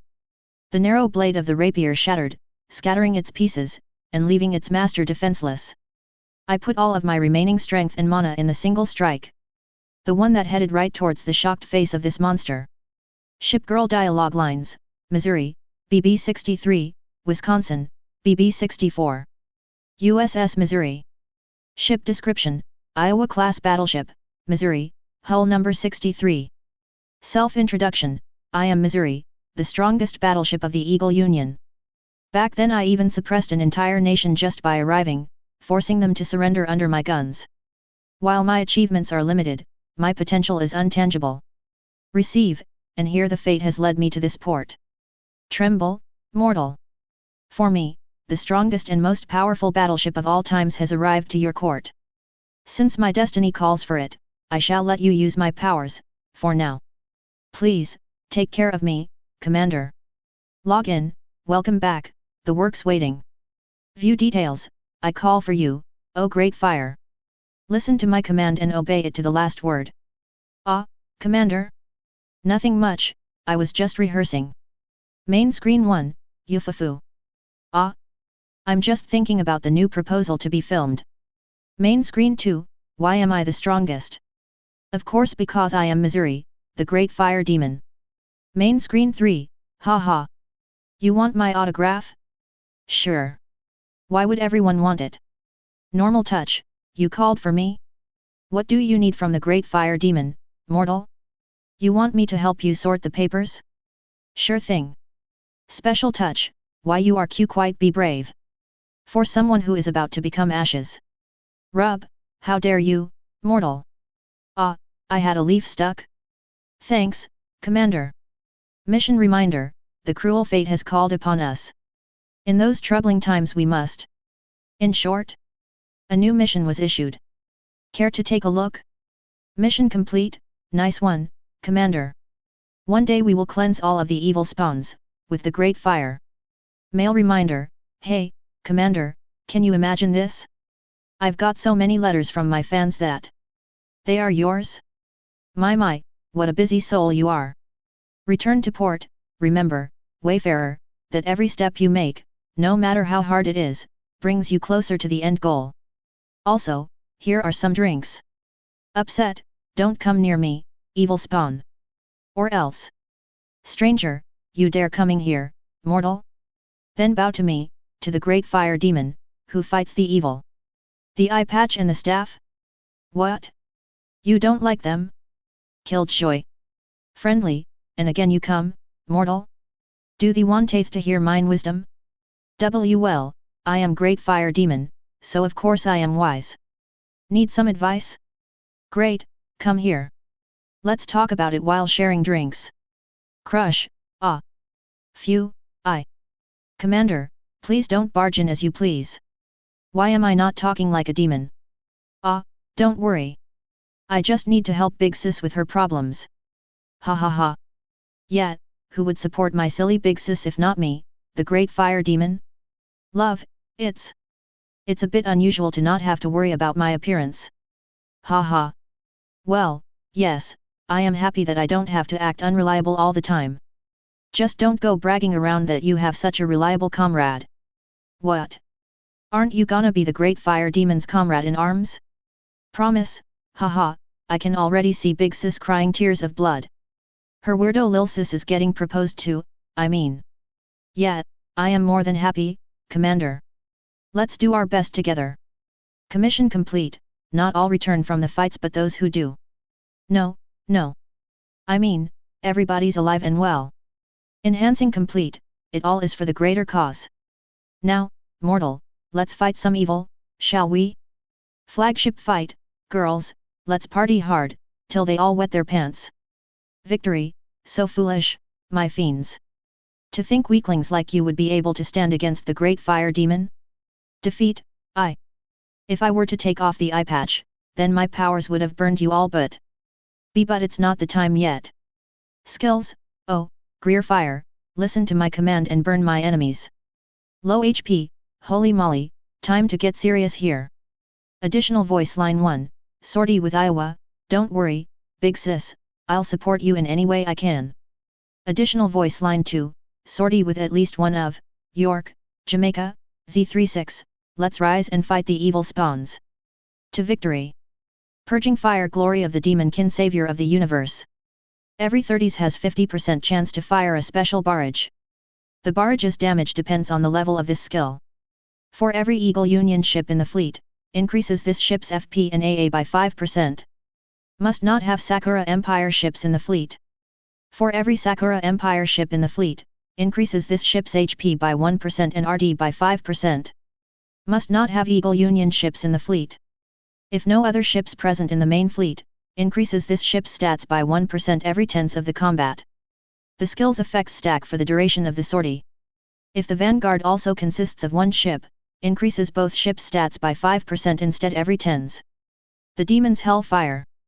Every 1 minute with a chance of 50% fires 3 salvos of 3 Mk23 shells. The targets receive critical hits, ignoring all targets' defenses and this ship's damage debuffs. If this ship is sortied with any other Iowa-class battleship, has 10% chance of replacing this skill's attack with the sister ship's skill's attack. Asterisk asterisk asterisk. Asterisk asterisk asterisk. Asterisk asterisk asterisk.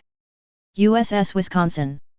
Ship description, Iowa-class battleship, Wisconsin, hull number 64. Self-introduction, I am Wisconsin, the latest of the Eagle Union's battleships. And so what? I still participated, didn't I? I may be an oversized AA light cruiser but still. Receive, hey? Are you the commander? I am Wisconsin, the proud battleship of the Eagle Union. Nice to meet you. Now, stop staring at me and let's work. Why should I be reminding you about work? Log in, you are late. Ha. It's my problem that I arrived earlier. You. View details, look as much as you want, there is nothing I lack. Battle stars? You. Main screen 1, TCH. Here's your tea. I have no idea why you would want me to make it. You like it when I make you tea? Go die. Main screen 2, what I'm thinking of my sisters. None of your business. I don't hate or like them. I'm not blushing, you idiot. Main screen 3, ha. No way in hell. It's not like I am completely against making you a bento. Normal touch, keep your arms to yourself, will you? Special touch, you. Why you? Go die. Rub, W who did tell you that you can just pat my head? W who did tell you to stop patting my head? Mission reminder, I received new missions data. Hey. I know myself that I did a good job. Hey. Mission complete, Don T praise me all of a sudden. I may be brought the rewards but it won't make me the one who does the related paperwork. Mail reminder, you've got a new mail. Not my problem, you idiot. You have eyes, so read it yourself. Return to port, GGGGGG. Whatever. Upset, what do you need, you freak commander? Stranger, no matter what you think, I'll not be easily swayed. And don't think that saying I'm cute is going to help it. Friendly, are you an idiot or what? If you keep saying I'm cute it won't make me happy. No way in hell it would. Crush, just why do you keep coming here? It's just. I am a bit shabby. Whatever you say, I am less capable than those three. If you have time for this nonsense, then go make yourself busy, idiot. Love, it's not like I was following you. I just felt a bit happy when you supported me. Hey. You heard it wrong. Why would I want to? It's not like I am completely against spending time with you. Just do whatever you want. Promise, whatever. Do what you want. I am surely and not happy to hear those words. Am I smiling? Commander, you idiot, go die 1,000 times. Commission complete, the commission has returned. Enhancing complete, with this. With this I'll be able to. Never mind. Flagship fight, IIT take CO command. Yet. Victory, I came, I saw, I conquered. Defeat, big sisters, help me. Skills, go die, you idiot. Low HP, scary. Scary. Scary scary scary.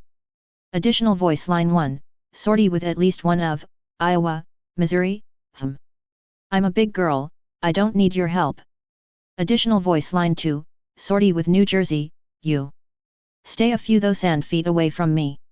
Additional voice line 3, sortie with at least 5 of Eagle Union, no carriers must be present, now that's my chance to escape the escort duties.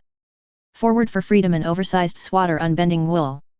For every Eagle Union ship in the same fleet as this ship, increases Eagle Union ships FP, AV, and AA by 5%. When this ship destroys an aircraft, increases AA by 50% for 10s. If sortied with any Iowa-class battleship, this ship gets 10% increase to EVA and 3 to speed. If at least one carrier is present in the fleet, additionally gets 5% to AA and FP. An easily flustered battleship. Every 30s with 50% chance fires a special barrage which does critical damage to the hit enemies. If sortied with New Jersey, instead fires 3 salvos of the main guns with guaranteed critical hit and decreased spread range, ignores damage reductions and shields. Has 10% chance of dealing 5% HP damage to New Jersey. Volume 3 Chapter 29. The Destiny Calls. As the sword cut through the air, I felt something. Something was wrong. Instead of piercing the crazy B***'s face, the blade stopped. Not too bad, you even surpassed my expectations. Still, try harder. Veronica caught the blade with 2 fingers and let go of it right when I pulled it back. Why don't you just kill me already, instead of this play? My blood was already boiling from this arrogance. This is not up to you to kill me, neither it is up to me to kill you. Our destiny is different. V. Stop this bull's asterisk. From since you are such a fatalist. I just understood, that we are nothing more than pieces, she again looked in the distance. The gunfire has settled, and the remnants of the fleets were disengaging. Only one ship was heading here. The time has come. The destiny is nigh. Veronica picked up the shattered remnants of her rapier and started casting the restoration spells. I could have tried to kill her right here, right now, but I know better than this. This monster is not interested in me. The steel ship approached, and then disappeared below the side of the battleship. Only the tops of its masts and structure were visible. Then, something jumped on the deck. Asterisk asterisk asterisk. Kuro name is POV. As I landed on the deck, I saw Patricia and Veronica. Veronica was holding her rapier and looking at me, while Patricia was standing in a combat stance, and aiming her sword at me. Who would have thought that pirates are such a scum? Well, they are scum, but to think that they would try to kill you now. Veronica glanced at Patricia, who was flustered. Just what happened here? I looked at the two of them. Patricia surely was not in the best shape. Nothing but a family reunion, sweetie. Veronica approached me and hugged with one arm. The other one was holding the rapier. Who would have thought that, you know, this scumbag? Patricia was ready to strike and was not intent on backing down. She clearly is a threat. She lusts for power, but I cannot defeat her alone. It is for her own good, help me, Veronica whispered. Clash. And in the next second the blades crossed. Whatever this B* tells you, don't believe her. P. It's funny to hear this from you. Veronica was clearly cornered, and soon the sword would cut her. Ping. I parried Patricia's blade and tried to disarm her. She dropped the sword as soon as I gripped it. You. Why would you do this? P. Is it even necessary for you to fight? I had no words to describe what was going on. She just whispered something and you trust her, like a loyal dog. Try better, sister. The destiny is calling for us, and its decision is approaching. What do you mean by destiny? Don't listen to this lunatic's raving. The disarmed Patricia tried to fist fight Veronica, interrupting the explanation. Veronica easily avoided her attacks but was reluctant to use the rapier. The picture was weird but I was yet to decide how to stop the fight. Stop it. I just stood behind both of them. Hit. Patricia couldn't stop her fist in time, and hit my cheek. Yarg, the fist hit me, and Patricia started whimpering. Even though I made from foil-plated cardboard, I still should be a ship. It doesn't even hurt. That's what I call hits like a girl. My thinking of how strong I actually am, was interrupted by Patricia. Watch out. I turned my head. Veronica was standing there and giggling. My poor Patricia is still such a crybaby, I glared at Patricia, whose face became pale. Watch out. She continued shouting but I won't be caught twice. Then, I felt something. My mouth started filling with blood, and I felt cold. I forced my numb head to look down, and I saw a narrow blade, sticking out of my chest. Why? For it is our destiny. Veronica pulled the rapier out, and I fell. It was already hard to breathe, but now I was drowning in my own blood. Let, ov. Then, I lost consciousness. Four Sisters number 17. I was relaxing after another week of studying. I worked hard and now I relished in the fruits of my labor. This is the paradise I'm looking for. Whatever you say. Whiskey enjoyed the lemonade and the pool with me. Iowa is too busy with another postponed indefinitely but the time runs out task, and to unshell New Jersey one would need to spend their entire mana. The two of us had everything at our disposal, a small barrel of Iowa's lemonade trademark, a scorching sun, a hot air, and a cold pool. The Academy's pool is usually reserved for PE lessons, and even the highest level nobility students can't access it without a special permission but it all changes when it comes to us. The pool is our fiefdom, and we have an absolute rule over it. The first thing we did after arriving here was occupying this body of water for our purposes. Initially we just did it for the sake of sailing here but then Miss Lazybones rediscovered the leisure swimming. I wish we had some pork. I'd rather have some beef. And here we go again. To hell with your beef, we eat it every time we have a barbecue. Can't you at least buy some other meat? No way. The beefsteak is the sacred tradition of our family. This is the first time I hear about it. Even though both of us know that this is the dead-end discussion, it was the matter of honor. What the two of you are doing here? We were interrupted by someone shouting from the entrance. I exchanged glances with Whiskey and we both silently agreed that we have no desire to turn around and look. Still, I yielded to my little sister. I lifted my head off the deck chair and turned to the side, to look at the unexpected irritator. There stood the platinum blonde, showing off an armband and ready to shout judgmento di suno. Don't care about her. I returned to my business, since this nobody has nothing to do with me. How dare you to ignore me? Come I don't give a. Before I could end the phrase, my mouth was covered by whiskey. Don't you dare swearing here, this is a respectable side story, so censor your words. Might mum. Okay, fine, now let go of me. The platinum blonde approached us and started nagging so I used the trump card. Who are you to lecture me? I am part of the disciplinary corps. So you must obey me. How funny. To think a troublemaker like you would become a disciplinary committee member would be the same as if a certain someone became a member of moral committee. Ha ha ha ha ha. The laughing from my side was only the confirmation of it. The blonde's face twitched but she was still standing here. Why would I not be able to join the committee? Only the pure-blooded nobles can ensure the discipline in this mishmash. And so what? So I am going to ensure nobody breaks the rules here. Starting with you. Don't point fingers at me, it's rude. She quickly withdrew the finger. You two keep on doing your stuff but I'll be swimming. Bye. Splash. While Whiskey was cosplaying a submarine, we continued glaring at each other. What did I even break here? Don't you see where you are? The pool is closed for the commoners. She pointed at the entrance, where were so many restriction signs that we always laughed at it. And... You really have no idea.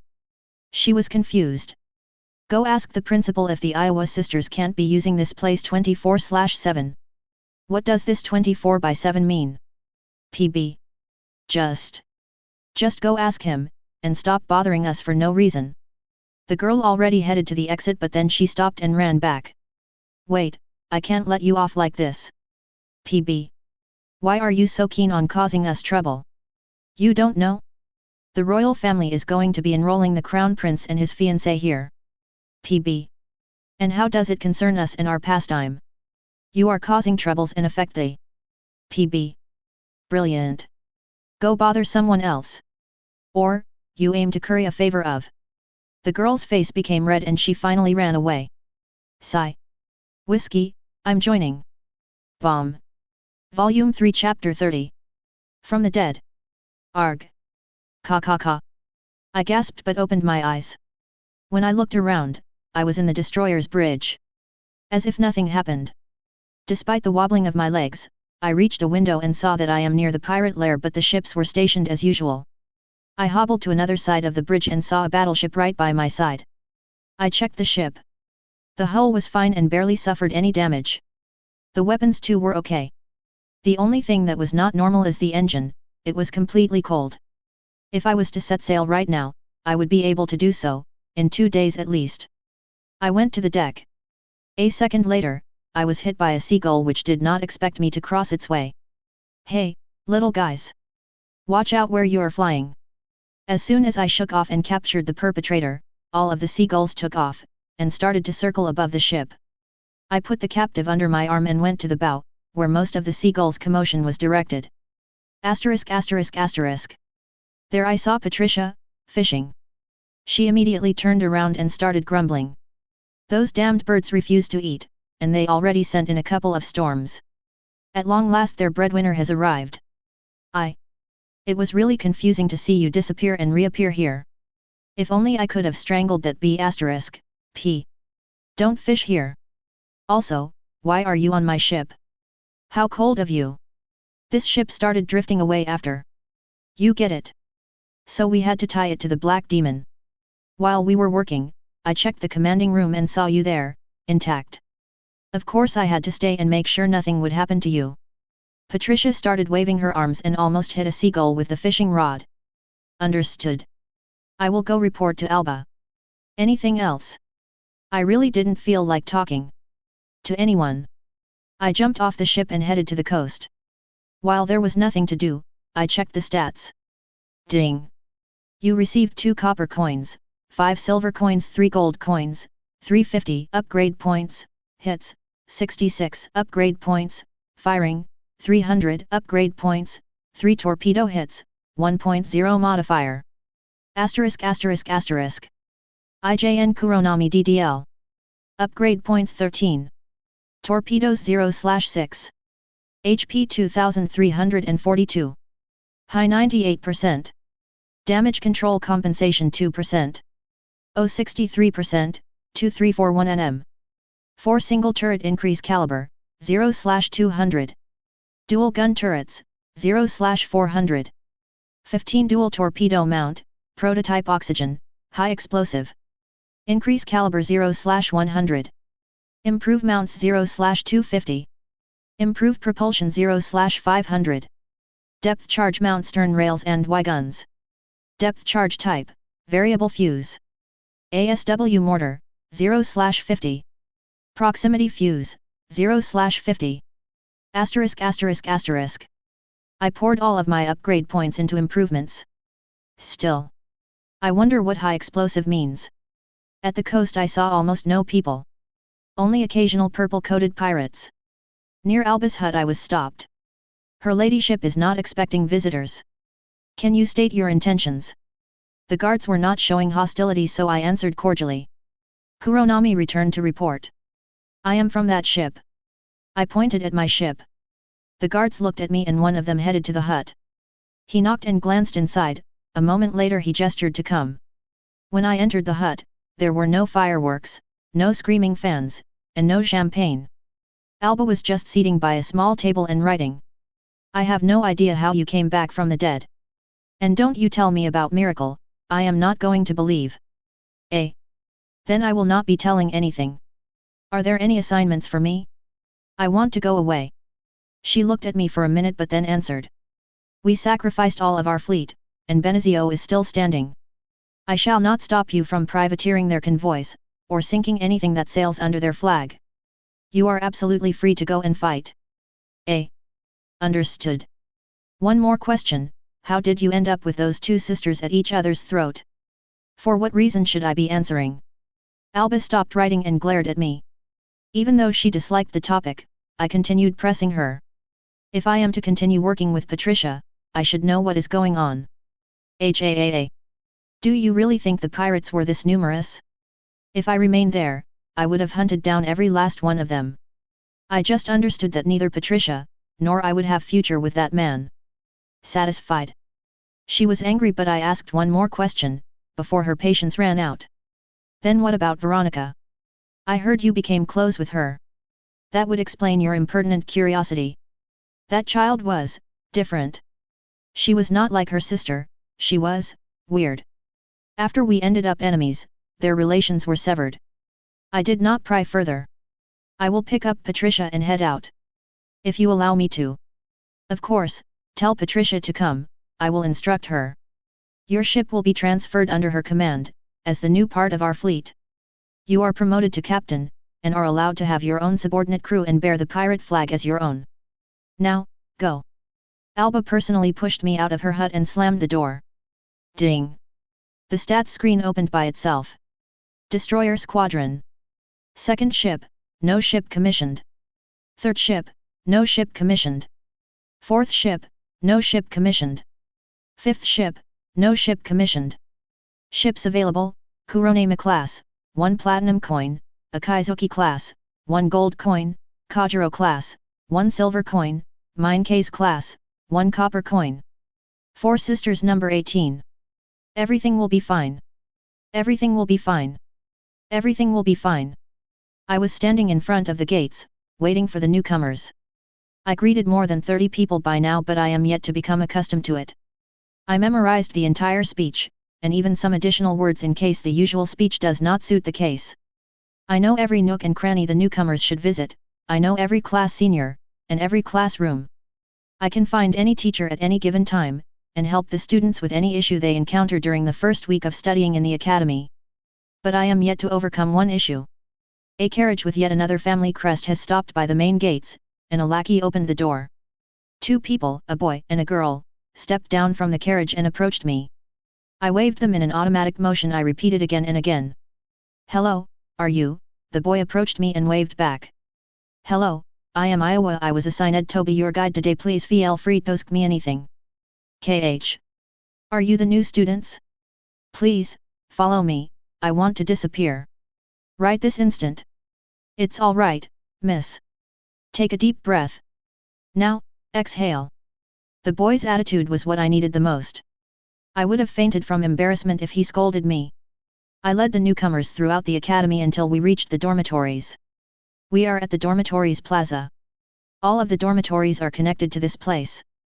Please, bear in mind that visiting another gender's dorms is strictly prohibited. Even if, the girl tried to raise an objection. No if. Even the teachers cannot break this rule. The plaza exists for this very reason. Thank you, Miss Iowa. Your guidance is the most helpful. You have my sincere gratitude. This boy is so well educated. If only. I immediately turned around. What is wrong? The boy shook my shoulder but I was too busy searching. It is rude to turn away from the people talking to you.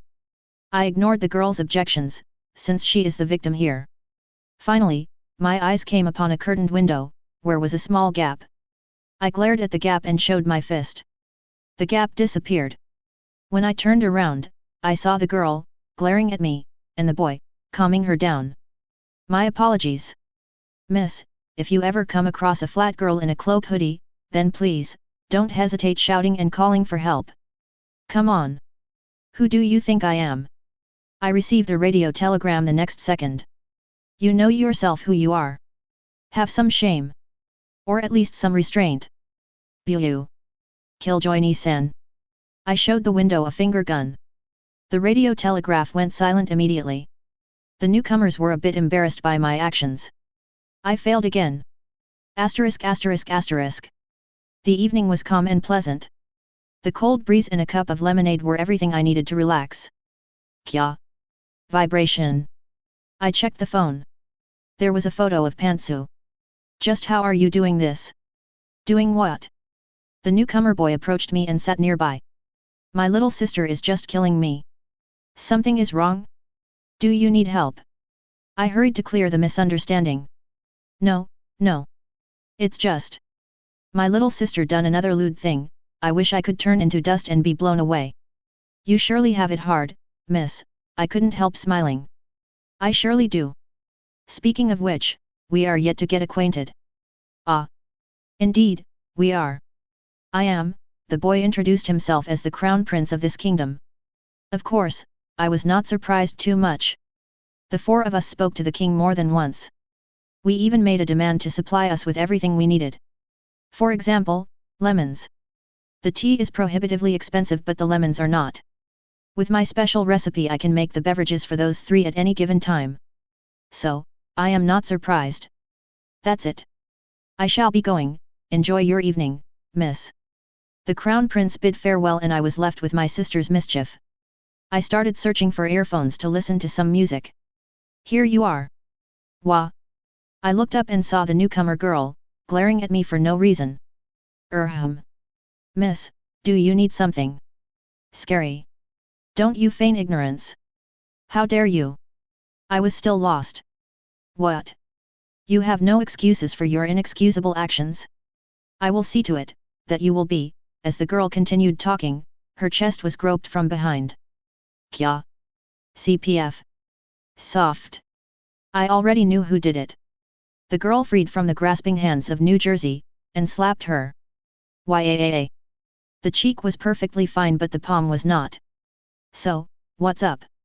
Why are you shouting at my big sis? New Jersey. She dared seducing my husband. CPF. I face-palmed. Volume 3 Chapter 31. Too empty for comfort. Bang bang bang. Before a Venezian frigate could turn its side towards me, I fired AA shells at its sails and thus deprive it of the maneuverability. Take this. Are you always so full of yourself? Don't forget, they have a pair of cannons in the back too. As Patricia said, they have some weapons. Bomb bomb. We were straddled, and small fountains of water shot from where the cannonballs hit. I returned the courtesy. Bang bang bang. 100mm armor-piercing shots went straight through the wooden hull, without exploding. The consecutive shots were high explosive. Bang. Right after the guns were silenced, a small cloud of smoke appeared from the top of the ship's main structure. Bang bang bang. A couple of bullets ricocheted from the windows. When the ship lost its fighting power, the crew armed themselves for combat. Bulletin bulletin bulletin bulletin bum bulletin bulletin bulletin bum. I shredded the attacking defenders with AA machine guns, and after the frigate went silent, I asked Patricia. That should be it. Not yet. They did not surrender. Can you fire a couple more shots?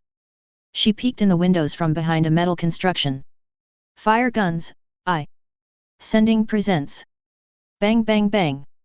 After a couple of hits, the frigate started rising white flag. Nice. Good job. With this our fleet should have even more vessels. Patricia was so happy that she even praised me. I might have wondered where Veronica is, and what happened, but for now I have to focus on more immediate results. The war is not over and the pirates are outnumbered 3-1. If Venezian navy was not scattered around in its colonies, then the pirates would not be enjoying the Caribbean. They failed many of their tasks and now require new ships. No dry docks, no shipyards, and a lot of ships sailing around, waiting to be captured. Patricia, do you know the proportion of captured ships in the pirates' navy? There was nothing to talk about while we towed the prize back, so Patricia was the only way to entertain myself. All but two. Why are you asking? Did you not know that curiosity killed the cat? Well, there is nothing to do, so I just try to entertain myself. Not that I have anybody to talk to properly. Ha! Sorry that I am not the most talkative type. Perhaps you've enjoyed that B***'s attention? Maybe you want me to be skinning you, just like she did. I was just mumbling, don't get mad all of a sudden. I am insulted here, and then I am wrong. Once again, the conversation ended in us remaining away from each other. Asterisk asterisk asterisk. Despite all of the hardships, and slow steaming, we returned to the base and passed the prize to the pirates. While we were docked and had nothing to do, I went to the pub to search for people, willing to serve aboard. The bartender poured me a pint of ale and I started listening to the conversations. Yeah, and I never heard back from him. He just disappeared, as if he still owes you. Whenever you need help, bro, my guys will go. Bull's star. He must have stopped somewhere at a colony and stocked supplies. No way he made it to the west. Man, I witnessed it with my own eyes. You can't forge stuff like that. I mean, he really doesn't know when to quit. That asterisk hole doesn't pay the crew and hoards everything for himself. Gotcha. One moment, and I was already by the table. What's up, men? Somebody owes to your homies. Pfft. Stop it, beast. This stupid accent is too much. A greybeard pirate and his friends started laughing. I have a ship but I lack a crew. You get me? I went right in with my offer. Go away, girl. You don't even have money to pay anyone. It's that lady who pays for everything you drink here. I'm not going to sell out my pals for the sake of them starving. Pirate. Then how about me making them this offer? It's not like they would lose anything. Maybe. Still, you're way too sudden. Go do something for her ladyship, maybe she will find a crew, willing to work for free. Pirate. Can we? No. Bring me something cool, and then we'll be talking. I understood that the crew would be too much for me to ask. Asterisk asterisk asterisk. Still, I have some gold and so I can buy a destroyer. I checked my account and cried. Then, I checked the port screen. Docked in port, Allied. Refuel and repair 1 silver. 1x torpedo 1 gold. I grit my teeth and bought repairs and torpedoes, afterwards I cried. I have 1 gold left, and it is barely enough to buy the entire squadron. Total parsimony is a must. 4 Sisters number 19. I looked at the wall clock. Then at the desk clock. Then again at the wall clock. Then again at the desk clock. And again at the wall. And again at the desk.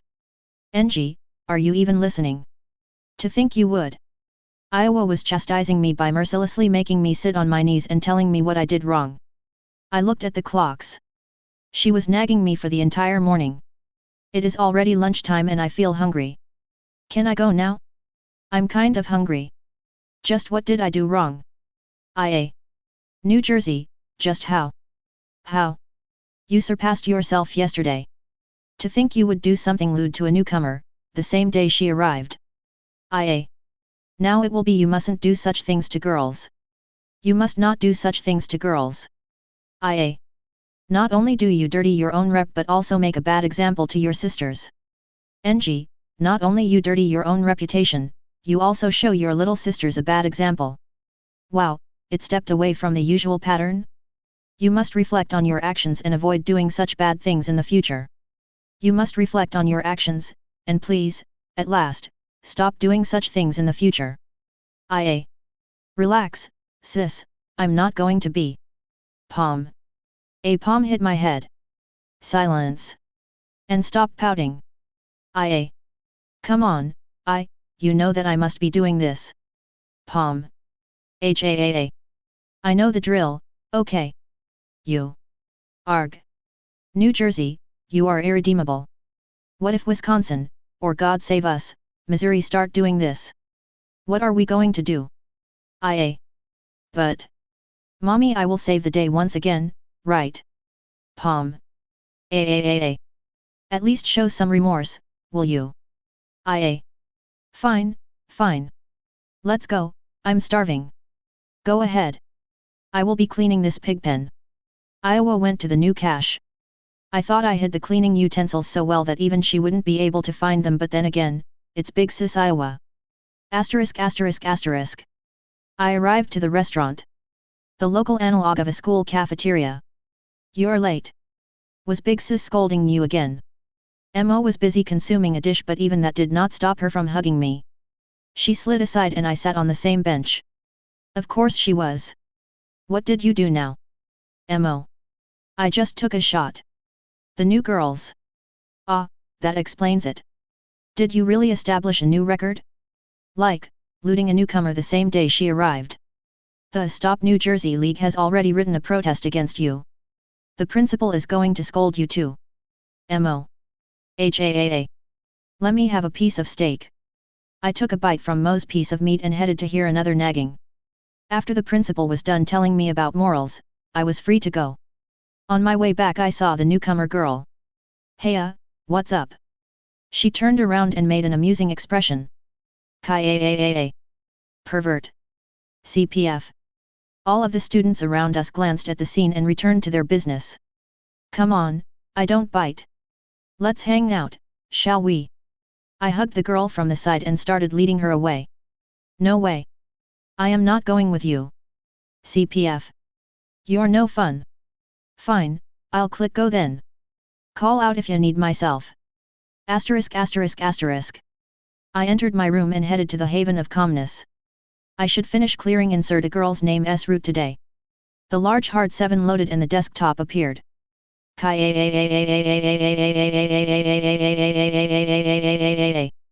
There were 3 icons. The computer, the bin, and a folder named Holy Bible. All of my collection was cleared. All of my games were uninstalled. All of the secret collection was cleared, and in its place was the Holy Bible folder. That suits you. I turned around and looked at the tormentor with teary eyes. I hope that reading the Bible will help curing you of your behavior. I approached her. You monster. It is for your own good, NG. Now, how about we read it together? Click. She lowered her head until she saw the phone under her skirt. Our eyes met. Ugh. Yoog. You yup. Damn, I made her cry. I looked at the phone. On the screen were. Come on, this is such a treasure. It's surely worth it. New Jersey re-established her collection within 1 week, giving her the title of the worst enemy of short skirts, and establishing a fashion of wearing shorts under skirt. 4 Sisters number 20. Rise and shine, whiskey. The first thing that happened today was my sisters, dragging me out of my room. Why are you so agitated today? It was too much even for them. Whiskey, we ain't gonna eat without you. Pick up your butt and let's go. New Jersey. Fine, I'm going. At least tell me what you're planning. Of course we are having some barbecue today. Mo. I had to accept that it is another beef eater's day. Those guys never eat anything but roasted beef. Asterisk asterisk asterisk. The plaza near the dormitories was turned into barbecue heaven and the smell of roasting meat spreads around the academy, attracting more and more people. I was standing on the outskirts, looking at the commotion. Why are you standing here, alone? The freak asked me from behind. What am I supposed to be doing? It's Big Sis work, not mine. Entertaining the bystanders is that clown's work. And what have you forgotten between my legs? I asked the freak, who was lying on her back right below me. I'm just enjoying the Sunday. New Jersey. Die. Stomp. The barbecue festival was proceeding as they planned, people were coming here, and eating our stock of meat. The only problem is that neither of us ate anything but lemonade. I was getting tired of standing in a corner but I couldn't distract my sisters. While I was pondering what to do, the platinum blonde approached me. Aha! You are standing here, so you might as well do something for me. I looked at her with no interest. Come with me. PB. Why would I? You are not coming. She tilted her head. Really? She looked like Big Sis, when she's refused. Well, I might spare a minute for the likes of you. It's not because I need your company. I followed her and ended up in a small group of people. They went to the center of the festival and approached Missouri. Who dared challenging me? Are you tired of living, Morta? Oh, whiskey, how's it going? Mo. Hey, what's going on? Even a weirdo like her wouldn't wear that eye patch for no reason. Not to mention that stupid holy cloak. The one who wins against me in a challenge shall have a reward bestowed by the great fire demon. So, my kin, have you come here to challenge me? Now I understand how Iowa feels whenever we do something obnoxious. Spit it out. At least some entertainment. Yufufu, fine. If you insist on challenging me, then come forth. Mo. I was ready for anything, even the most stupid of things, but I never expected that when I crossed the crowd of bystanders I would see. D4. Mo. Hit, my poor battleship. H1. It must be there. Miss Arg. D5. Mo. Sunk. That should be it. I've won. Mo. Just where did you hide that destroyer? She flipped the board and I saw it. H2, whiskey. 2 close dot. Arg. Arg. Try again the next time. Who will dare challenging me now? I walked away in shame. While I was wandering around, I walked into a table. Big Sis was serving the table. Are we going to have some cha soon? You bet, whiskey. Can you, please, help me with the plates? I might as well do it. Since you will bring the meat faster. Whatever you say. The two of us did everything in a moment, and the suffering battleships lined up nearby. Missouri and New Jersey were chatting, and I felt like the freak was taunting Mo. What happened? I was too curious to leave it like that. Nothing. Just a big sister's reminder of who's in charge. New Jersey. You jest, sis. She just won the battleship, nothing more. I'll win the next one. Mo. No way. New Jersey. Meanwhile, the plates of smoking brown steaks arrived in slender hands of Iowa. We all sat down, and I finally looked into the plate. Big sis, I love you. Pork. It's pork. Yufufu. I'm glad you like it. Iowa was melting from happiness, while the freak was melting from lust. As the plates were emptied, the crowds dispersed, and the coals cooled, I headed back home. It was a acceptable day. I maybe had some fun but not too much. Especially with that freak lurking around. I might as well read some bow. Where are you going? Let go back. Missouri caught the collar of my shirt and dragged me back. What now? I was mad at my sisters. Iowa class, line up. Not again. I'm so tired of those drills. Ready the guns. The rammers started pushing the shells and the powder bags inside the guns. Iowa, guns ready. New Jersey, guns ready. New Jersey. Missouri, spells ready. Mo. Wisconsin, can I go home already? On my mark. Fire. Boom boom boom. Boom boom boom. Boom boom boom. Boom boom boom. The first salute is out, ready the next. The entire academy remembered this night. It was a hellish night, when the windows were shaking, and ears were ringing. Only by the midnight the crazy battleship stopped firing 16 guns, and turned to firing the 5 and Boforses. Not a single soul slept well. Little did they know, that this madness will be repeated the next year. And the year after that, and so on. Volume 3 Chapter 32. The New Way. My numerous attempts at finding crew ended up in vain, so I had to return to Patricia. I was directed to Alba's hut, since Patricia is there. Instead of entering, I put my ear to the door, trying to hear anything. You understand? No way. Why would you think? Just accept the reality. Even if you tell me. PSSST. I felt like I was spotted. I backed away from the door. Rustle. I stepped on dry leaves, and now I was surely spotted. Creak. The door opened and Alba looked outside. This little trick always works. Watch out for the leaves. The woman giggled and pulled me inside. No matter what you heard, right now you should be concerned with other things. Can I borrow Patricia? I need at least anybody. I'll die of boredom if I remain alone. I put an emphasis on the latter part. You hear that, Patricia? Cats must not be left alone, or they start being very b*y. Patricia grumbled and turned away. You want something from me?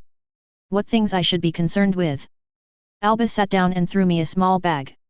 Inside were some trinkets. And those things are from the West. The Westerners are known for their intricate craftsmanship, and Benezio relies on them for their most profitable businesses. We should try cutting off the ties, but it is impossible without contacting the West. Just what stops you from sinking their ships? What should I do? You might be the only ship to have chances. The way to the West is deadly. Only few ships return, despite being sent in hundreds. I want you to arrive to the West, find whoever is the leader, and make sure the Western goods stop being sent to Benezio. We have enough strength to disrupt the caravans, but it is common sense not to touch ships returning from the West. Our hands are tied there. I started laughing after hearing that. The pirates who have common sense of not attacking ships. Laugh all you want, beast. The people who navigated the Great Abyss Ocean are just a step away from being legends. Cross the ocean, stop Benezian trade with the West, and we all are golden. And we will be diamond if you reroute the trade to us. I felt that she's missing the part that the ships rarely survive the trip. Then I'll take Patricia and head out. My dear daughter. Alba kindly smiled and showed Patricia the way out. Why me? Nobody else is willing, and, I pointed my arms at Alba. The cats must be cared for. She showed back at me. Arg. Just when did the two of you? Patricia stomped out, possibly in the correct direction. Alba and I remained alone in the hut. Don't mind her words. She still needs to step over her fails. Can I ask you to look after this impulsive child of mine? Sure thing. Asterisk asterisk asterisk. Patricia packed her stuff and was already aboard when I returned to the ship. I immediately undocked and set sail for the open sea. Since my presence at the bridge is not required for the controls, I went outside. The seagulls were circling above the ship, all of them. Are you guys hungry? I went to pick up the fishing rod. Caca. They immediately started meowing after I moved. The moment I stood, they went silent. I stepped back, they meowed. I stopped, they shut up. What do you guys even want from me? I ignored the noisy birds and picked up the fishing rod. When I headed for the starboard, the seagulls started meowing again. Fine, I'll fish from the stern. When I was walking to the stern, they grew even more agitated, and started to actually swarm around the bow. Caca. Their shrieks grew so loud that my patience was at the limit. Fine. I stomped to the bow, and they went silent. Immediately. I checked the compass, and I was heading east. I stopped at the bow, and turned to the starboard. Caca.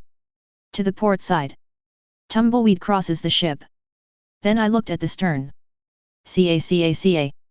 Really? They want me to head east, or what? I kept trying different things. I was changing the way I look, I was trying to look and walk in different ways, but one thing was constant. The seagulls were meowing only when I walked west and south. Then it was the time to try steering the ship. After I set course for the east, the seagulls flew ahead of the ship, and some of them were meowing near the bridge. The closer I was to following the flock ahead, the less noises I heard. I did the same with the north, and the seagulls were showing me the way again. In the end I understood that they are guiding me. Somewhere. The problem is, where should I go? Shipgirl dialogue lines, Dutch d'Orleans, Dutch de Bretagne. FFNF, Dutch d'Orleans. Ship description, Dutch class super battleship number 1, Dutch d'Orleans. Self-introduction, tremble, weakling, for you face the pinnacle of might, the holiest battleship of Iris Libra, Dutch d'Orleans. I bear the proud name, dating to the old days of Iris orthodoxy. I am untainted, and always shall be. I chose death, instead of dishonor, and here I am, enjoying the fate's cruel joke. Receive, who summons me? You? So weak. Listen, then, I am Dutch d'Orleans, the one who bears the holy will of Iris orthodoxy. Shall you stand in my way, and I will cleanse you in my purging fire? Shall you pave the way for me, the god shall grace you. What shall you choose, weakling? Log in, you dare interrupting my prayers? Work time? My apologies, I was too fervent. View details, check up. Please, proceed. Just don't climb inside the guns. Main screen 1, never lose the goal, or you will stray from the god's path, like they did. Main screen 2, so cute. Ah, weakling, is there something? Those are my sister's photos, we might as well enjoy them together, for God wills us to share. Main screen 3, becoming stronger is the only path. Those who are weak end up shattered and struggling for survival, or worse end up clinging to strong to survive in slavery. Normal touch, what is it? Do you want to join the prayer? Very well, repeat after me the words of the pray. Special touch, do not mistake astuteness for strength. Otherwise you will end up flattened on the wall behind you. Mission reminder, the God's will is to work harder. You, on the other hand, are ignoring your superior's tasks. Mission complete, you wish for rewards? Rather aim for the heaven and eternity, than for the perishable, fleeting, worldly rewards. Still, one must be consoled with something on their way to God. Mail reminder, a new message has arrived. Read it faster, for we have many tasks to do. Return to port, more souls were claimed for the purgatory. I shall pray that yours will not stay there for long, when your time comes. Upset, artillers, feu volant. Stranger, how a weakling like you can keep such a fleet running? Fascinating, yet insignificant. I shall continue observing. Maybe, one day. Friendly, Yufufu. Oh, weakling? What, you never thought I can be laughing? I strive to be ideal follower of God, but it doesn't mean I know no worldly pleasures. Those are my sister's photo albums. And no, you cannot state your purpose of coming, or scram. Crush, indeed, you are showing promise. Even though you are weakling, you might be able to surprise me. If God wills it, I will guide you, to fulfill His will. What I mean? Of course I must work on changing your lifestyle. We will start right here, right now. Come here, and join me in praying. You want to look at my sister's cute photos afterwards? Gee, God wills us to share, so. Yes. Love, begone, foul thoughts. You. Whenever I see you, my mind is filled with sinful thoughts, and yet you dare showing in front of me. Gee, God does not forbid the relations, be but I am, well. Forget it. I shall go and pray for the answer. Until I receive the God's will, I shall let you accompany me. That is my will. Promise, you hear this? This is the choir of our future. The sacred song that shall bind us together, in life and death, in happiness and sorrow, until death separates us and one of us heads there, to meet with Father, Son, and the Holy Spirit. Let us pray together, and vow to remain by each other's side. Commission complete, God willed these girls to return, and it is up to you to make sure they will always return safely.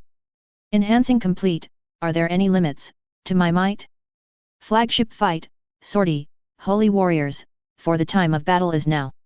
Victory, ashes to ashes, dust to dust. Defeat, amusing, but futile. Skills, how does it feel, to be caught between the hammer and the anvil? Low HP, my body may be close to perishing, but my guns are not. Additional voice line 1, sortie with Richelieu, Cardinal, stay behind me and don't cause trouble. Additional voice line 2, sortie with Dutch de Bretagne, Monday share, please, bear with me. Forge your fervor into your resolve and strength. Asterisk asterisk asterisk. Asterisk asterisk asterisk. Asterisk asterisk asterisk. FFNF, Dutch de Bretagne. Ship description, Dutch class super battleship number 2, Dutch de Bretagne. Self-introduction, tremble, weakling, for you face the sword of Damocles. I am Iris Libra's second super battleship, Dutch de Bretagne. I was never born but God wills me to exist, hence I am here. My zeal is my armor, and my guns are my sword. No heretic, and no siren shall survive the coming onslaught. Receive, through the eternity I heard a summon. Are you the commander? Dutch de Bretagne, pride and untamed strength of Iris orthodoxy shall stand with you, until God wills otherwise. Now, guide me to a glorious fight, where I shall show my raw power. Log in, he he he. Soer is so beautiful. Ah, you're here. View details, hey, don't touch that.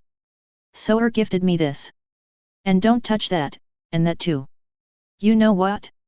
Don't touch anything, Soer was in this room an hour prior. Don't corrupt the air. Main screen 1, Soer. Play with me. Main screen 2, ha ha ha. Soar is so beautiful, and everybody knows it. Maybe even the likes of you can understand the heavenly beauty of Soar. Main screen 3, you want me to do some work? Who do you take me for? I am God's holy warrior, not your lackey. Normal touch, yes, you can take a glance at Soar's beautiful photos. Special touch, how much of your hands you want to be torn off? After all, only Soar can touch my breasts. Rub, I just need to imagine it's Soar, and not the perverted commander. Mission reminder, don't be such a sloth. If Soar was to be tasked with this, she would have already completed everything. Mission complete, without Soar you wouldn't have done it. Go and shower her with praises. Mail reminder, is it from Soar? Is it? Is it? No? Return to port, Soar, you're back? Ah, it's you? No, never mind. Upset, Commander, please, come here. I should deal with you right here and right now, to avoid corrupting the air which Soar breathes. Stranger, weaklings are destined to be crushed, and to avoid it they must dedicate themselves to becoming stronger. Soar is the strongest, and you must follow her example. Friendly, how to become stronger? Of course you need to follow Soar's lead. Come on, let's watch how she's training. I want to look at this heavenly beauty. Crush, what do I think about you? WL. Why you know what?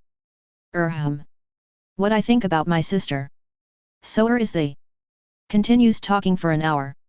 Love, you followed Soar's example? Good for you. I heard she is exercising right now, let's go. Where? Of course to exercise area, to watch Soar's training. What? You don't want to? Promise, what are you doing? You're making a vow? Which vow? To love Soar forever. I shall make the vow too, then. You are going to vow with me to love Soar forever? Good, then we will be acolytes of her advent together. Commission complete, the girls from the commission team have returned, let's go give them thanks, and guide them to church. Enhancing complete, Soar, watch me. Watch how I will surpass you. Flagship fight, sortie, holy warrior. Our crusade starts here. Dies Volt. Victory, enemies cancelled, commander. Defeat, ha ha ha. Soar. Help me. Skills, you all shall be nullified. Low HP, come and try me, wretches. Additional voice line 1, sortie with Dutch Dorleens, Soar, I shall write a poem about our love. Will the blood of our enemies be a good ink? Volume 3 Chapter 33. Eastern Cruise. I started thinking about what to do with those cheeky seagulls. For a second I doubted what to do, but then I remembered that I copied the entire known world's map and opened it. The main archipelagos of Benesian holdings are scattered from west to east, so if I move to the north, I will soon meet huge monsters and would have no land for a long time, unless the seagull's point of interest is close. On the other hand, the way to the east will be near islands and I might as well follow this trail. Since I finally made the decision, I set course for the east. The seagulls approved of it by remaining silent. I steered the ship and maintained the course, pathed by the seagulls. Knock knock. The door opened and Patricia entered. She was wet and angry. Can you stop steering left and right for no reason? I just wanted to drink but now I am drenched from head to toes. You can proceed drinking now, I stopped setting course. Thank you for your generous permission. She approached the compass and glanced at it. I closed my ears. What is going on? Why are we sailing eastward? My ears. Have you heard the seagulls? Me too. They want us to sail to the east. Patricia gulped and glanced at the seagulls outside. We are so dead if they drag us into a storm, They did nothing bad to us yet, so I just continued doing what I did. Asterisk asterisk asterisk. On our way I had several sonar contacts but they were far enough to not consider them a threat. The signals tried staying nearby but we were too fast for them. A day later we reached the border seas of Benezio and left the hostile territory.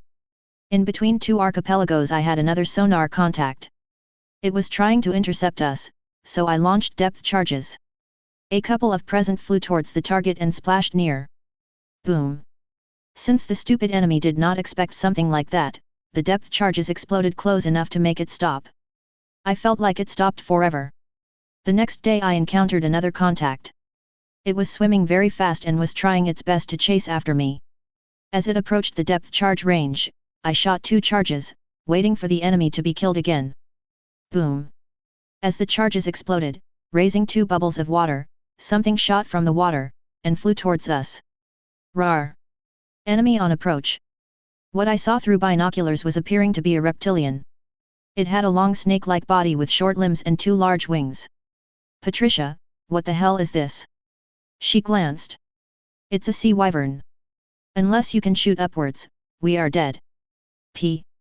Then let's start shooting. I must have some points left for AA. Ding. You received 139 upgrade points. Asterisk asterisk asterisk. IJN Kuronami DDL. Upgrade points 2. Torpedoes 6/6. HP 3700. High 100%. O 75%, 2263 Nm. 13 mm AA mount 1 increase caliber 0/50. Improve mounts 0/100. 13 mm AA mount 2 increase caliber 0/50. 13 mm deck mount max. Asterisk asterisk asterisk. I waited until the wyvern was in 500 meters, and opened fire with everything I've got. Bulletin bulletin bulletin bulletin bum bulletin bulletin bulletin bulletin bum. Bang bang bang.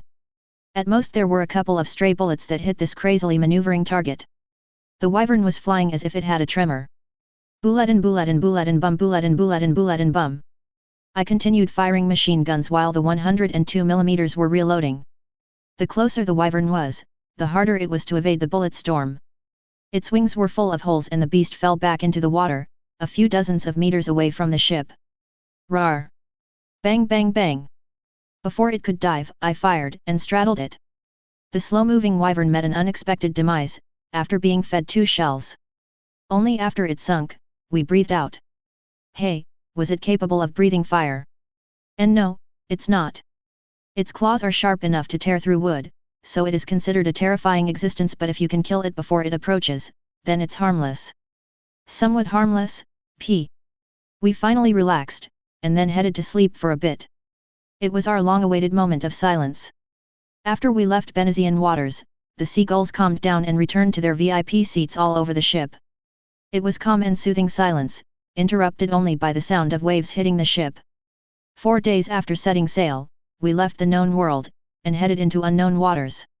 4 Sisters number 21. Recently there was nothing to do for me. There were no monster invasions, no stampedes, no dragons, and no wars. I was already out of idea how to pass time, but then I remembered there is a bulletin board somewhere. People from nearby villages post requests there.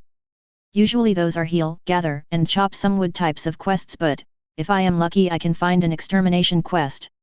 When I approached the board, I was astonished. There were many students and I would have to stand in a queue just to look at the board. That's not going to go well for me. If someone snatches the last extermination quest, then what would I have to do? However, there is a way for me to walk past the queue. I sneaked behind a corner and prepared. After I was done, I approached the crowding students, whose quantity increased exponentially. Scram, rabble! For the great fire demon has come. What is going on here? Are there any followers of evil, who dare threatening the people? Not her. Just why of all times? Maybe we can. Are you still standing? Do you dare disobeying my decree? I walked through the crowd and used my staff of fire to clear the way of belated students in my way. Finally, I approached the bulletin board and schemed through its contents. As I expected, most of the quests there were related to hauling, sweeping, and other exciting stuff that is only done by the poorest of students. Hence the crowd of rich students searching for something good. Hey, can you hurry? Someone called out from behind. Oh, great fire, listen to my command and... Never mind. It always works. After long search I found a couple of extermination quests. One was to exterminate a rabid dog, and the other was to exterminate the Demon King. I guess this spam is posted everywhere. As I was about to go away, I caught a glimpse of an interesting quest. A couple of villagers saw a ghost. Since there is nothing to do, I might as well catch that ghost and then have a courage test for my sisters. Asterisk asterisk asterisk. At the village I was directed to a field nearby, where the ghost was spotted the last time. The field was abandoned, but I was not worried about it. The worse the enemy, the more fun I would have. I waited the entire day, but nothing happened. I expected it to appear at least before the evening, but in the end I had to call Big Sis and tell her I won't be returning until tomorrow. You damned ghost, I had to skip Big Sis dinner because of you. Do you have no shame? Silence was the answer. I finally went to sleep and expected to report that there were no ghosts, but a few hours later I heard something. Stupid humans, they are so foolish. Exactly. I said this will work, and I was right. I peeked from the rye and saw a couple of shadows a few yards away. I picked up a stone and threw it in one of the shadows. What? What was that? Idiot! Don't shout. Yeah, it must have been the wind. Then I pushed a secret magical button and my staff lit with crimson fire. Red lead. Who's there? The shadows hissed at me. Are you the ones who dare disturbing my domain? Bow to me, pathetic creatures, or else you shall face you end. I scattered magical dust, glowing dust, and aimed the staff at them. Ha ha ha. The shadows came out of hiding and I saw it. Red skin, horns, and black armor. You think a pathetic creature like you can order the demons around? Kiss my boots if you want to be just R** and not killed afterwards. They were reveling in their power. While I was trying my best to hide the corners of my lips, that were trying to climb up. Who are you, demons? You must be just a couple of actors, shivering in fear after seeing the crimson fire of my aura. We are his craziness attendants. Do you even know what we can do to you for? Ha ha ha. You are but a dirt under my boots. Tremble, mortal beings, for I am the one who rules the pits of hell. I am the one and only, the great fire demon. Ha! You! Demon! They were shouting in disbelief. While the three of us were showing off, I sensed a shadow approaching from behind them. The shadow was much larger, and had more muscles. Who dares to interrupt my sleep? It was a huge demon, and it was P***off. Your craziness, this pathetic human dared calling itself a demon. Please, please, punish this impudent filth. The minions started squeaking something and the big demon finally glanced at me. You are me? I am the great fire demon. The one who command both the hell and the earth. Kneel, you weakling. Kneel and praise my name for eternity. I guess, it is really a problematic one. Ha, ha, ha. Bang. The huge demon swung a mace and it shattered the ground around. Is this weak? It is pathetic. Boom. He struck the ground again, and a huge hole appeared in the ground. Is this weak? Nothing but a nuisance. Then show me what is strong. I smiled like whiskey when she is in the first place and can make us all eat pork. From the depths of hell, hear mine summon the eternal and indisputable power of flame. I, the one who controls the world, is calling upon my loyal servant. Listen to my call and obey me, great flame, bring ruin to my enemies and approach the era of extinction. Invoke chaos upon this land and bring me my deserved glory. XPLO Zion. Boom boom boom. As the cordite ashes settled, we all looked at the nearby hill. At what is left of it. So. I glanced at the shivering demons. This one begs great demon for forgiveness. As the largest demon knelt, his minions literally spread out on the ground in Dogza. Then, go and spread the glorious name of great fire demon around the world. Only then shall I give you my forgiveness and let you live until the apocalypse I shall bring upon this world.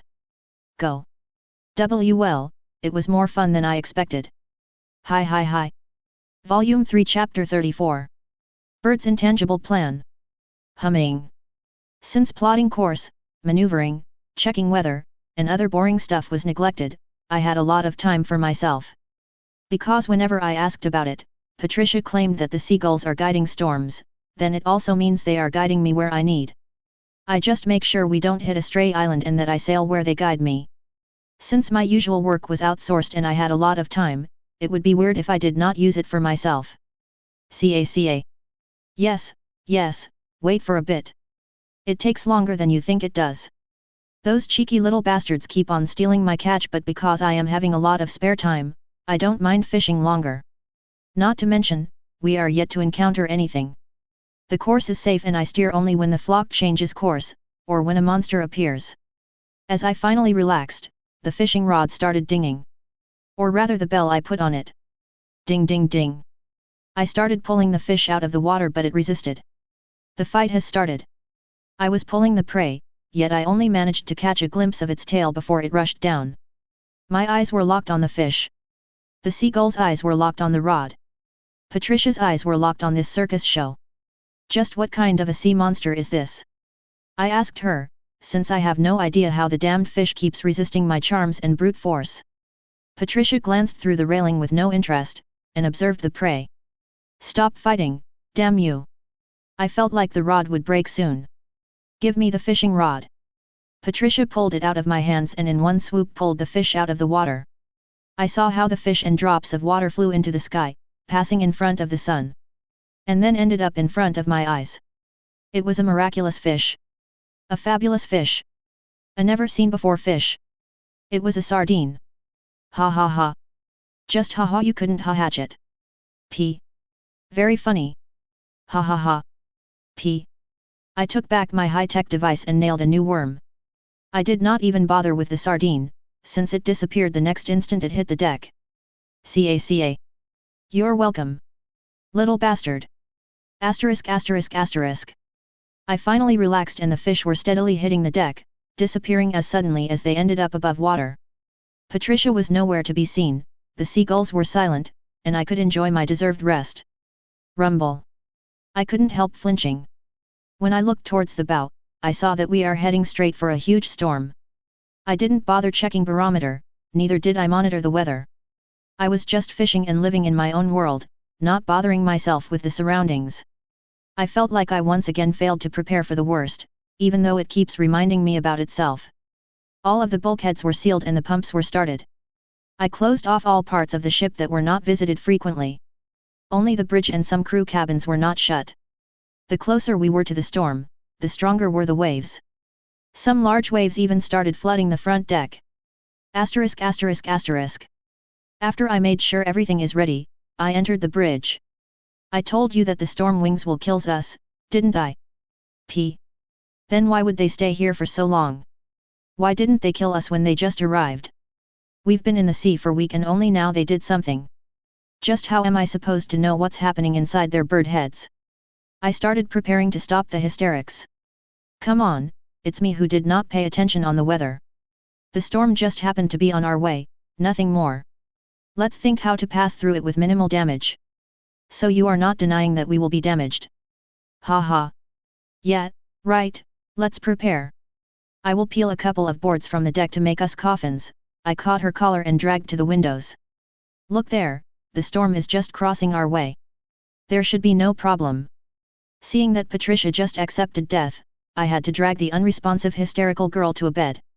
The seagulls were not bothered by the storm and ignored both the wind and the waves. They were not bothered by the thunder and dark clouds. They just were continuing as if nothing happened. For now, I focused on maintaining floatability. Volume 3 Chapter 35. Endless Waves. Crash. The ship jumped up on another wave and at the top of the wave, I fell down, right into the next wave. Sometimes the waves were covering the windows of the bridge, making it impossible to see what is going on. If I was driving a car, then I would have already crashed into a tree for 100 times, but here in the sea it is a completely different story. The brave Captain Patricia was stuck in the toilet, washing out the contents of her stomach, and occasionally shouting at me and cursing. My faithful fish robbers were also flying around, ignoring the waves as if they did not exist. Even after several hours of being cleaned, the seagulls were perfectly dry, even after they were flying right into the waves. That's what I call magic world. The world where you can literally enter a 5-meter wave, then spend a few seconds there, and then come out perfectly dry, even after doing so for hours. As we proceeded deeper into the storm, I realized that the waves are not going to calm down anytime soon. Moreover, I already had some flooding and took small damage from the waves. If I was on a larger ship, then I wouldn't even care about those waves, as if they did not exist. Now that I am on a smaller side of things, I can imagine how tough the life would be for sailors. If a steel ship of 3,700 tons is rocked hard, then what would the storm like this look for a smaller ship, a galleon for example? Crash! I shivered when the windows were covered in water. I wonder if those are armored glass panels, designed to withstand at least something. If they are simple glass windows then would be as good as dead here, and dying was not a pleasant experience. Asterisk asterisk asterisk. While I was busy thinking about my death, and possible dying now, the door opened and something crawled inside. How is it going? I asked the crawling something.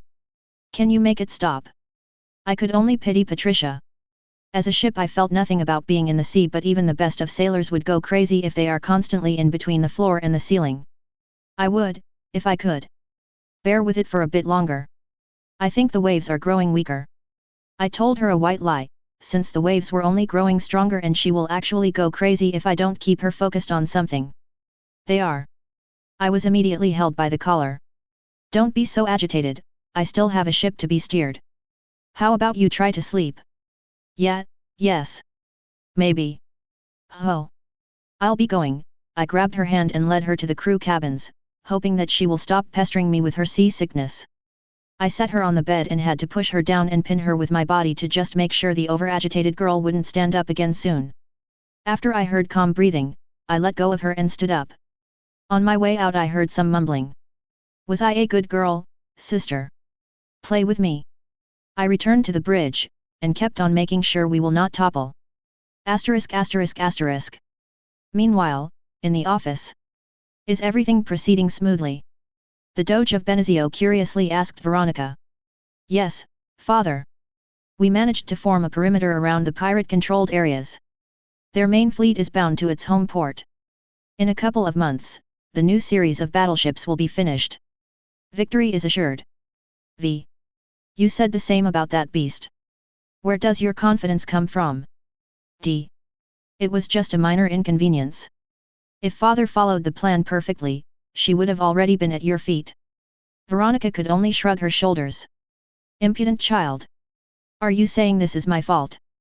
The Doge searched for a cup but his hands found nothing. She was almost convinced. That is an indisputable fact. Now, what should I do? Little Patricia is still out there, having fun. V. Focus on the current assignments. Make sure the pirates never reach the west. That much should do it, D. Absolutely. Veronica bowed, and left the office. I must try harder. Must try harder. Only work harder. For your sake. Four Sisters number 22. After the lessons ended I was called to the principal's office. The messenger said something about crisis and catastrophe. I already mentally prepared myself to hear what outrageous thing Missouri did. Knock knock. Please, come in. P. I peeked inside and didn't see Mo. Have you not caught Missouri yet? I cautiously asked the principal. I am sorry, miss, but it is not about her. It is about you. I was petrified. Then I looked around the room and saw the Crown Prince's fiancée sitting by the principal. I sat down too and wondered what happened. Sir, I demand her expulsion. She dared to. CPF. One moment, Miss Fiancée. Miss Iowa, can you explain what happened the day His Highness arrived? P. I explained everything, New Jersey's actions too. The principal had to bring me water a couple of times, since I almost fainted from embarrassment. I really should make this silly girl read the Holy Scripture. Don't worry, sir. I will go and make sure my sister repents, no matter how. You see. She doesn't even try to. The principal closed her mouth with his palm, and answered. I would be glad, if you do this. Miss Iowa, can you please make sure that we won't have more complaints about inappropriate actions of Miss Jersey? I nodded and prepared to leave. But sir. You said you will solve the issue. CPF. I did, miss. I would eat my boots, if Miss Iowa ever does something like what you told me. I wondered what they were talking about. Asterisk asterisk asterisk. As I arrived to the dormitories plaza I saw the Crown Prince. He was surrounded by girls, and apparently was giving them autographs.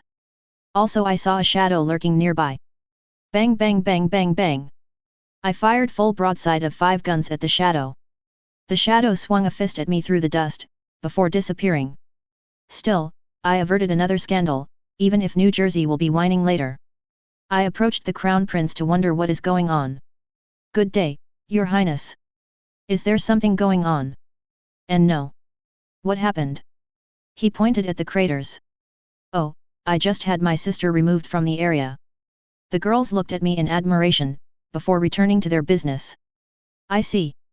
Well, I was caught by the ladies, who asked to sign their textbooks. I wonder if Miss Iowa is asked to do the same. I giggled. Perhaps, you can say so. Though I am asked to do this because I am an associate teacher in the academy. They have to have my sign in their textbooks. Haha, then would it be alright if Miss helps me and my fiancé prepare for the tests? I still giggled. Nervously giggled. I must say yes, right? I am big sister after all. Of course, let's meet sometime, and prepare. Thank you, Miss Iowa. I am sincerely touched by your kindness. Farewell, I will go conform the day with my fiancé. One of my aides will tell you the possible days for the study. I waved goodbye, and went to the room. After I cry for a bit, I will start preparing. I would fail both as big sister, and as teacher, if I can't prepare them for the tests. Volume 3 Chapter 36. The Prolonged Storm. The longer I sailed through the storm, the more I was convinced that it has something to do with the seagulls. Even though we spent an entire day, 24 hours, inside of the storm, we were yet to leave it. The waves stopped growing stronger at some point, but they didn't start becoming weaker. Everything felt like we are in the eye of the storm, but we were in this situation for far longer than it would appear to be natural. Aside from occasional flooding and minor damage to the hull, there was nothing to be concerned about. We were not in the state of immediate threat. Then, the winds suddenly stopped, and the storm dissipated in moments. The final wave struck the ship, and then everything around us went quiet. Asterisk asterisk asterisk. Patricia cautiously looked around, and looked at me with the same shocked expression as I looked at her. Those little guys are surely something. I couldn't help looking at the seagulls flying as if nothing happened. I am glad they stopped torturing us. Patricia fell on her knees and finally breathed out in relief. I checked the situation around us and confirmed that nothing happened. The radar and the sonar were still alive, despite everything. The guns were fine. The hull. After the water is pumped out, everything should be fine. 'Tis but a scratch. Ping. Just when we finally relaxed, I heard a ping. I continued listening, but nothing came afterwards. What is it? Patricia looked at me, when I put an earphone to my cat ear. Nothing. I must have misheard.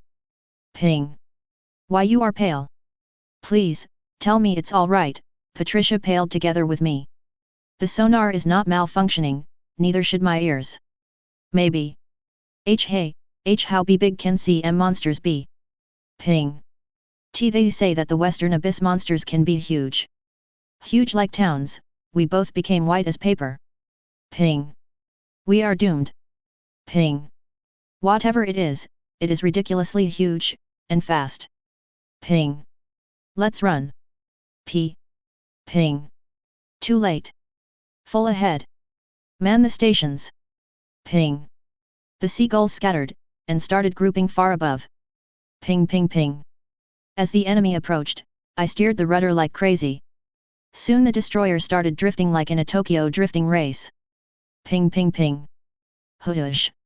Something passed by the ship. It was huge. Even through the water, even from a distance, even though it was deep, I saw it.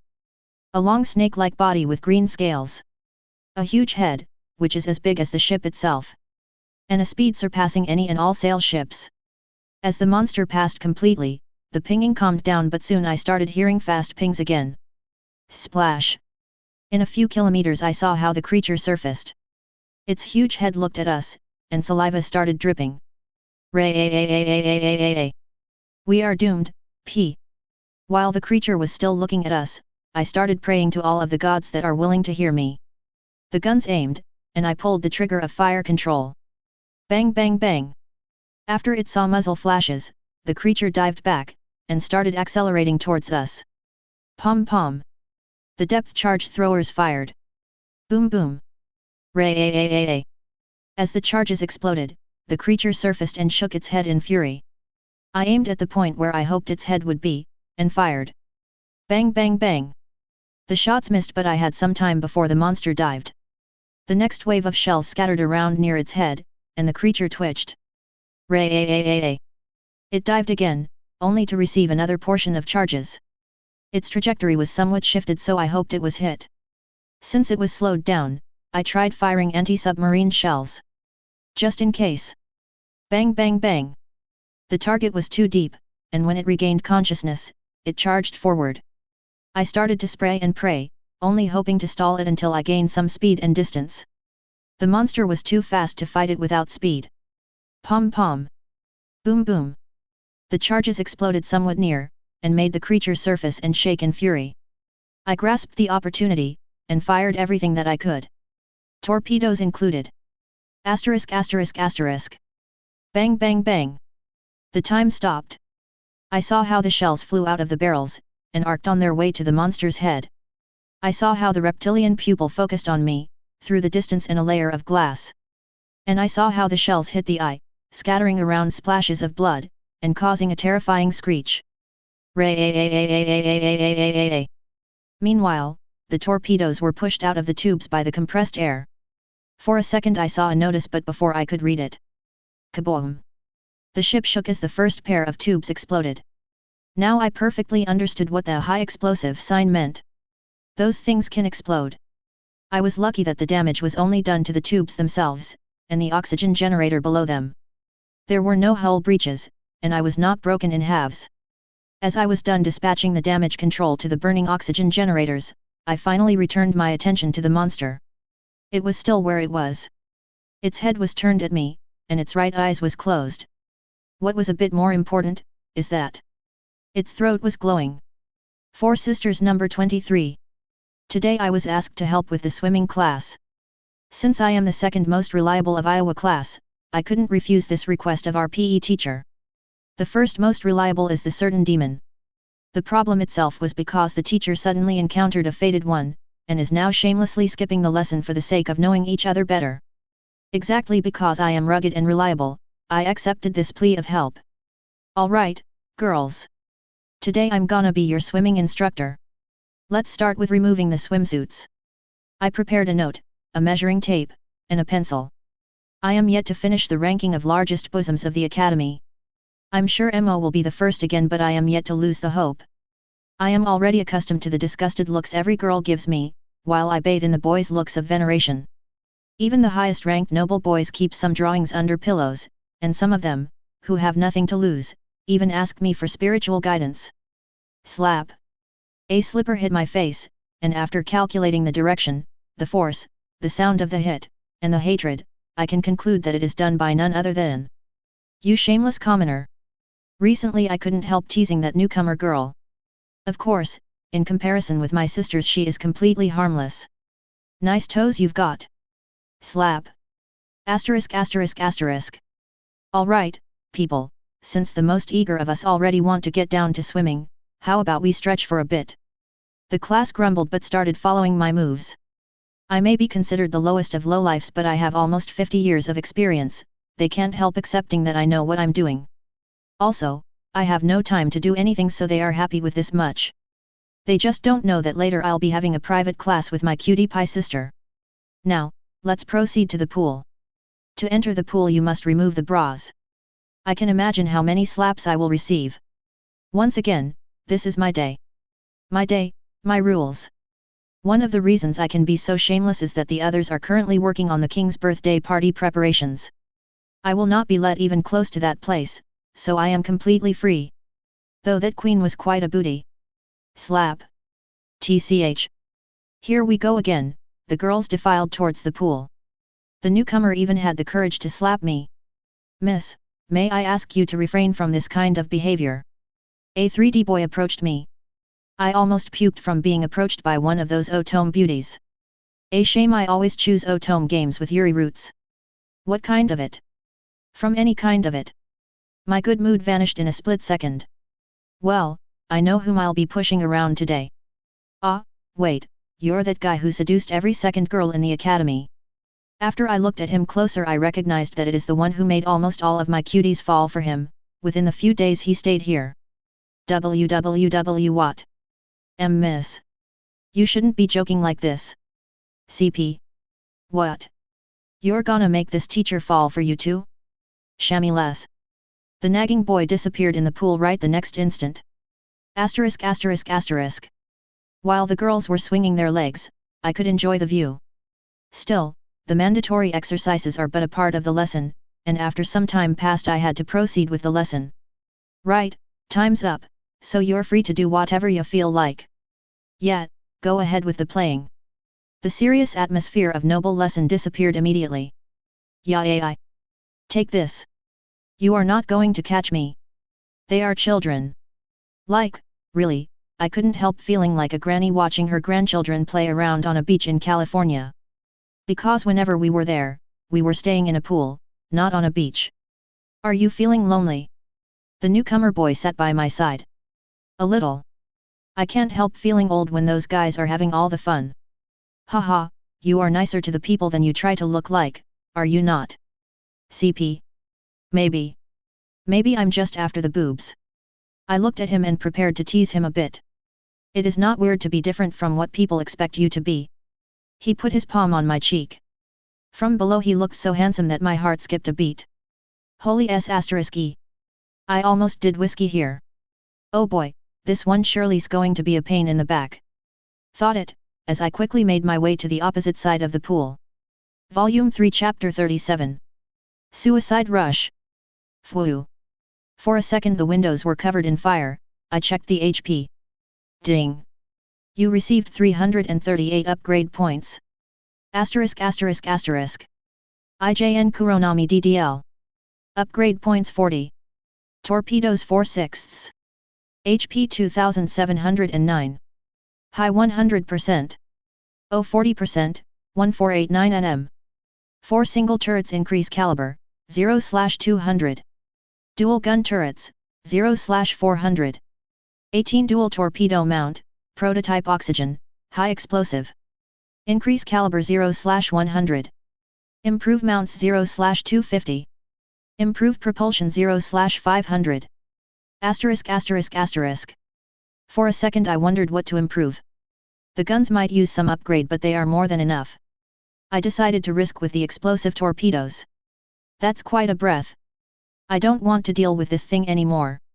Splash. I launched 2 more torpedoes, and both of them missed. Ray. The monster tried to bite the ship but I steered away before its jaws closed on me. While it was still nearby, I dropped the entire rack of depth charges. Boom boom boom. For now, the sonar showed that it retreated, and is far enough to breathe out. It didn't take long for it to surface again, to receive my own revenge. Bang bang bang.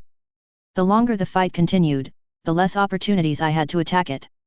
The creature started to weave around, making my hard efforts even more difficult. Then, something flicked in me. What are you doing? P. Brace yourself, we are coming in. What? Stop. Stop right this instant. P. I turned around, and steamed right towards the monster. I planned to torpedo it from point blank. No other options appeared to be working. Bang bang. Bang bang. After a shot connected, I steered until I started sailing sideways, and launched the last 2 torpedoes. Splash. Once again, both of them missed. Ray. Phew. The breath passed right by the ship, barely damaging the structure, but it didn't change the fact that I ran myself into the death trap. I can only count on a deus ex machina. And then came the light. And the gods stepped down into the mortal world. They grabbed the monster and torn it apart. Ray. Watch out. Patricia steered the wheel, and we barely avoided the jaws. Stop daydreaming and get us out of here. P. I'm trying. Ray. Splash. As the monster prepared to attack again, the sky flashed, this time for real. Rumble. A lightning hit the monster, making it shriek. Ray. Rumble. And then came another one. And one more. And more, and more. Asterisk asterisk asterisk. I used this opportunity to look up and saw that the seagulls were flying in a weird circular pattern. There was a huge circle, with another one inside of it. The circles were going in different directions, and somehow produced lightnings which were hitting the reptile with terrifying precision. Unlike my shells, the sudden thunderstorm was actually hurting the creature. Or so I judged from its shrieks. Well, at least it was not a piano falling on the monster's head out of the blue. The seagulls made the monster busy enough for me to recollect my thoughts and prepare to attack again. Close your eyes, please. You're not going to. I am going.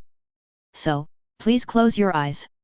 The ship once again accelerated towards the monster, this time without a suicide rush. Bang bang bang. I continued shelling the creature from a safe distance, hoping for a lucky shot. If I can hit it, then I will be golden. Bang bang bang. On a fifth salvo I hit something important, since the creature unnaturally wobbled. There were many hits but the monster was not going down yet. Okay, what I am going to do. Those 100mm shells can't do anything, unless I am lucky. I am out of torpedoes, and the machine guns would at most be a pleasant scratching. The seagulls are only stalling it, there is nothing I can do for now. No ideas came to my mind. And then I remembered Sun Tzu, if you are fighting against a strong enemy, like a dragon, when you run out of options the best idea is to run away like a scaredy cat. I decided not to contradict the famous strategist, and just set course around the monster, while the seagulls still entertain it. Only after we were far away from it, and the seagulls returned to guiding me, we both could fall on the floor and weep out our terror. At least I managed to get close enough to Patricia to have a hug from her. And at least we are alive. Volume 3 Chapter 38. Common Sense Breaker. After we escaped from the sea monster, the sailing proceeded smoothly. Aside from minor inconveniences, like rain and wind, the weather was favoring us. I spent a lot of time thinking about the monster, and the huge storm prior to its attack. Could it be that they are related? Maybe the seagulls even created that storm to make the creature avoid us. I may not be close to the truth but I did not suspect the seagulls. They may be freeloaders, they may be making my life harder, and even cause Patricia to have a heart attack but I still trusted them. I just hope that whatever we are searching for will be useful. We already wasted an entire week for no reason, while we should have been sailing west. You are right. Still, we won't catch neither hare if we chase after both. I suppose you are right. Are you keeping an eye on more monsters? I sighed. Patricia keeps reminding me to watch out for monsters, every time she is nearby. I might as well accept that it is how that hysterical girl works. When she finally left the bridge, I managed to relax. The sea was calm, and empty. We did not encounter a single piece of land since we sailed outside of known world. While I was wondering where is the land, the seagulls reinvigorated, and made me change course. Ca. Less than 5 minutes later I had an angry girl enter the bridge. Shut them up. I want to sleep. You think I can? I am doing whatever is possible. I always wondered if we appear to be a married couple, since we quarrel all the time for any and no reason. Soon my radar and sonar started giving weird responses. The readouts were distorted. The seagulls too started acting weird. They stopped flocking above the bow, and formed a wedge above the ship. At least they shut up. I gagged her, and continued steering. The mumbling from behind was irritating but I couldn't find strength to be angry at Patricia. After all, the ground is here. From the top observation post's optics I could see some land far away. Soon we approached, and started circling around an island. The island was large and it was covered in dense vegetation. The major landmark I saw was a small abandoned harbor. I have no idea why it was abandoned, or why there were no people around. Since there was a proper place to stop, I approached the harbor. Entering port, abandoned. No services available. The sign was not a good sign for us. After I dropped the anchor, it was the time to think. The seagulls landed and were now sitting all over the ship, as they did before the travel. Patricia and I stood at the port side, and exchanged glances. Ladies ahead. I showed her towards a small wooden pier. It will no doubt collapse if anybody steps on it but it should be sturdy enough to not let her be washed away into the sea. How generous of you. Splash. Patricia jumped into the water with a dolphin's grace. Patricia's POV. I struggled against the current, and finally reached the pier. It was so rotten that I managed to tear off a piece of it just by touching. The pillars were sound enough to let me grab them. After I grabbed a pillar and turned around to check on Kuronami, I saw that this physics abuser was standing near me. On water. Standing. On water. Standing. How? It just works. She showed me a ring of her thumb and index fingers, and slid to the coast. I already grew used to her doing impossible weird things, but now my common sense was once again abused. Mother was right. My heart can't handle standing by such a weird beastkin without being close to stopping. If only I was as straightforward as that lunatic. Four Sisters number 24. Recently I was finally given an opportunity to rest. The freak sister stopped bothering me all the time and I ended up alone. Neither of my big sisters has time for me, and I dug into the bookshelf. Then into the library. Then I ran out of books to read. The longer this dragged on, the worse I felt. Not because I miss my sisters but because there are no books left. My normal big sisters were once again invited to assist in a local chief's birthday preps, and I regretted telling that I am sick. Maybe if I run, I'd make it there. No, I must remain strong and show them that I am not a baby. With this in mind I stepped out of the dormitory. My path was blocked by another girl. What are you looking at? What a rude girl. None of your business. Step aside. How dare you? You are the one who is in my way. I felt righteous fury just from talking to her. Did nobody teach you how to be polite? You're talking to your senior as if I'm your servant. You are talking about politeness. You shouldn't throw stones when you are living in a glass house. This little. We continued shouting at each other for a long time. Asterisk asterisk asterisk. And then she approached my husband. I only wanted to reprimand her that he is already mine, but then I was reprimanded myself. CPF. That's what happens when you glance away. My sister too is something. I tell her to follow me, and then she starts whining how bad I treat her. I feel that my husband is too cold. I always invite him to have a tea together but he tells me this is not appropriate. CPF. I get you, girl. Whenever I want to have some time with my sisters, they never pay me attention. It's as if I'm non-existent. Same for me. He never tells me how much he loves me but is the first to help the other girls. Even when I need him, he is never by my side. CPF. Yeah, I was waiting for my sister to come play with me but where is she? What a tragedy. My husband too. I asked him for a date with me but where is he? CPF. HAAA. Let's go drink something. We surely have a tough life with those people. Asterisk asterisk asterisk. We went to the cafeteria to wash away our pain. Right from the entrance I heard a familiar voice. Ain't ya gonna call me teacher? Miss, you were a teacher for a single lesson. Huff huff, I smell somebody coming. We entered the cafeteria. You surely have a good nose. I glared at the freak. Oh, here comes my sweetie lil sis. New Jersey. Poor you. I can't imagine how tough it is with such a person, CPF. Oh my, what brings my fiancé here at such a time? CP. Poor you, to think he cares so little. Now both of us were boiling with righteous fury, and we unleashed it. You. Why did you leave me alone for the entire day? You. I asked you to come find me. Why are you here? CPF. We were waiting for an explanation for their unforgivable actions but they both just sighed and exchanged looks. Then they whispered something to each other. The first to speak was the freak. Whiskey, my sweet lil sister, were you not the one who shouted don't ever come to me? I just respected your wish. What? When did I? My fiancé, you asked to stop wasting my time with the lowborn commoner girls, and make my schedule clear for today. CP. We both exchanged looks. To think that jerk doesn't even care about you. CPF. How can he be so dense when you asked him for a date? In the end we both had to nod to each other, and drag away those unfaithful people. At least I found somebody who understands me, unlike my sisters. Volume 3 Chapter 39. The Expedition. I waited until Patricia reached the coast, and we started exploring the coast. Aside from the rotten pier there were a couple of holy houses. I glanced inside one of them, and almost has the door fall on me. Everything that I touched was falling off with rotten wood and termites scattering around. Just how does this thing still stand? Let's see.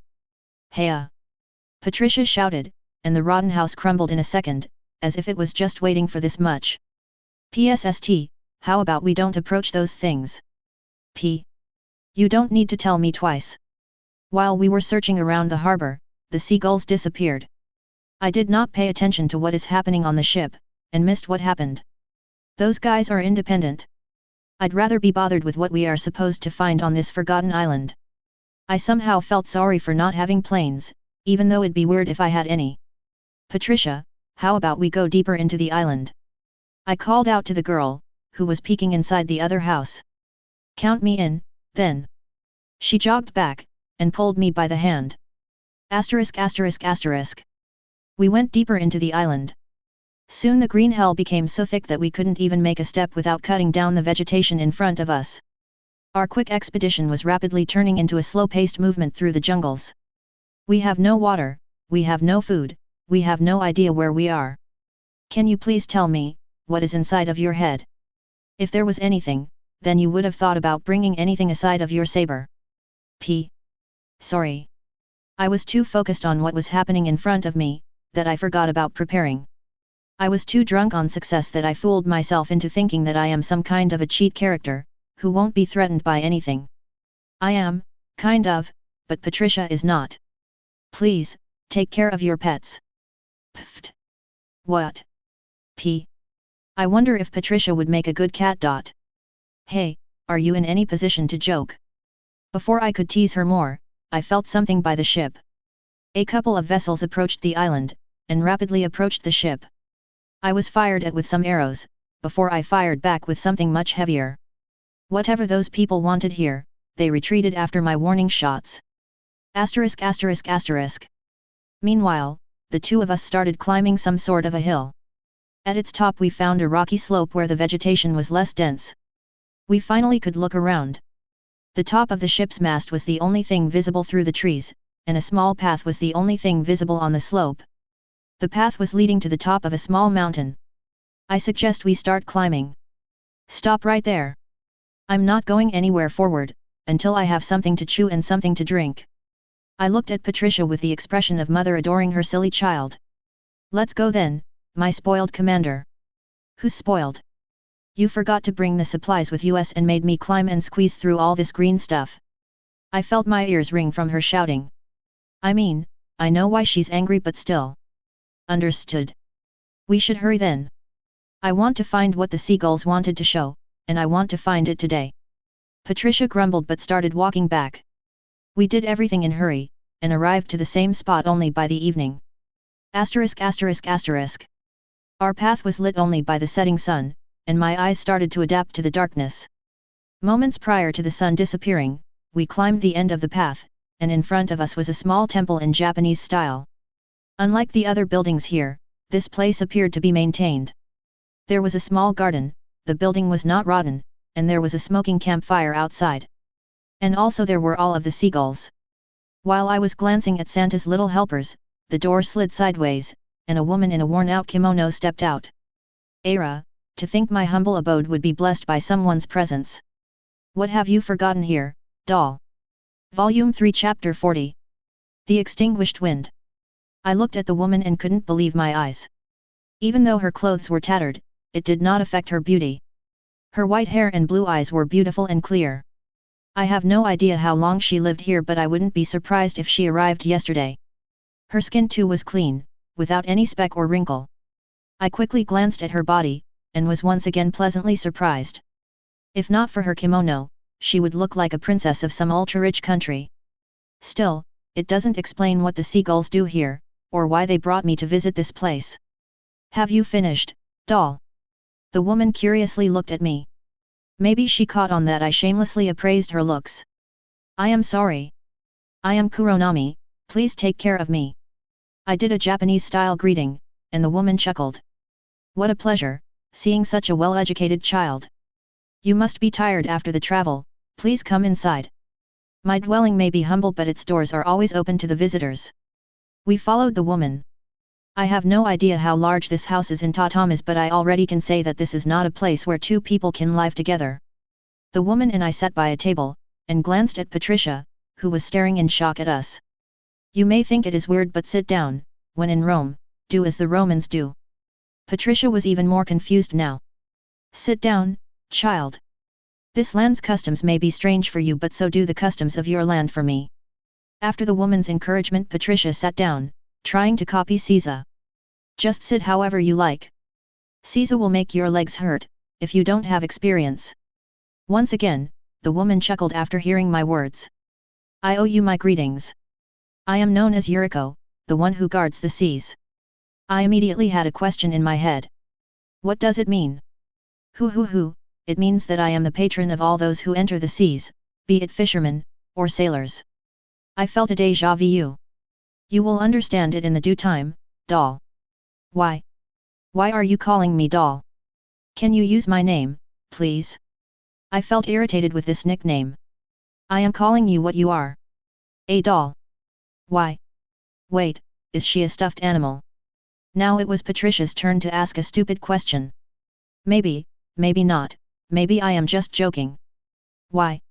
Even if you say that I am a doll, how would you explain that I am doing whatever I want? Patricia started nodding. Yufufu, it only means that your puppeteer is giving you more freedom. Yuriko poured some tea. Enough about that, I am not a doll and that's it. Why would those seagulls bring me here?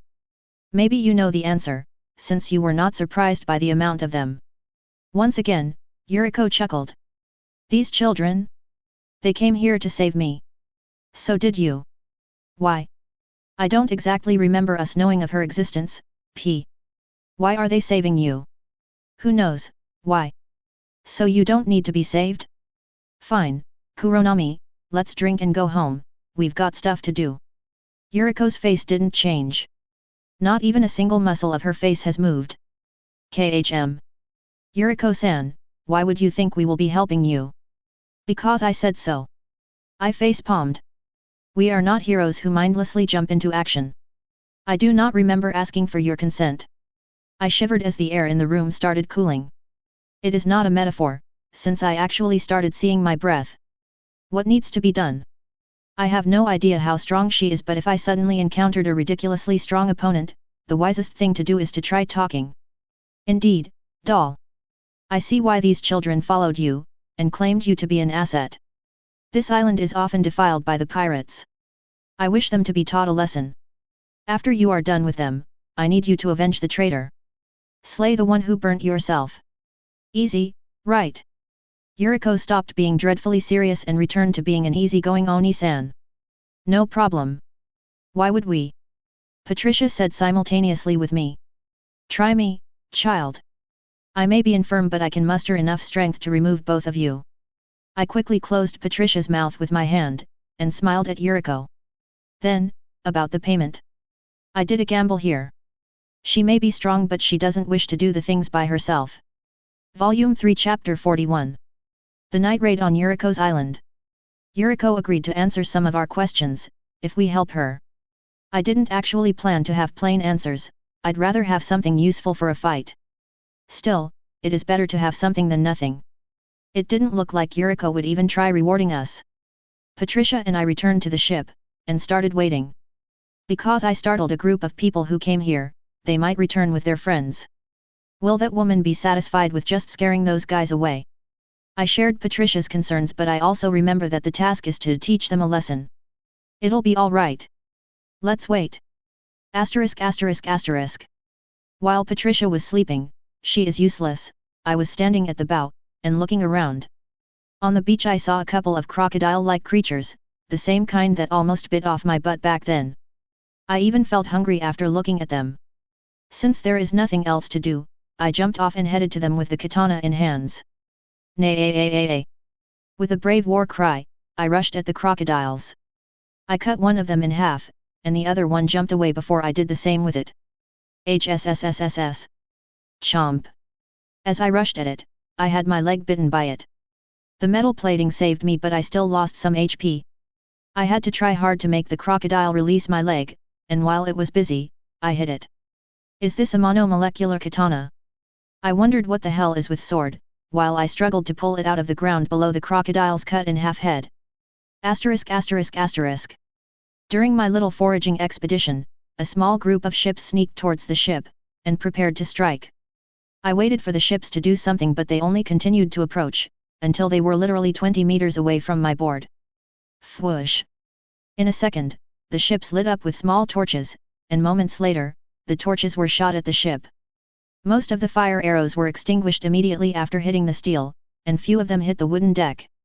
I didn't even bother with checking what is going on, and just continued gutting the corpses of our future meal. Whoosh!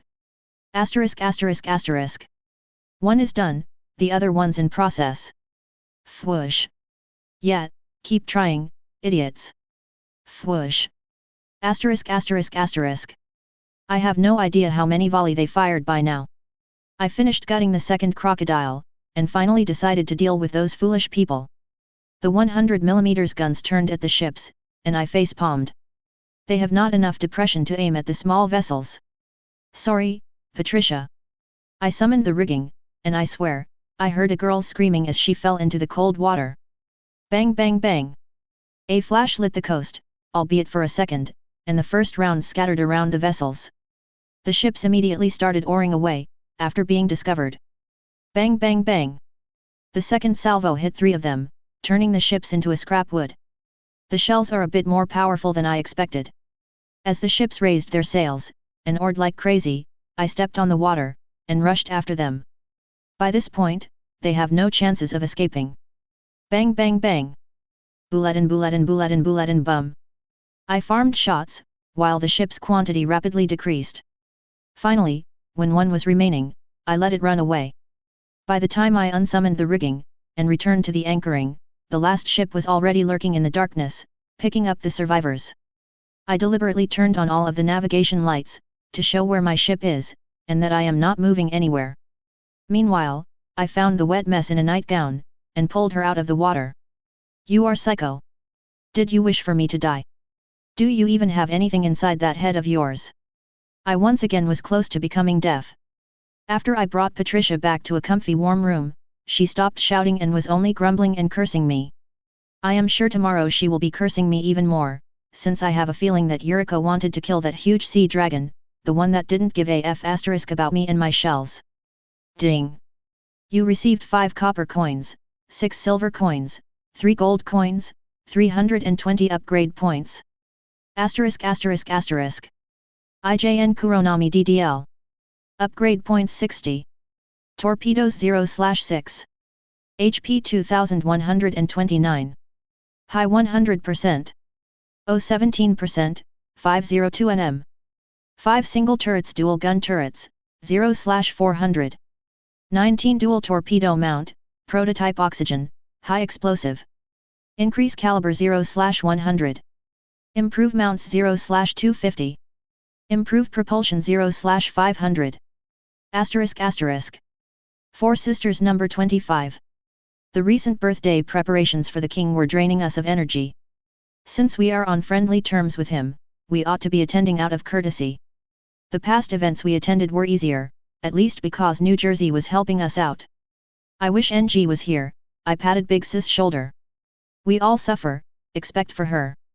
Our workload is twice as much as the usual party preparations. It is funny how New Jersey is both a creepy pervert, and the most diligent of us. She is surely worthy of her title of the most decorated battleship. Still, I am the most famous.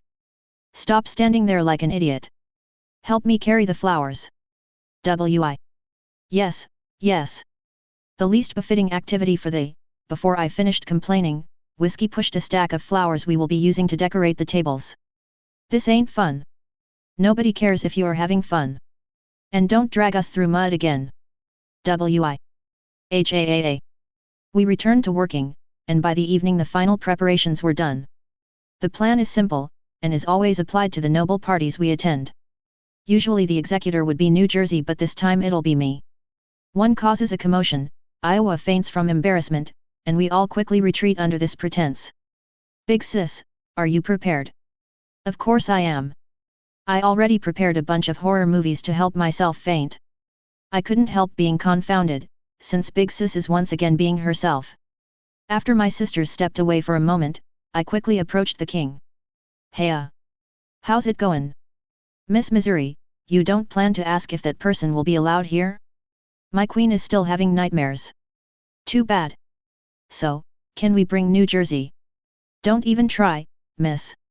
This time we are ready for any of your excuses, neither of you will be able to avoid attending. The king's smile was terrifying. It's not like you will stay. Nothing, absolutely nothing, will be able to make either of you run away. Asterisk asterisk asterisk. The same evening we gathered in my room. Then we will resolve to plan Casablanca. Mo, you know what to do. Ia. Shall we bring her? Wi. Do whatever you can. I don't have to remind you how long those parties last. Alright, sisters, let's do our best. Ia. With the newly found resolve, we started preparing for the showdown. Asterisk asterisk asterisk. In the huge hall of the palace. Hello. Hello, sir. How are you? How's your family? Can we, please, hurry with the plan? Wait for a bit, Mo. We are almost ready. Ia. While we were talking, 2 large and heavy hands landed on my shoulders. My guests of honor don't prepare to leave, right? I shivered from hearing the least wanted voice. Majesty, don't worry, we are discussing how to leave. Not going to work. He smiled, and we all felt despair. In the first hour the events were too rapid, and we were too busy to leave. With the king's prompting, the nobles started talking to us, and thus stalling our preparations. Only one person was having fun. I can't believe it was an entire year since we last met. NG was making the poor queen shiver in terror. However, she couldn't be used this time, since all of the noble ladies were warned about her. New Jersey's expression was dark, especially after seeing that under every skirt there are pants. She could have pulled a dress off a woman to take a photo of her breasts, but even for her it would be too much. Report ready. Ia. Wisconsin, everything's green. Wi. Missouri, I'm ready. Start Casablanca in 3, 2, 1, Ia. Asterisk asterisk asterisk. The 3 of us suddenly stopped doing whatever we were doing, and we all headed to the main table, where the king resided. We approached from multiple angles, and the guards couldn't stop us all in time. Whiskey was stopped, so was Iowa. I climbed on the table, and pulled off my magic dress, to reveal what is hidden underneath. I am a bunny girl, let's dance, let's dance. I am bunny girl, don't be shy and party hard. The night is still so young, so let's all get drunk and party hard. I started dancing, while Whiskey turned on the rock. The gathering is crashed, and I'm sure in due time we will be thrown outside. Spoiler. What would have happened if the others made it to the table? Iowa starts to sing the worst anime opening she could find, without any prior preparations and any talent. New Jersey starts retelling what underwear she saw at the last year's party, with the personification of where she found it. Wisconsin takes out a guitar, and plays heavy metal, completely ruining the music and the orchestra's ears. Collapse. Volume 3 Chapter 42. Subjugating the Sea Dragon. As I set sail towards the monster's last encounter location, the seagulls started returning. Are we really going towards that snake? P. Do we have options? We are almost out of fuel, and I doubt that we would make it back home without killing that monster. If that huge storm was caused to drive the monster away from us, then it would mean we will have a very hard way home. Ping. Here it comes. When you run out of coal, please tell me. We will go and slay that thing with our swords. I glanced at my warmongering comrade, and teared. Let's hope everything will be alright. Ping. I carefully monitored the state on the sonar. I quickly established the bearing and estimated the range. Ping. Ping. Ping. Pom-pom. The depth charge throwers fired, and I started bombing the creature from a safe distance. Boom boom. Right after the first batch of charges, the creature surfaced and shrieked in fury. Ray-a-a-a-a-a. Bang bang bang. The shells hit the monster, and shell-shocked creature stopped for a while. Bang bang bang. Bang bang bang. While the creature was remaining still, I managed to hit its head. Ray-a-a-a-a-a-a-a-a-a-a-a. The explosions of 127mm He shells managed to hurt the monster. It immediately dived, and disappeared in the abyss. Ping. Ping. Pom-pom. Ping. Boom boom. Ping. After a series of depth charge bombings, the creature suddenly stopped moving underwater, barely producing any noises. It will surely be bad, if I let the monster appear from underneath me, while I am unloading the stern rails. The last thing I would want now, is letting this bastard jump like a shark, and capture me. Pom pom. Ping. Ping ping. I heard the charges hitting the water, and slowly descending. The fuses were at their limit, and I still wondered if any would reach the monster. Boom boom. The explosions were somewhat close, and I continued pounding the monster. Boom boom. Boom boom. Ping. The creature started moving again. Ping ping ping. Splash. It surfaced, and a trail of blood followed it from the abyss. Both of its eyes were closed, and it was spewing fire around itself, without any idea where it was hitting. Bang bang bang. The more I shelled the monster, the more sluggish it was becoming. Bang bang. What? One of the guns ceased firing, and I had a déjà vu that I am about to explode. Click. Click click click click click. What? Why are we stopping? P. What do you think? End of the line. Warning, autonomy reached 0. Cannot use any speed aside dead slow ahead. Is this the end? P. What? Were you not the one who said we'll charge it with our swords? Where did that bravado go? Fine. Bring me closer, so I can hit it with my sword. Patricia's Ella was restored, and I swiftly picked her up in a princess carry, and jumped off. Unlike the ship, I was not restricted in my speed. It tries to look at the ship, since it produces a lot of noise. Maybe it will be fooled, if I send the ship to another side. Asterisk asterisk asterisk. I pincered the monster, and drew the katana. Ping. As we approached, I leaped and threw Patricia somewhere on the monster, while I pierced it and used the sword and myself as an awl. The scales easily withstood the combined speed and mass of my attack, not suffering anything but a scratch. I aimed again, and tried to pierce it between the scales. Ping. This time it was a small wound. Still far away from being able to pierce the creature properly. Patricia too was having a nice time. She was slashing and chopping the dragon, without doing anything but scratches to its green scales. Suddenly I thought about using the evasion to cheese the world and the physics.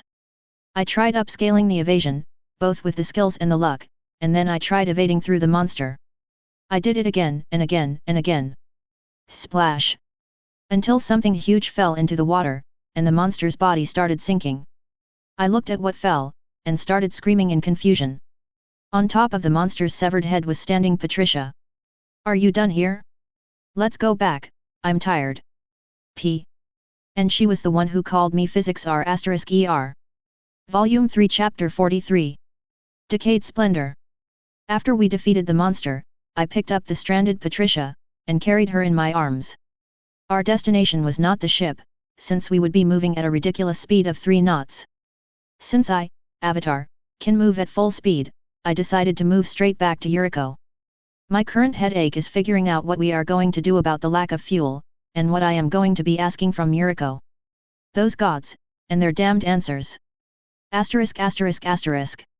When we finally arrived to the island, crawled through the jungles, climbed the mountain, and arrived to Yuriko's house, Patricia and I finally collapsed of exhaustion. The door opened, and Yuriko looked at us. The children reported everything. I am glad to have everything done. Good job, you two. Come inside when you can. Why? I mustered the remaining strength and carried Patricia inside. Yuriko didn't care about us ignoring all of the etiquette and lying down on her carpet. The money is of gold but the agreement is of platinum. Ask away what you want. She poured us some herbal tea. I lifted myself off the floor, and managed to put my head on the table. Before we begin, can you tell me why you keep calling the seagulls children? Or you're doing it with everybody? Her children this, children that, starts to rub me the wrong way. Era, they are indeed my children. I have mentioned that I am the guardian of the seas? A long time ago I was showered with prayers, venerated by all people connected to the sea. I was full of divine power, and so I created the children. Why? Am I right that their purpose is to make sure nobody gets hurt in storms? Not exactly. Yuriko shrugged her shoulders, as if she was not sure herself. I made them to control the weather, when the world was still malleable and young. Then, the world started working as intended and the children turned into my messengers.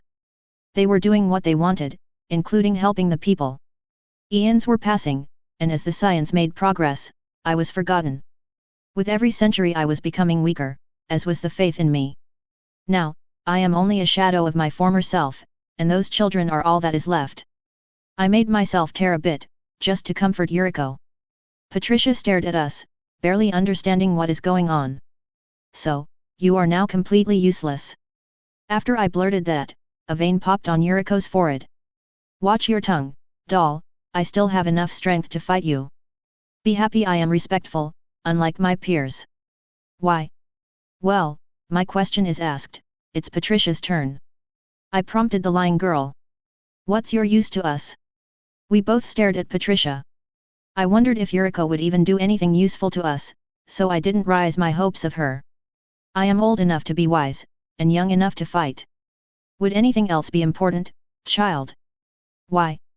I expected Yuriko to be a bit more angry. However, she answered calmly. Can you actually fight? We too are capable of using swords, and I have a strong ship. What is your forte then? Asterisk asterisk asterisk. Yuriko did not answer, she just stood up and entered a room. I heard some rustling and noise, and a few minutes later Yuriko returned with something wrapped in decayed cloth.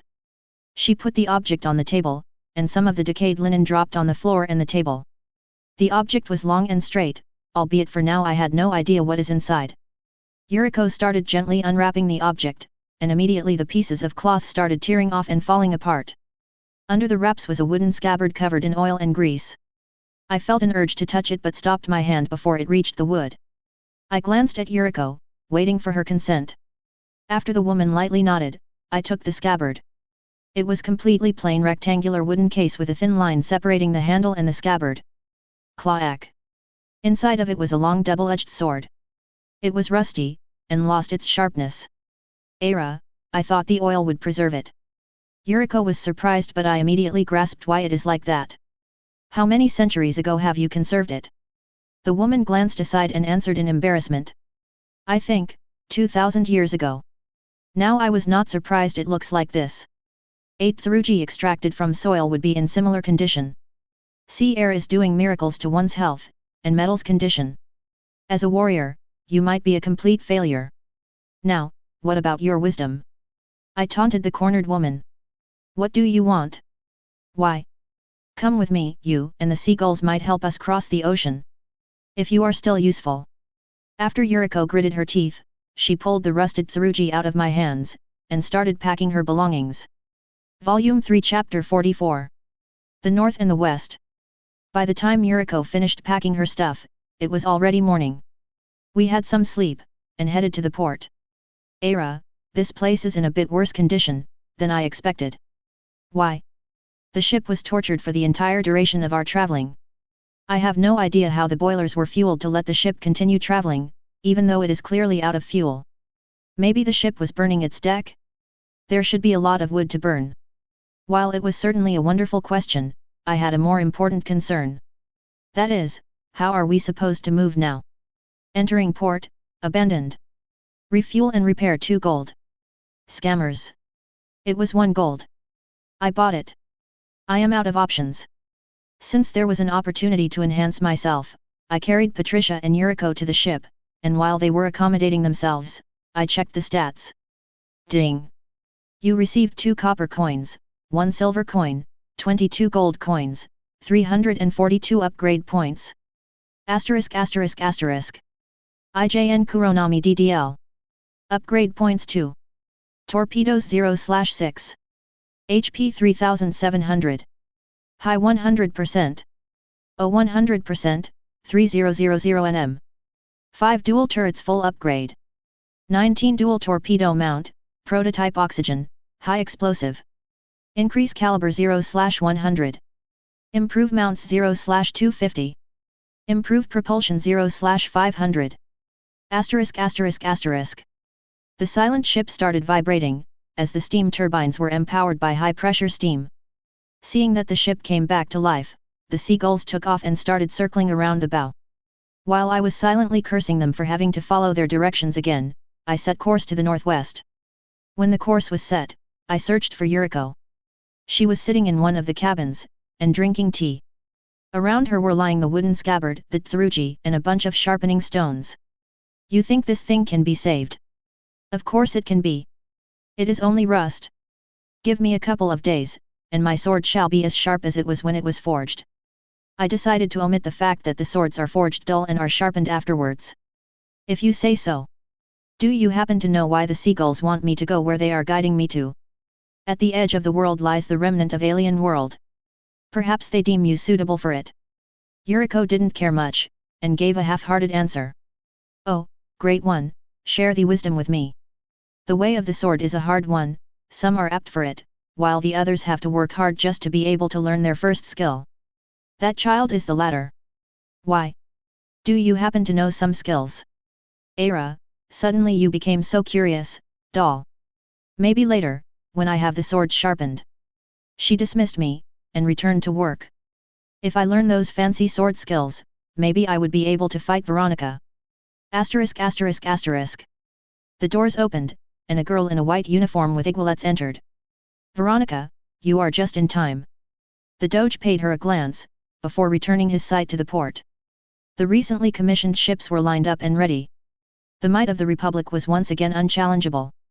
Signora de Benezio, I happen to have the most outstanding of news. The other person in this cabinet, the Chancellor, drew the girl's attention to himself.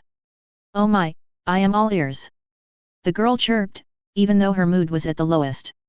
The blockade runners managed to bring not only the Western goods but also a Western trade attaché. With this, our goal of establishing long-lasting relations with the West is almost reached. The Chancellor was ecstatic. Ever since its first contact with the West, Benezio was aiming for diplomatic relations. The West possesses ships that can sail against the winds and currents, as well as muskets that could fire further than 200 steps with deadly accuracy. That is the most excellent of news. Father, the new battleship was finished. The crew is working hard to master this marvel of technology. As soon as it is ready, Mo, that woman will be of no threat. Veronica gulped, as she almost said the second most forbidden word in this palace. Good. Even though the Doge's answer was curt, he was the most pleased. Veronica bowed, and prepared to leave. Now, or never. Yes, I shall. For your splendor. Signora de Benezio. The Chancellor asked the girl, after she started incoherently mumbling. Ka. The Doge gasped, as his chest was pierced by the rapier. What? The Chancellor fell down, shocked from seeing the obnoxious scene. The most loyal retainer of the Doge has turned her blade against him. The rabid dog of de Benezio family has finally turned her sight to her flesh and blood. Some people would say it is expected, some would wonder why. The Doge is dead. Long live the Doge. The girl turned around, covered in blood. The Chancellor shivered in terror, after he saw her eyes, akin to those of a dead fish. The DD Doge is DD dead.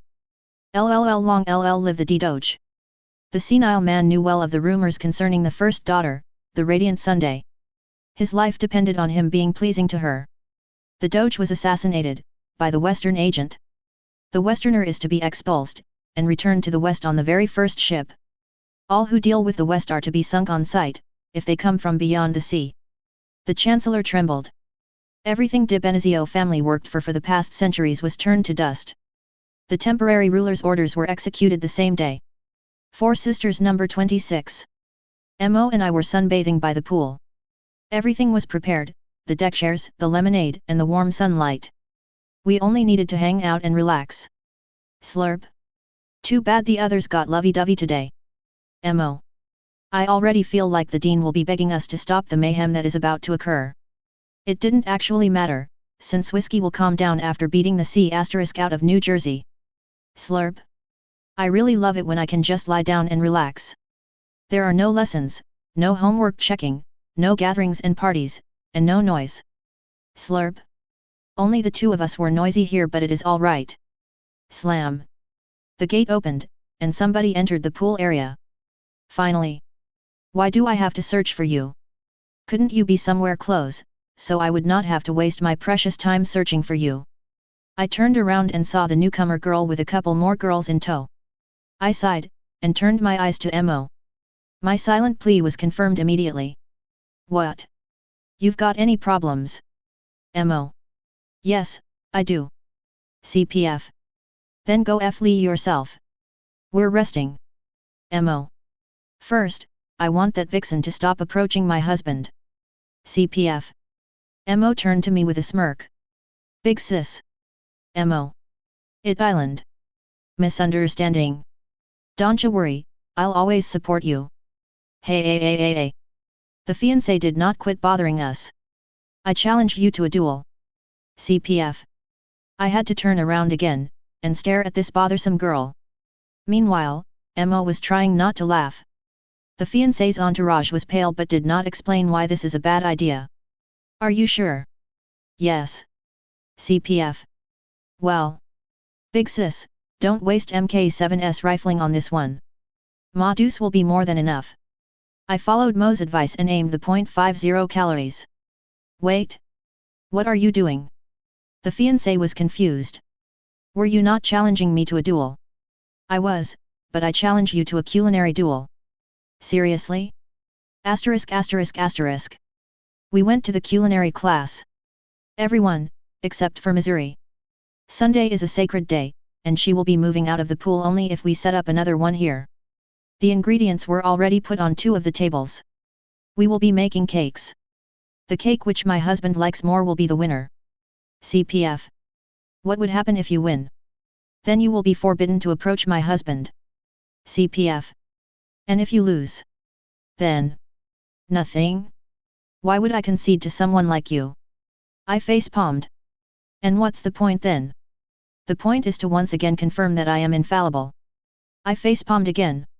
While the 2 of us were discussing the terms and conditions of this contest, one of the entourage girls approached me and whispered. Miss Iowa, Her Highness must win, otherwise her father will make your life much harder. Let him try. Of course, there is an option to deliberately lose and let this girl have the victory, however, both my pride as the best cook and big sister, as well as the Iowa class pride, are at stake. ******.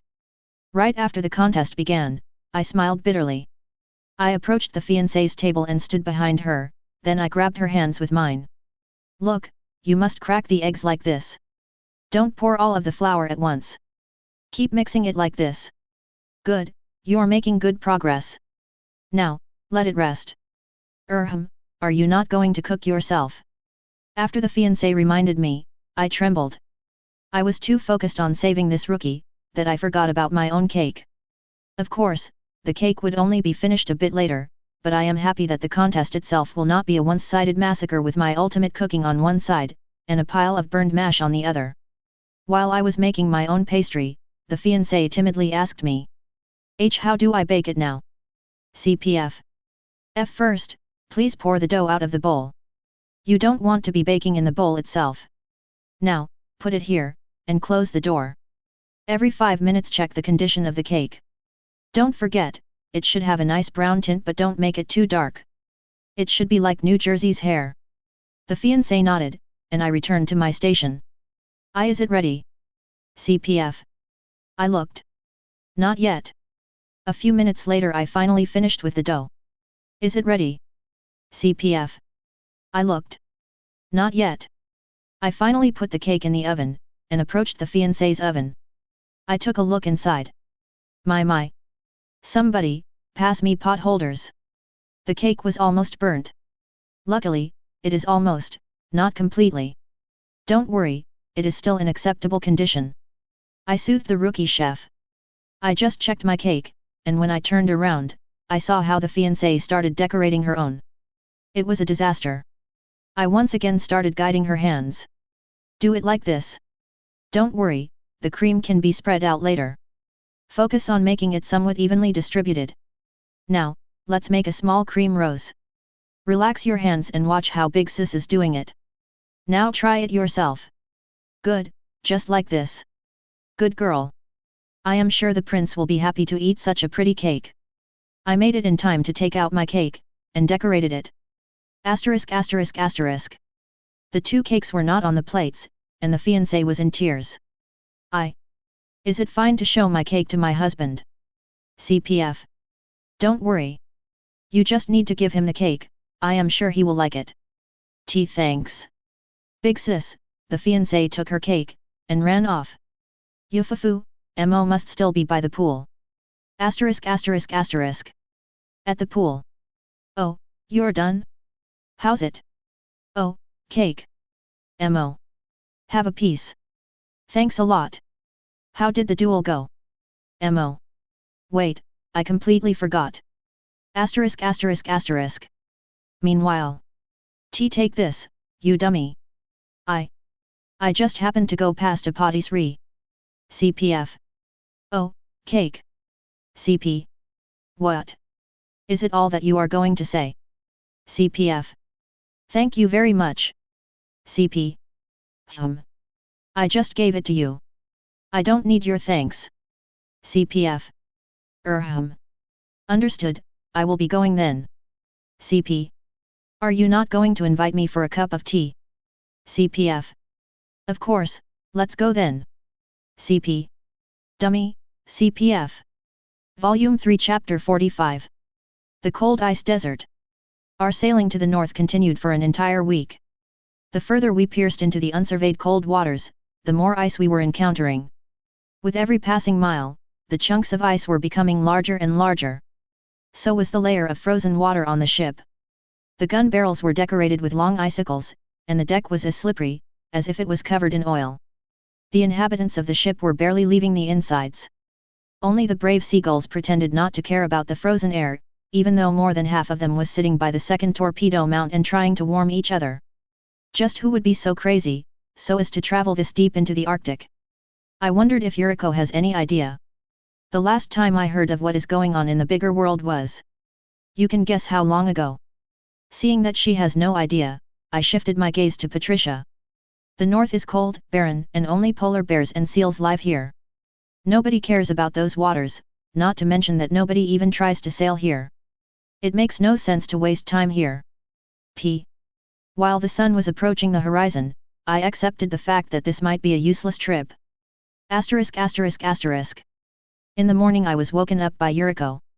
The woman was in the same worn-out kimono, which was patched more than once, however, her shoulder was now decorated with a polished tsurugi. If somebody said that it can be restored, I would have laughed. Wake up faster, doll. My time is precious, so is my will. I wondered what she is talking about, but I obediently followed her, until we went outside of the ship. The ship was coated in morning fog. Though my skills may be rusty, I can teach you some moves. You once asked me if I know some skills, so here I am. Have you forgotten your own request? I smiled apologetically, and immediately followed her to the bow. The deck there was somewhat free, unlike in other places. Yuriko looked rusty indeed, she was sluggish and frequently had her strikes done wrong. Not that this helps me. Instead of an assured victory against her, I was beaten again and again. The awkward moves were quickly turning into precise strikes, as the muscle memory was awakening from slumber. From slumber was as well awakening Yuriko herself. From the sidelines I was hearing Patricia's murmurs, as she appraised our skills. You have potential, doll.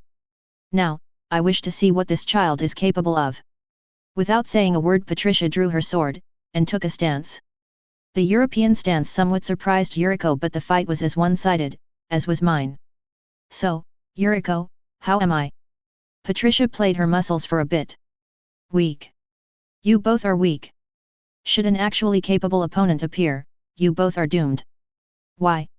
While both of us were coming up with excuses and retorts. Bomb. Screech. The entire ship shook, and stopped. The three of us bent over the bow railings, and silently screamed. We hit a huge mass of ice, and all of the way forward was ice. Even a nuclear icebreaker would get stuck here, or so I thought. Stats. Stats. Stats. Ding. Warning. Hull integrity at critical level. Warning. Multiple hull breaches detected. Warning. Hull breaches below the waterline. Warning. Warning. Warning. Asterisk asterisk asterisk. IJN Kuronami DDL. Upgrade points 2. Torpedoes 0/6. HP 1595. High 11%. Sinking imminent. 58%, 1741 nm. Asterisk asterisk asterisk. For a couple of minutes we stood still, fearing to move even a muscle. The sinking gauge was not filling, so I hoped we actually got stuck and are not going down. The only sound we were hearing was the sound of seagulls cawing above. We exchanged glances, and without saying a word headed to pick up some things. We will surely sink, if we try to move the ship, so we will be continuing on foot. Nobody mentioned their opinion of what has happened. Nobody said a word, as if there was nothing worth mentioning. We only followed the seagulls, as they led us deeper into the glacier. Soon, the ice field started rising, and we reached a frozen island, where we finally let ourselves rest for a bit. I wish we could light a fire here, p. This place is too barren to even have a single branch. We can be burning the clothes, but I doubt any of you is desperate enough for this. Why? Even though we were talking, and sometimes laughing, nobody said a single word about the shipwreck. Since nothing has happened. Nothing at all. Volume 3 Chapter 46. At the world's end. We were following the seagulls deeper into the glacier. Aside from a few frozen islands, where the ice was only a meter thick, the rest of the surroundings were a flat ice surface with occasional spikes and trenches. Both Patricia and I have already lost our confidence that anything can be found in those deserted ices. The last discovery of a man-made object was 3 days ago, when we found an old whaleboat stuck in the ice. With every step my compass was behaving weirder. Up to the point when the arrow did a complete 360 without the compass being moved anywhere. Patricia, did anybody ever try to reach the North Pole? Why? P. As an achievement, for example. Nobody gives a damn about this god-forsaken place. There were barbarian tribes to the north of Benazio, but even they did not sail past the first ice fields. Benazio too had nothing to waste here, since the merchant ships would sink from icebergs, and there are no notable trading ports or settlements here. I shifted my attention to Yuriko, since she might know why. Instead of answering, she beckoned us to keep moving and continued forward. I tried a few times more, but she remained silent about the north. Maybe there is an alien base? I already imagine the space destroyer Kuronami. ******. While I was wondering what kind of a treasure we will find at the destination, the early warning radar picked up a couple of signals. The signals were quite large, and flew towards us at high speed. When they entered the visual range, I saw that those were a couple of wyverns. Bang bang bang! The 127mm shells flew right towards the monsters, but the attack was evaded. I desperately wanted to avoid the wyverns entering the machine gun range. My AA might consists only of the main guns, and the 13mm machine guns would barely help. Bang bang bang! After 15 shots I scored a good hit on the wyverns, shooting them down from the sky. They were still alive, however. I did not waste ammo on them anymore. I incapacitated them, so they won't be a threat. Not bad. Yuriko finally started talking. Then. I am not answering. My petty attempt was prevented immediately. At least can you say if you know what is there? I have no idea. She said it monotonously, making me suspect that she actually knows. Try better, doll. I bear no interest what those children found there. It is their discovery, and they decided it might be of use to you. I mentally smirked, and prepared to pull the answers out of Yuriko, since she loosened up. Why is my compass behaving weirdly? I showed a pocket compass, the branch of my ship compass. Its arrow immediately did another 360 no scope. For the same reason nobody sails north. My face twitched, and I forced myself to smile, to cover for my annoyed expression. ******. We continued walking, and a day later we reached a mountain range. The seagulls were still pointing there, so I continued walking until we reached the land. The land soon turned into a gentle slope, which later became a mountain. We were climbing further and further. Patricia gently refused my assistance by saying, "Go to hell, I am no damsel in distress." On the other hand, Yuriko shamelessly clung to my back, and was only concerned with maintaining grip to a 2 heads lower cat girl. It took me 2 hours of climbing to reach the top, where the seagulls were already waiting. Little bastards! Patricia climbed an hour later. The fatigue was so clear, that she didn't even try to pretend to be strong. She just lied down on the ice. Show cout. Show hood, p. I sighed, and started exploring, until I reached an end of the cliff, and then I looked down. Jesus Christ! What is that supposed to be? Yuriko approached me, and stood beside me. She breathed in the cold mountain air, and with a dignified expression said, "Here is the end of the world." One of the four ends. Following her words, I looked into the black abyss below, and out of curiosity I threw a stone there. I pricked up my ears, and listened. 1 minute, 3, 5, 10. There was no sound. The stone just fell into nothing. Wow. Okay, let's look around.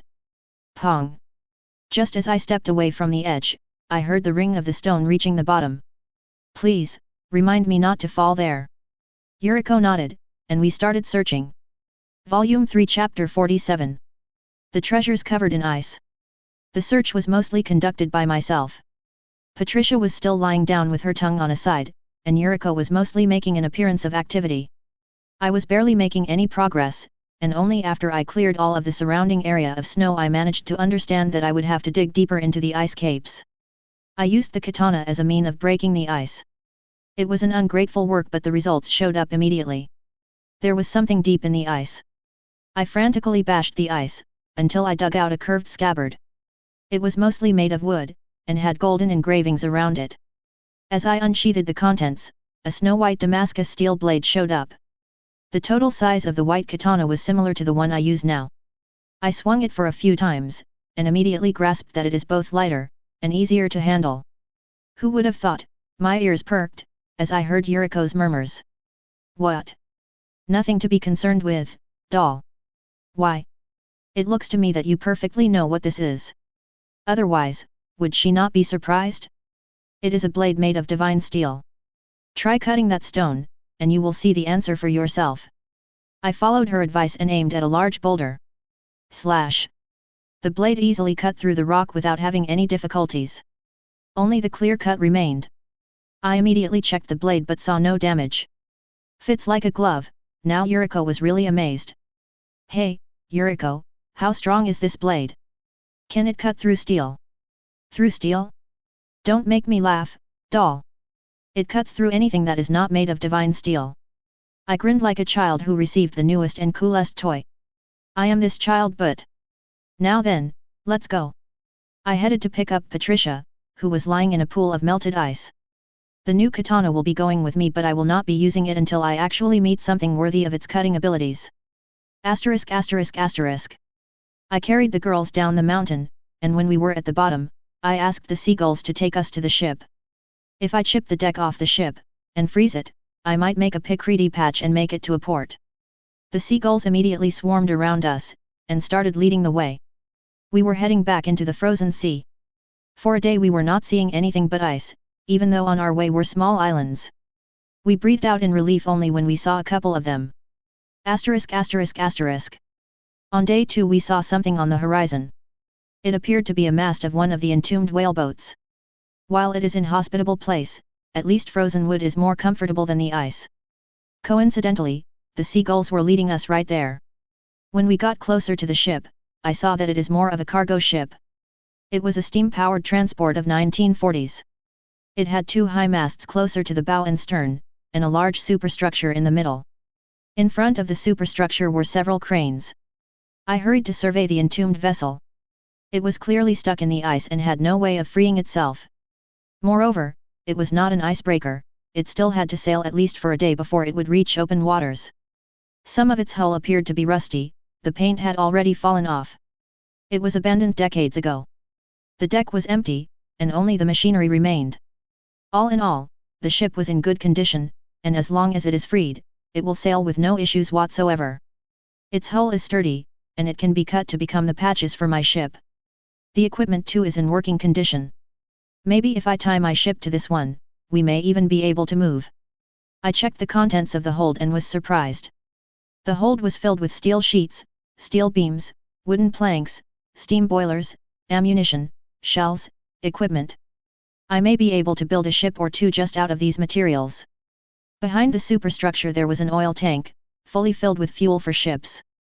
As I was checking the superstructure, I was even more surprised. The desolate outside of the ship was contrasting with the insides, which appeared like the ship is not abandoned at all. Only people were not here. Asterisk asterisk asterisk.